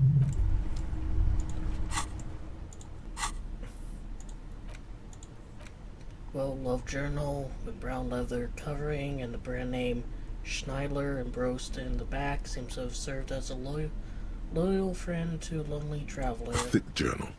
The cover is worn like someone used to carry it around in their back pocket. It's made of full-grain leather. The lower left corner of the back cover sports an embossed brand name, Schneller. Better see you come up, Encyclopedia. Schneller is a stationery brand from Gottwald, beloved among architects and engineers. She's got good taste and must have taken whatever she recorded here seriously. The journal falls open. About 2/3 of its ruled pages have been filled. The large cursive of someone who writes quickly and confidently, perhaps too confidently. Many phrases and even paragraphs have been crossed out, with tiny corrections scrawled above and in the margins. It's a mix of logistical notes, diagrams, and personal reflections, all dated. It's good she left in a hurry. We could learn a lot from this. What kind of logistics? Hard to tell exactly. It's mostly noted down in code. Looks like contact information, quantities, directions. For drug running trade? There could be useful information about local operations in those notes. We have a junior sergeant at my station who's good with codes. I can give this to her after we finish this. What are the diagrams of? Esoteric radio technology. The most recent ones probably pertain to the latitude compressor, sketches, calculations of distance and density. You make out a familiar spiral shape. Anything personal? Short, wry observations of people and places. Probably a way to pass the time on the road. Also, what appears to be attempts to sort through some difficult decisions. There are a few passages with many questions in them. Staff issues. Always tough on the leadership. You smell traces of betrayal. How far back do the entries go? The first entry is from August 2nd of last year. It reads simply, I know my position is precarious. All I can do is make myself as useful as I can while looking for a way out. Remember, no one is indispensable. What did she rate the day Laylee died? Nothing on March 4th. March 5th, though, well, that's bound to come back and bite me in the ass. I'm bad at this. Loyal to a fault. But that's another matter entirely. Loyal to her girlfriend? She is referring to betraying a previous employer. Does this suggest she did it in self-defense? Anything about La Puta Madre? That name isn't mentioned as far as you can tell. Small wonder. Would you talk about La Puta Madre in your journal? You do see an M though. La Puta Madre. M is mentioned on March 9th and March 15th. Great. M's peon is coming to town, no doubt to investigate the lynching. But also, I feel it in my gut to finally put a bullet in my head while I'm napping in my lorry or on a smoke break. Well, I won't stick around just to twist my own neck by constantly looking over my shoulder. Then again, isn't that what I've been doing ever since I got the call? Were you supposed to find her, even apart from the investigation then? On M's request? No, you wouldn't do something like this. This must be a mistake. This is a coincidence. I would never kill people for a mob boss. The thought steadies your nerves. The journal stops shaking in your hand. Been holed up here for 3 days now. I'm used to being alone and all, but I don't know when I'll be able to leave, or if I'll be ratted out. They will rat me out, of course. I've made it a point to believe in the best in people, the boys, for example. But experience tells me, did M feel truly betrayed by me? I was feeling threatened. He'd have to know if he threatened people, they'd take measures to protect themselves. Even I know that. Economic measures first of all. Gotta make a living, right? I can still hear his voice in the receiver. Taste the plastic. The entry ends abruptly. The thick journal bound in brown leather. What's the most recent entry? The most recent entry is from today. It reads, even when I leave here, if I leave here alive, what's my next move? Staging a lynching is a crime, even if I'm not accused of murder on top of that. Forever on the run. Not really my idea of the open road. Man, I was really looking forward to winning. So I guess her story's corroborated. It looks like she might have been framed. That would be a first, or a fourth. But who's counting, he thinks. Very rarely does anyone actually get framed. If she didn't do it, then maybe it's a good thing that we didn't catch her. I wouldn't go so far as to say that. We have other reasons to arrest her. Besides, I'm not sure her life as a fugitive is going to be much better than with us. Especially if she has problems with the Madre. Kim, am I really a La Puta Madre agent? No, I don't think you are. Ask someone in your precinct if you want to be sure. He truly does not believe you are. Perhaps he shouldn't be so trusting. His trust is well placed. You aren't. You can feel it. Then who do you think killed the merc? Could have been Titus. Then again... No one heard the shot. Maybe there's a Hardie Boy we've yet to meet, who acted as his accomplice.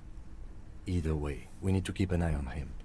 I don't think so. They were really secretive about this 8th Hardie Boy. That doesn't make sense that there's a 9th Hardie Boy that they're like super ultra turbo mega uber secretive about. One thing is for certain. We have business back in the whirling in rags. Questions to ask. We should get to it. Alright, so that maybe I'll wear during my literature sessions. I can like examine this with the communists to show them that I am a true comrade. Yeah, King thinks I'm a communist, you know, you say like you want to grind the bourgeoisie into sausages a couple times and thinks it knows you.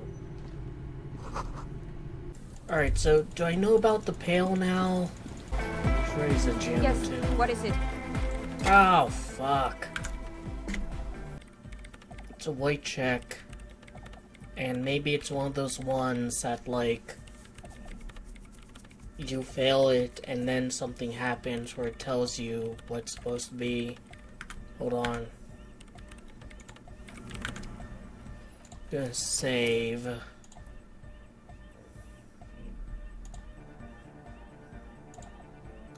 I'll save over this one.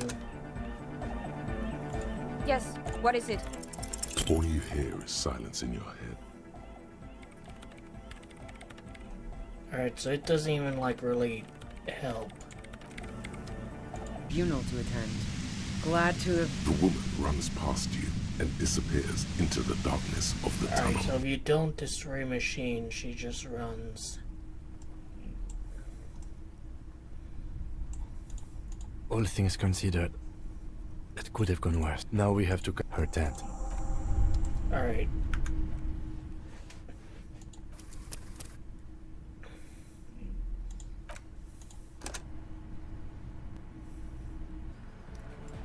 I did that because I want to know if she, like, tells me more about the Pale. I guess she doesn't. Fast travel. Really? Fast travel just doesn't work.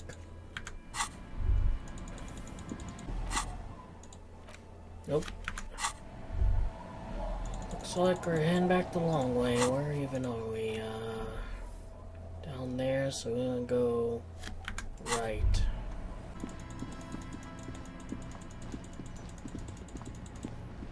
I'm all out of shits to give, loincloth. Welcome to the fucking reckoning. I guess this is why fast travel was disabled. Put your damn gun down. People are gonna get hurt. We need... Shut up! Not gonna talk yourself out of this, loincloth shit fuck. This is the mercenary at the gates. His chest rises and falls under the ceramic breastplate. His fingers reach for the butt of his sidearm. Kim, what's going on here? Shh. This is a misunderstanding. Nothing irreversible has happened yet. You can just return to your unit and forget all about this. The Kipt is merciful, willing to spare us if we just forget about our murdered and humiliated commander. I think we should just kill everyone, Corty. Hey, listen, Depool. Only retards use reactionary language like that. You are all drunk. Come to your senses. You won't gun down 7 people in the middle of the street. This isn't a frontier town or a jungle outpost. Easy, Lizzie. Let me handle it. I know guys like this. I'm sure we can come to a peaceful agreement. Ain't that right, fellas? He is facing overwhelmingly superior firepower, and he knows it. Peaceful. Nest in your abdominal cavity like a little wild mouse. The masked man's words are barely intelligible, but you can hear them. Fuck, there's the third one. How did we miss something like this? The lieutenant is genuinely worried for his life. You should consult him before getting in there. The big one is a mercenary at the gates, the scab leader. If this turns into a firefight, we should take him out first. A sound strategy. He's the leader. We're out of time. This is... the Mercenary Tribunal. What do we do? My plan is not to get killed, but we have to intervene. Stop. This is the police. Get lost, comedian. You cops had your chance. Now it's fucking time for some justice. I think he's calmed down a bit. Pig fuck!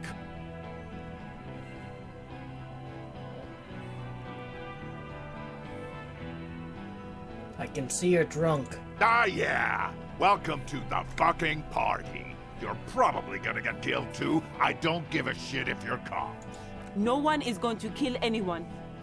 Let's just put the guns down and talk like civilized human beings. With a wordless gurgle, the killer loads his long rifle. The leader gives a small nod to the helmeted man.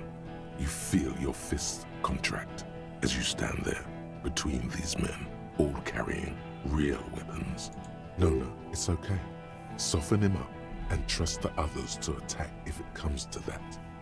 Make him talk. Present an argument. I'm barely keeping you together here. This is it. If you talk to him, he will rattle you, not the other way around. Peace. Always peace. It has worked thus far. Start with the first idea you have. Move down from that. Please.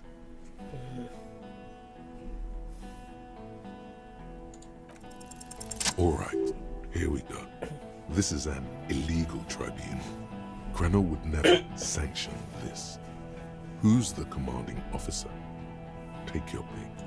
I have some trivia, too. Get him interested in facts. Just a question, who's in charge of your unit after the death of your colonel? I am a Grinnell Major with over 15 years of live combat experience. When my colonel gets hanged by clay monkeys, I lead the platoon on a retaliation strike. So you're the highest ranking of the three of you? Nah, I just have the biggest gun. Technically, the other man has the biggest gun, but we're beyond that now. But what's the highest rank in the Krenel? King Reaper. As the leader of this group, reconsider your actions. This does not need to end in bloodshed. You're right. But you see, I want it to end in bloodshed. Okay, it's not much, but he's thinking about something else, and his hand is off the gun. This did something. Easy now. Tell them these men didn't do it. There's a peaceful way out.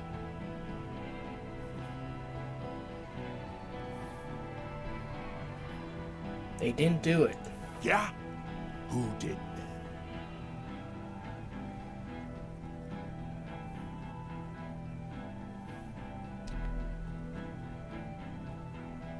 It was someone else, someone who's not here now. How fucking convenient. He was shot from a great distance. A sniper did it. You think I'm fucking stupid, cop? What if I just shot one of your pals here, right now, huh? How about the kid? Tell me, it's a magic fucking sniper one more time. Listen, please. This cop and this drumhead cop marshal won't decide who... The Hardie Boys confessed to hanging him, all together. Titus said, we took him out back and hanged him. He said it loud, in a public place.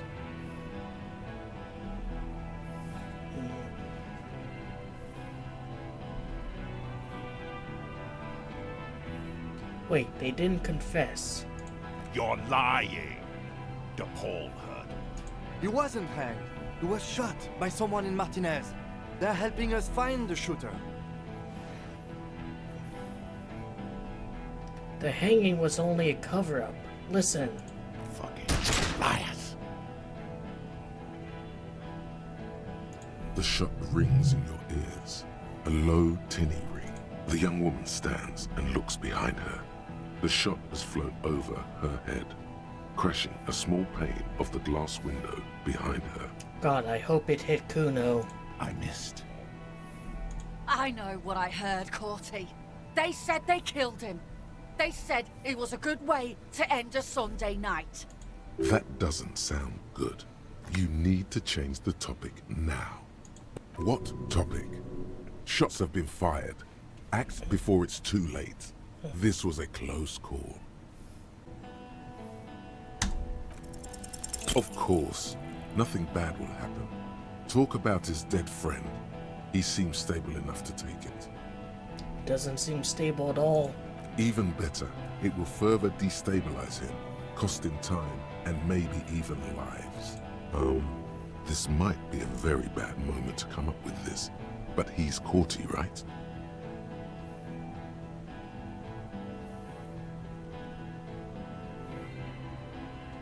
I feel like I got to know your dead friend during our investigation. Well, let's do this The first. man he's mourning was called Elise Courtenay. Corty could be short for Courtenay. Could they be brothers? Ask him that. What could go wrong? It's a discovery. Yes, this would be good. It will calm him down and won't cost any lives. Lives that could have been otherwise spared. And if not, lives aren't that important anyway, including yours. I There don't are want me to billions of pry, them. but the hangman, was he your live. brother? Don't fucking talk to me about my brother, Loincloth. Okay, yes. Immediate failure. Things are worse now. He's observing your every motion carefully. The Wild Pines rep does not approve of this. You think I care what that company cunt thinks?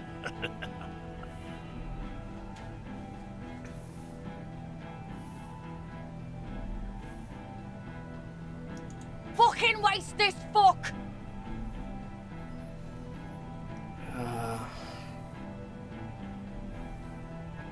I have 4 health items. Screw it.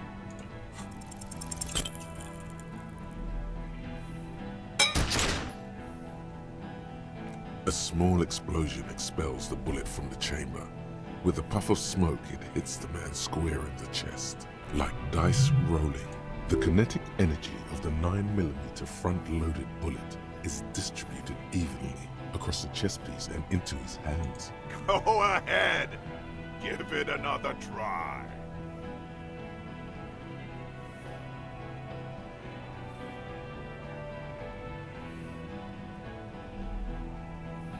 Kill him.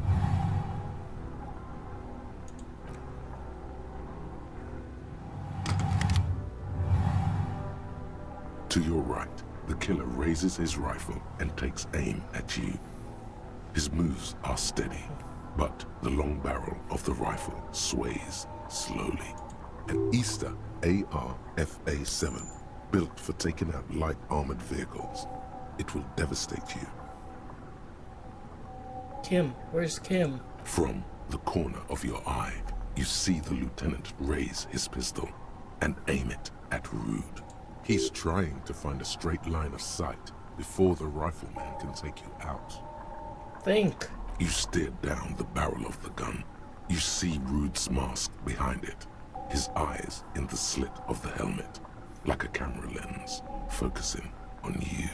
Absolute destruction. God, you're so frail. Too frail to think first. The shot rings and you stumble. Something violently tugs at your shoulder, pushing you backwards with incredible force. A volcano of burning pain erupts from your left shoulder. God, please. He's aiming for the eye slot in Rude's helmet. An extremely difficult shot. Then, 2 shots ring, and you hear a scream. But you're too hurt to see who got hit. Kim, did he hit the rifleman? Blood gushes from the helmet's eye sockets as Rude staggers back, disoriented. The sounds coming from his helmet are not human. An unbelievable shot from the lieutenant. Who screamed? Glenn, dying in a puddle of blood behind you. His mangled torso has 2 gunshot wounds. Blood gushes out of them like red geysers. Oh God, watch out. You see 2 cold eyes looking at you through all the smoke and panic, and a pistol raised, aiming at your chest, point blank. Then the man squeezes the trigger. Look him in the eye. A look of happiness. His eyes seem unnaturally bright, shining like stars. Something in the fear must distort him somehow. He is evil, and the end. Here it comes. Death. Let it happen.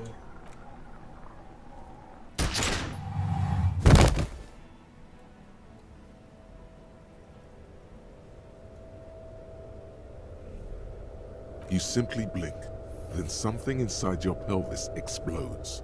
Your entire lower body is on fire and your legs can't support you. You fall down like a rag doll. The pain is too immense to scream. It pushes the air out of your lungs. Everything goes dark. A distant blur as you recede into it. Listen through the darkness and the pain. The Hardie Boys are yelling.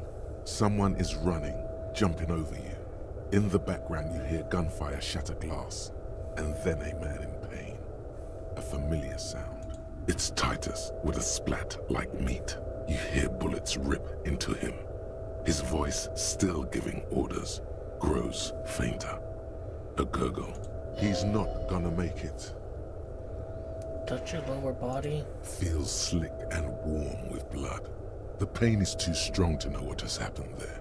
Even clutching to your consciousness takes everything you've got. What parts of me are missing? Most of what's down there. Oh God. It's all gone.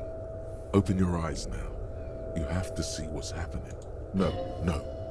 It's just a fear. Even if... who cares? No one wants you anyway. Nothing. A persisting darkness. Dancing lights of pain. Distant shadows cast by them. Like a hellish play. You're bleeding out. There's a white shadow that smells like apricots. It's always there. Stay with me. I can't forget it, even if I drink so much. Yes, keep talking. You hear me? Stay awake. But you can't. It's so hard. Your eyelids grow heavy, and the sounds ever more distant. And the cold comes over you. The lieutenant, too, is somewhere far away, almost gone. When suddenly, you sense something behind him, a shadow towering. Someone stands there, raising his pistol at him. The lieutenant does not see it. He's pushing down on your wound with both hands. The lieutenant trusts you. Kim truly trusts you. No, Kim! No, you scream. Behind you, from your bloody lips. Your eyes are full of fear. There is no room for hesitation. The lieutenant turns around and fires, his body falling on yours in the course of the motion. You hear a roar of pain, a death scream. The sound disappears like someone pressed stop on the tape. The hulking figure, too, is gone. And so is Kim. And the whole world. Fall into darkness. This is death. One more door, baby. One more door. No, let me back into the fight. The fight?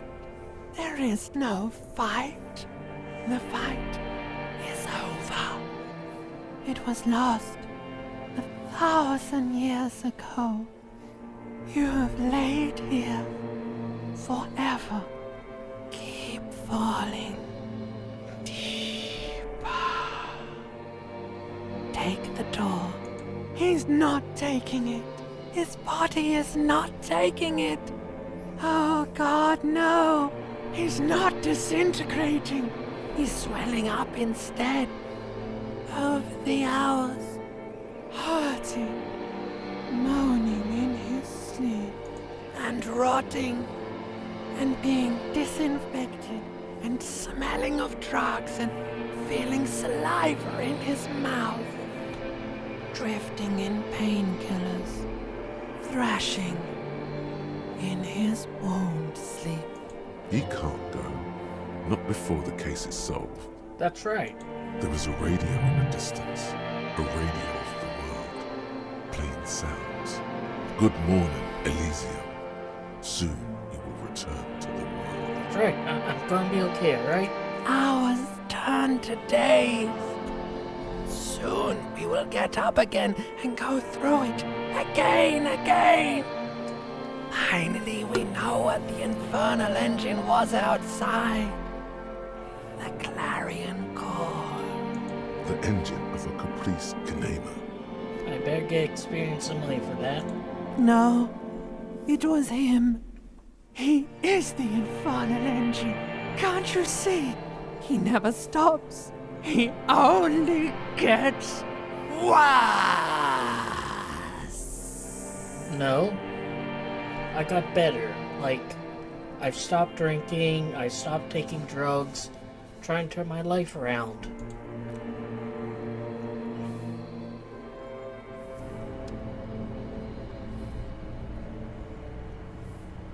You see the lieutenant's familiar shape in the orange jacket.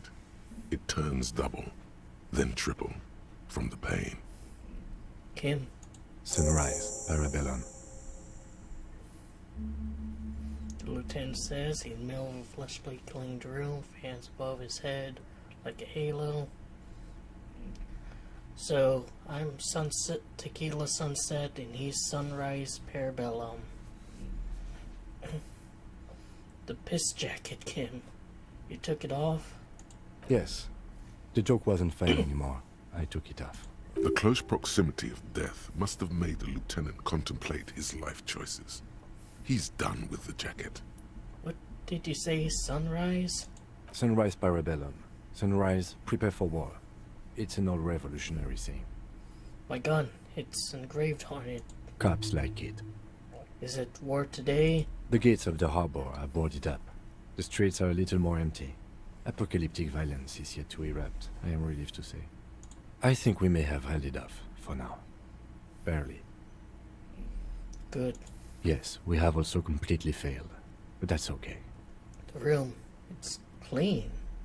Mr. Gart cleaned it. It took him an entire day. How long have I been out? 2 days, in and out. You've been up enough to take Dramamine and curse. And drink water. Ouch. It's not ouch time yet. You just got the Dramamine pill an hour ago. Wait until it wears off. Dramamine? Then it's not that bad. Neither surgical nor organ damage bad, but still under the counter bad. What happened? What happened? You shot the major, and successfully. A firefight ensued. And then? As retaliation, the rifleman shot you. He hit. With his carabine. I was looking for a clear line of sight. When I found it, I shot and wounded him, while Glenn took a bullet in the spine. It was meant for me. He did not survive. This is not the first person to die in his place. He goes on. Titus, Fat Angus, and Theo charged. Angus and Theo died before they made it to intensive care. Titus died in the hospital. Yesterday. Alain and the young musician, I forget his name, they are all that's left. Titus is dead? Yes. You were bleeding out. I think you said something about your wife. And you warned me. I was able to disarm the major before he got the jump on me. Thank you. Although... I was not able to kill him, as I should have. Crenel took him. A stray bullet killed the Pole, though. And that's what happened. I thought you only smoked and the major? He's in a private hospital across the river. Crenel claimed him from the local butcher shop where Titus died. Turns out he's insured. We won't get to him anymore. The good news is he's not coming here either. I did some damage. I thought you only smoked once a day. This is the one. How many casualties on the Union side total? 5. Glenn, Theo, Shanky, Angus. The fat one. He took a lot of bullets. And Titus. And that's... all. An absolute disaster. Yes, officer. 7 people are dead. It's not a success. Actually, 6 people are dead, Kim. Can't you read? But what's done is done. The violence is cordoned off. The Hornets did not get into the beehive. The worst scenario has not materialized. Yet. And we are still alive. Both of us. He did not expect you both to survive once you stepped between those 2 armies. How bad am I hurt? Pretty bad, officer. You've suffered 2 wounds. The first is below your shoulder. The bullet passed through your shoulder blade, luckily missing your lung and heart. The second shot hit you in the thigh, the left quadriceps. No major arteries were nicked, but the bullet had to be removed. Bacterial infection was treated with mercurochrome. Can I walk? We will see. If it's possible, then by pure willpower alone, you are going to have to become a psycho-locomotor. Are you hurt? Not very. I have a concussion from the major beating me with the butt of his gun. I tried to not move too much. Things would be worse if you didn't warn me. Thank you. I did not see him coming. Stupid of me. Has anyone from my station been to see me? No. The man and the woman sit in the front seat of an armored motor carriage. The woman is driving. The man lights a cigarette. Jean Vicmer is his name. The asphalt vanishes under the wheels of the machine. Ahead, harbor cranes rise to the sky. Back to that shithole, he says. They don't care about me at all. I called your station after the fight. The injury was logged in. They told me they've sent officers to join you on the site. Odd, you haven't seen any, have you? I'm sure they're worried about you. That means he hasn't seen them around while you were out. They're not really worried about you. If they were, wouldn't they be here? Not my station, then who treated me? I did. Thank you. No need. Just try to get up. I have a feeling this night's meeting with the communists is Easy gonna be a little bit harder than before. Your balance is way off. You feel like you're about to fall over on that thing. How are you? I feel fantastic. Let's rock. He nods. What happens now, Kim? I honestly don't know. But I don't know either. We can't talk to Everard. The harbor is in lockdown. Everyone in there is outside our grasp now. And Joyce has left too. Joyce is gone? Yes, she left yesterday morning. To meet the board of Wild Pines. Oh, that is what I've heard. There's a pin somewhere in the machine that keeps Connell from sending in a death squad. Maybe it's her. Maybe she kept her hand. Either way, Ruby's gone. And Classio too. We really should have arrested her, you know? Who did it then, Kim? Who killed the hangman? I don't know. I think the theory you presented, it's someone else, outside our circle of suspects, was right. It better be. Everyone within the circle is either dead or gone. Honestly, I think our investigation has not produced a single credible suspect. This is because I'm a La Puta Merde peon, isn't it? Don't be narcissistic. Half the cops in Revachol West are his peonies. Even if you are, it is not a decisive factor in this case. That does make some sense. The fucking Maybells, Kim, the flowers. What? Yank it out and show dried flower where it fell to pieces. This one, remember? Every piece of garbage in the city is not connected to the case. You don't have to keep everything. He's wrong. No, Kim. Every piece of garbage in this city is connected to a case. Okay. There's still a 28% possibility the shot came from a distance. We should go upstairs, rethink the ballistics in situ. I agree with this. What else? See? There's that. You can do ballistics. There are all these old bunkers and weapon caches, Revolutionary era. We could find thousands more if we wanted. All of Revachol is full of them. But they seemed so mysterious. There's a little pause. He says nothing as well. So she escaped? Absolutely. There's no other way to go about it. We screwed up. He's made his peace with it. He's had time to do so. The miracle hasn't happened yet. It's not open. It's not over yet. He does not know what to reply. Looks out of the window, then back at you. It's morning outside, you think. Oh shit, I missed my meeting. You know what I think about solving crimes? He arches his brow. The ceiling fan patiently spins overhead. Solving crimes is hard. It really is very hard. He sounds surprisingly weary. You're not ready to give up, are you? No. Are you ready to limp? I'm ready. Good. Where do you want to limp to? The lieutenant did mention doing more ballistics. We should check her room. Why not?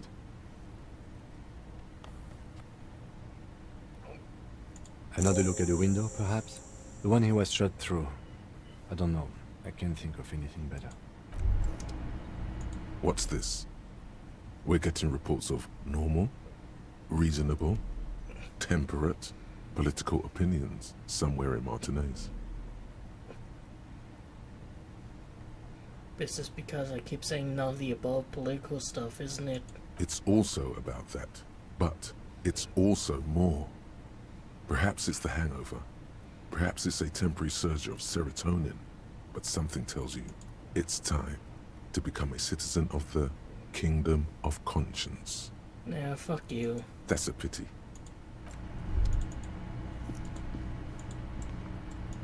The bed's a little nicer. Oh, this was fixed too.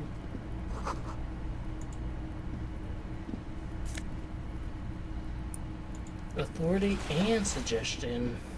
Wow.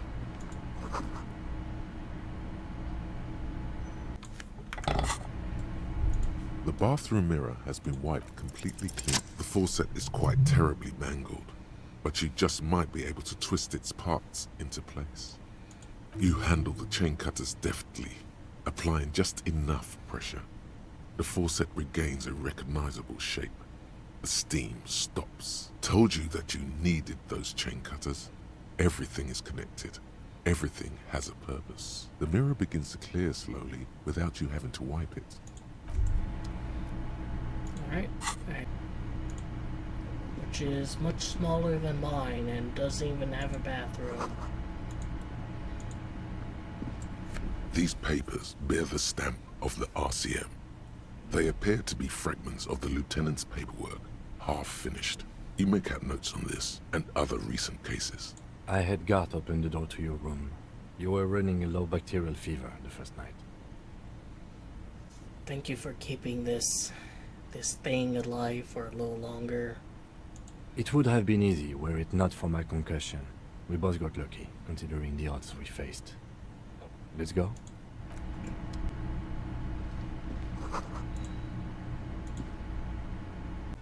Alright, so what I'm going to do is I'm going to try and get, like, and try and get the, you know, best ending, and I'll kind of do, like, 2 playthroughs of the end, one with the ending I got, I'm all out of and shit one to give, with, like, the best one. Welcome to the fucking reckoning. Put your damn gun down. People are gonna get hurt. Shut up! You're not gonna talk yourself out of this, loincloth shit fuck. The Wild Pines rep does not approve of this. You think I care what that company cunt thinks? Wild Pines is not going to forgive you massacring a bunch of innocent people. The man stares at you with bloodshot eyes, a bull ready to charge. He's not listening, but looking for an opening. Now is not a good time to strike. He's looking right at your hands. Do something else. Get him distracted. Right, let me just say one thing. Fucking waste this fuck! Listen, they didn't do it. Yeah? Who did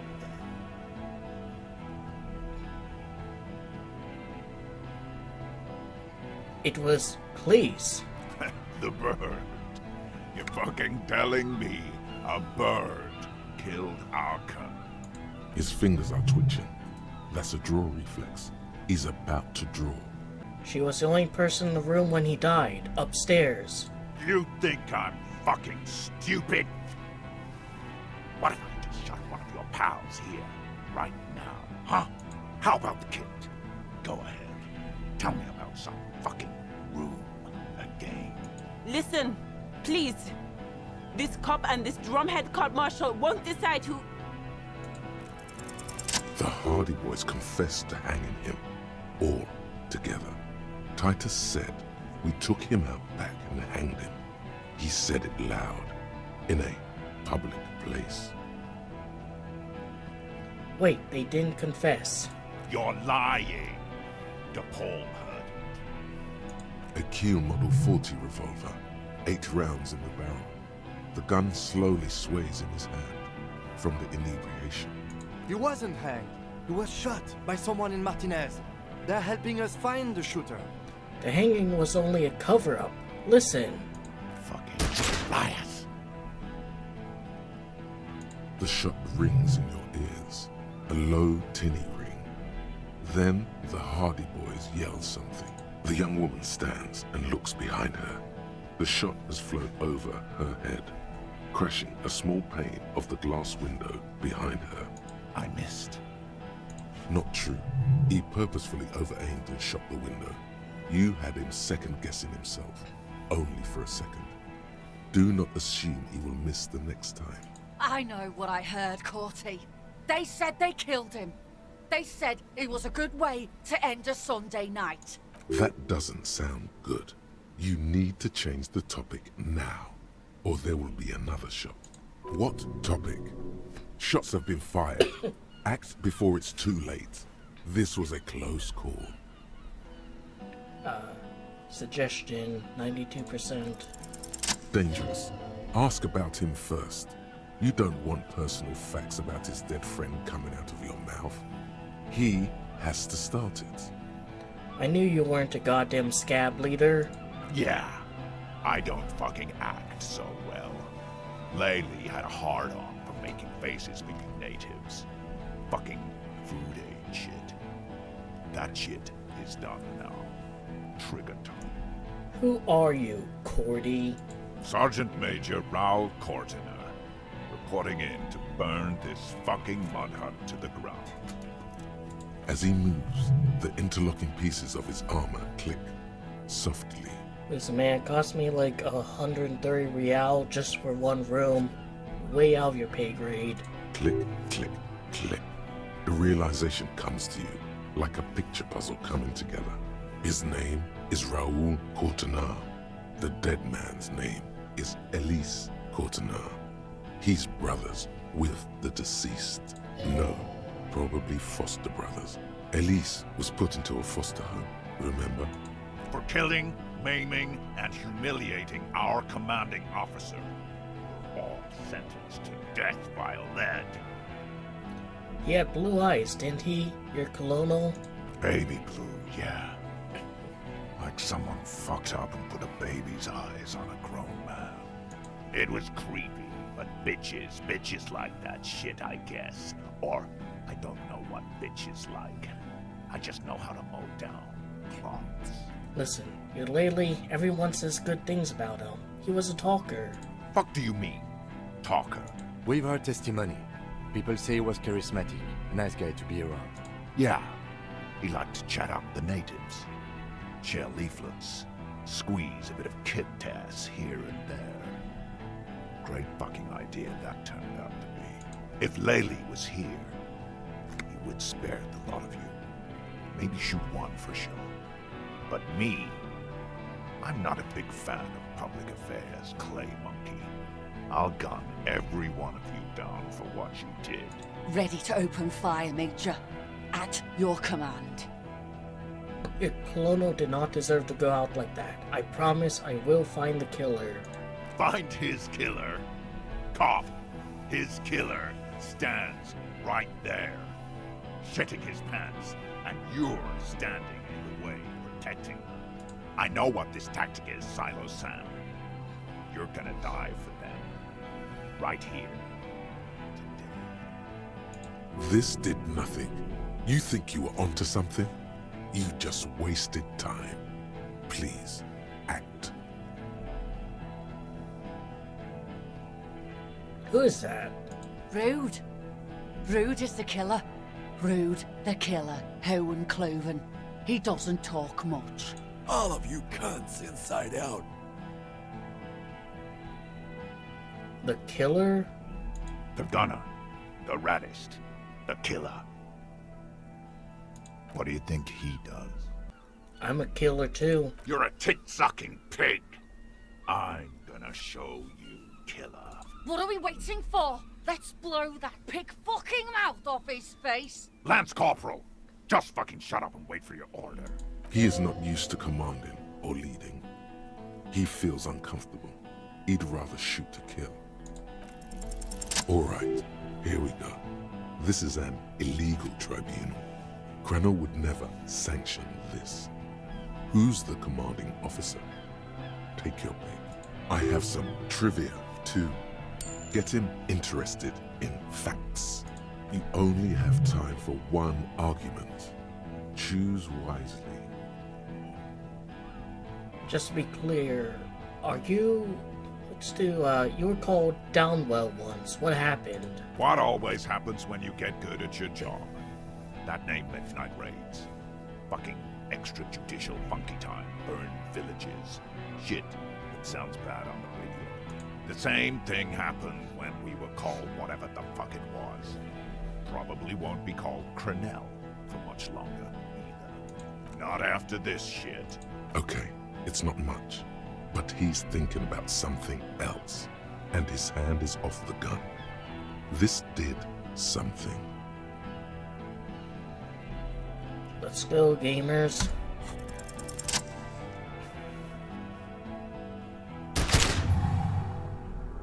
A plume of smoke and fire erupts from the gun, and your hand goes numb from the explosion. Look at Court. There is a hole in his cheek. Blood gushes out as he stumbles backward, eyes filled with rage and disbelief, gurgling, muttering something unintelligible. To your right, the killer raises his rifle and takes aim at you. His moves are steady, but the long barrel of the rifle sways slowly. An Easter AR-FA-7, built for taking out light armored vehicles. It will devastate you. Well, whatever we can do. The shot rings and you stumble. Something violently tugs at your shoulder, pushing you backwards with incredible force. A volcano. God, please. He's aiming for the eye slot in Rude's helmet. Then, 2 shots ring out, and you hear a scream. But you're too hurt to see who got hit. Tim, did he hit the rifleman? Blood gushes from the helmet's eye sockets as Rude staggers back, disoriented. The sounds coming from his helmet are not human. An unbelievable shot from the lieutenant. Who screamed? Glenn, dying in a puddle of blood behind you. His mangled torso has 2 gunshot wounds. Blood gushes out of them like red geysers.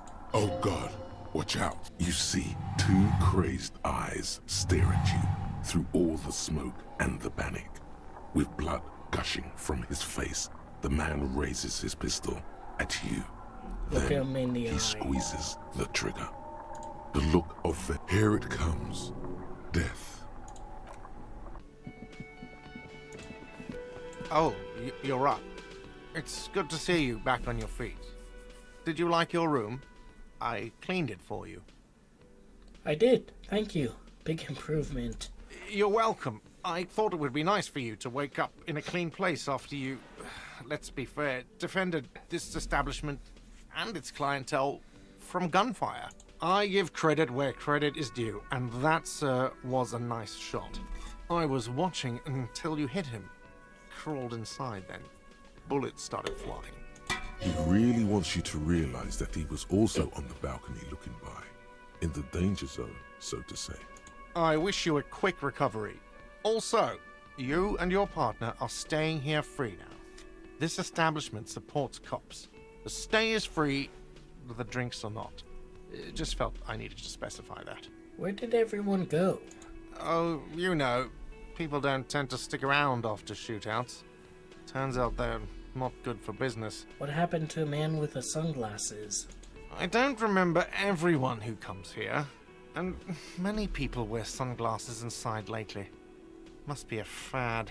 Okay, so I have to mention, when it happened, you were right out there on the balcony? Yeah, I was, yeah. That's because I'm a badass. It really took courage. Don't pick at him. Yeah, I guess you are badass. Yeah, I don't know. Clients were panicking. And also, I guess I sort of found out that I don't give a shit if I die. He means it. It's not just boasting. It's something he discovered about himself. Stepping onto that balcony. Yeah, I want. It really took Also courage. not stoically. He nods back at you, even more stoically. Just 2 badass men nodding. Yep. Make that 3.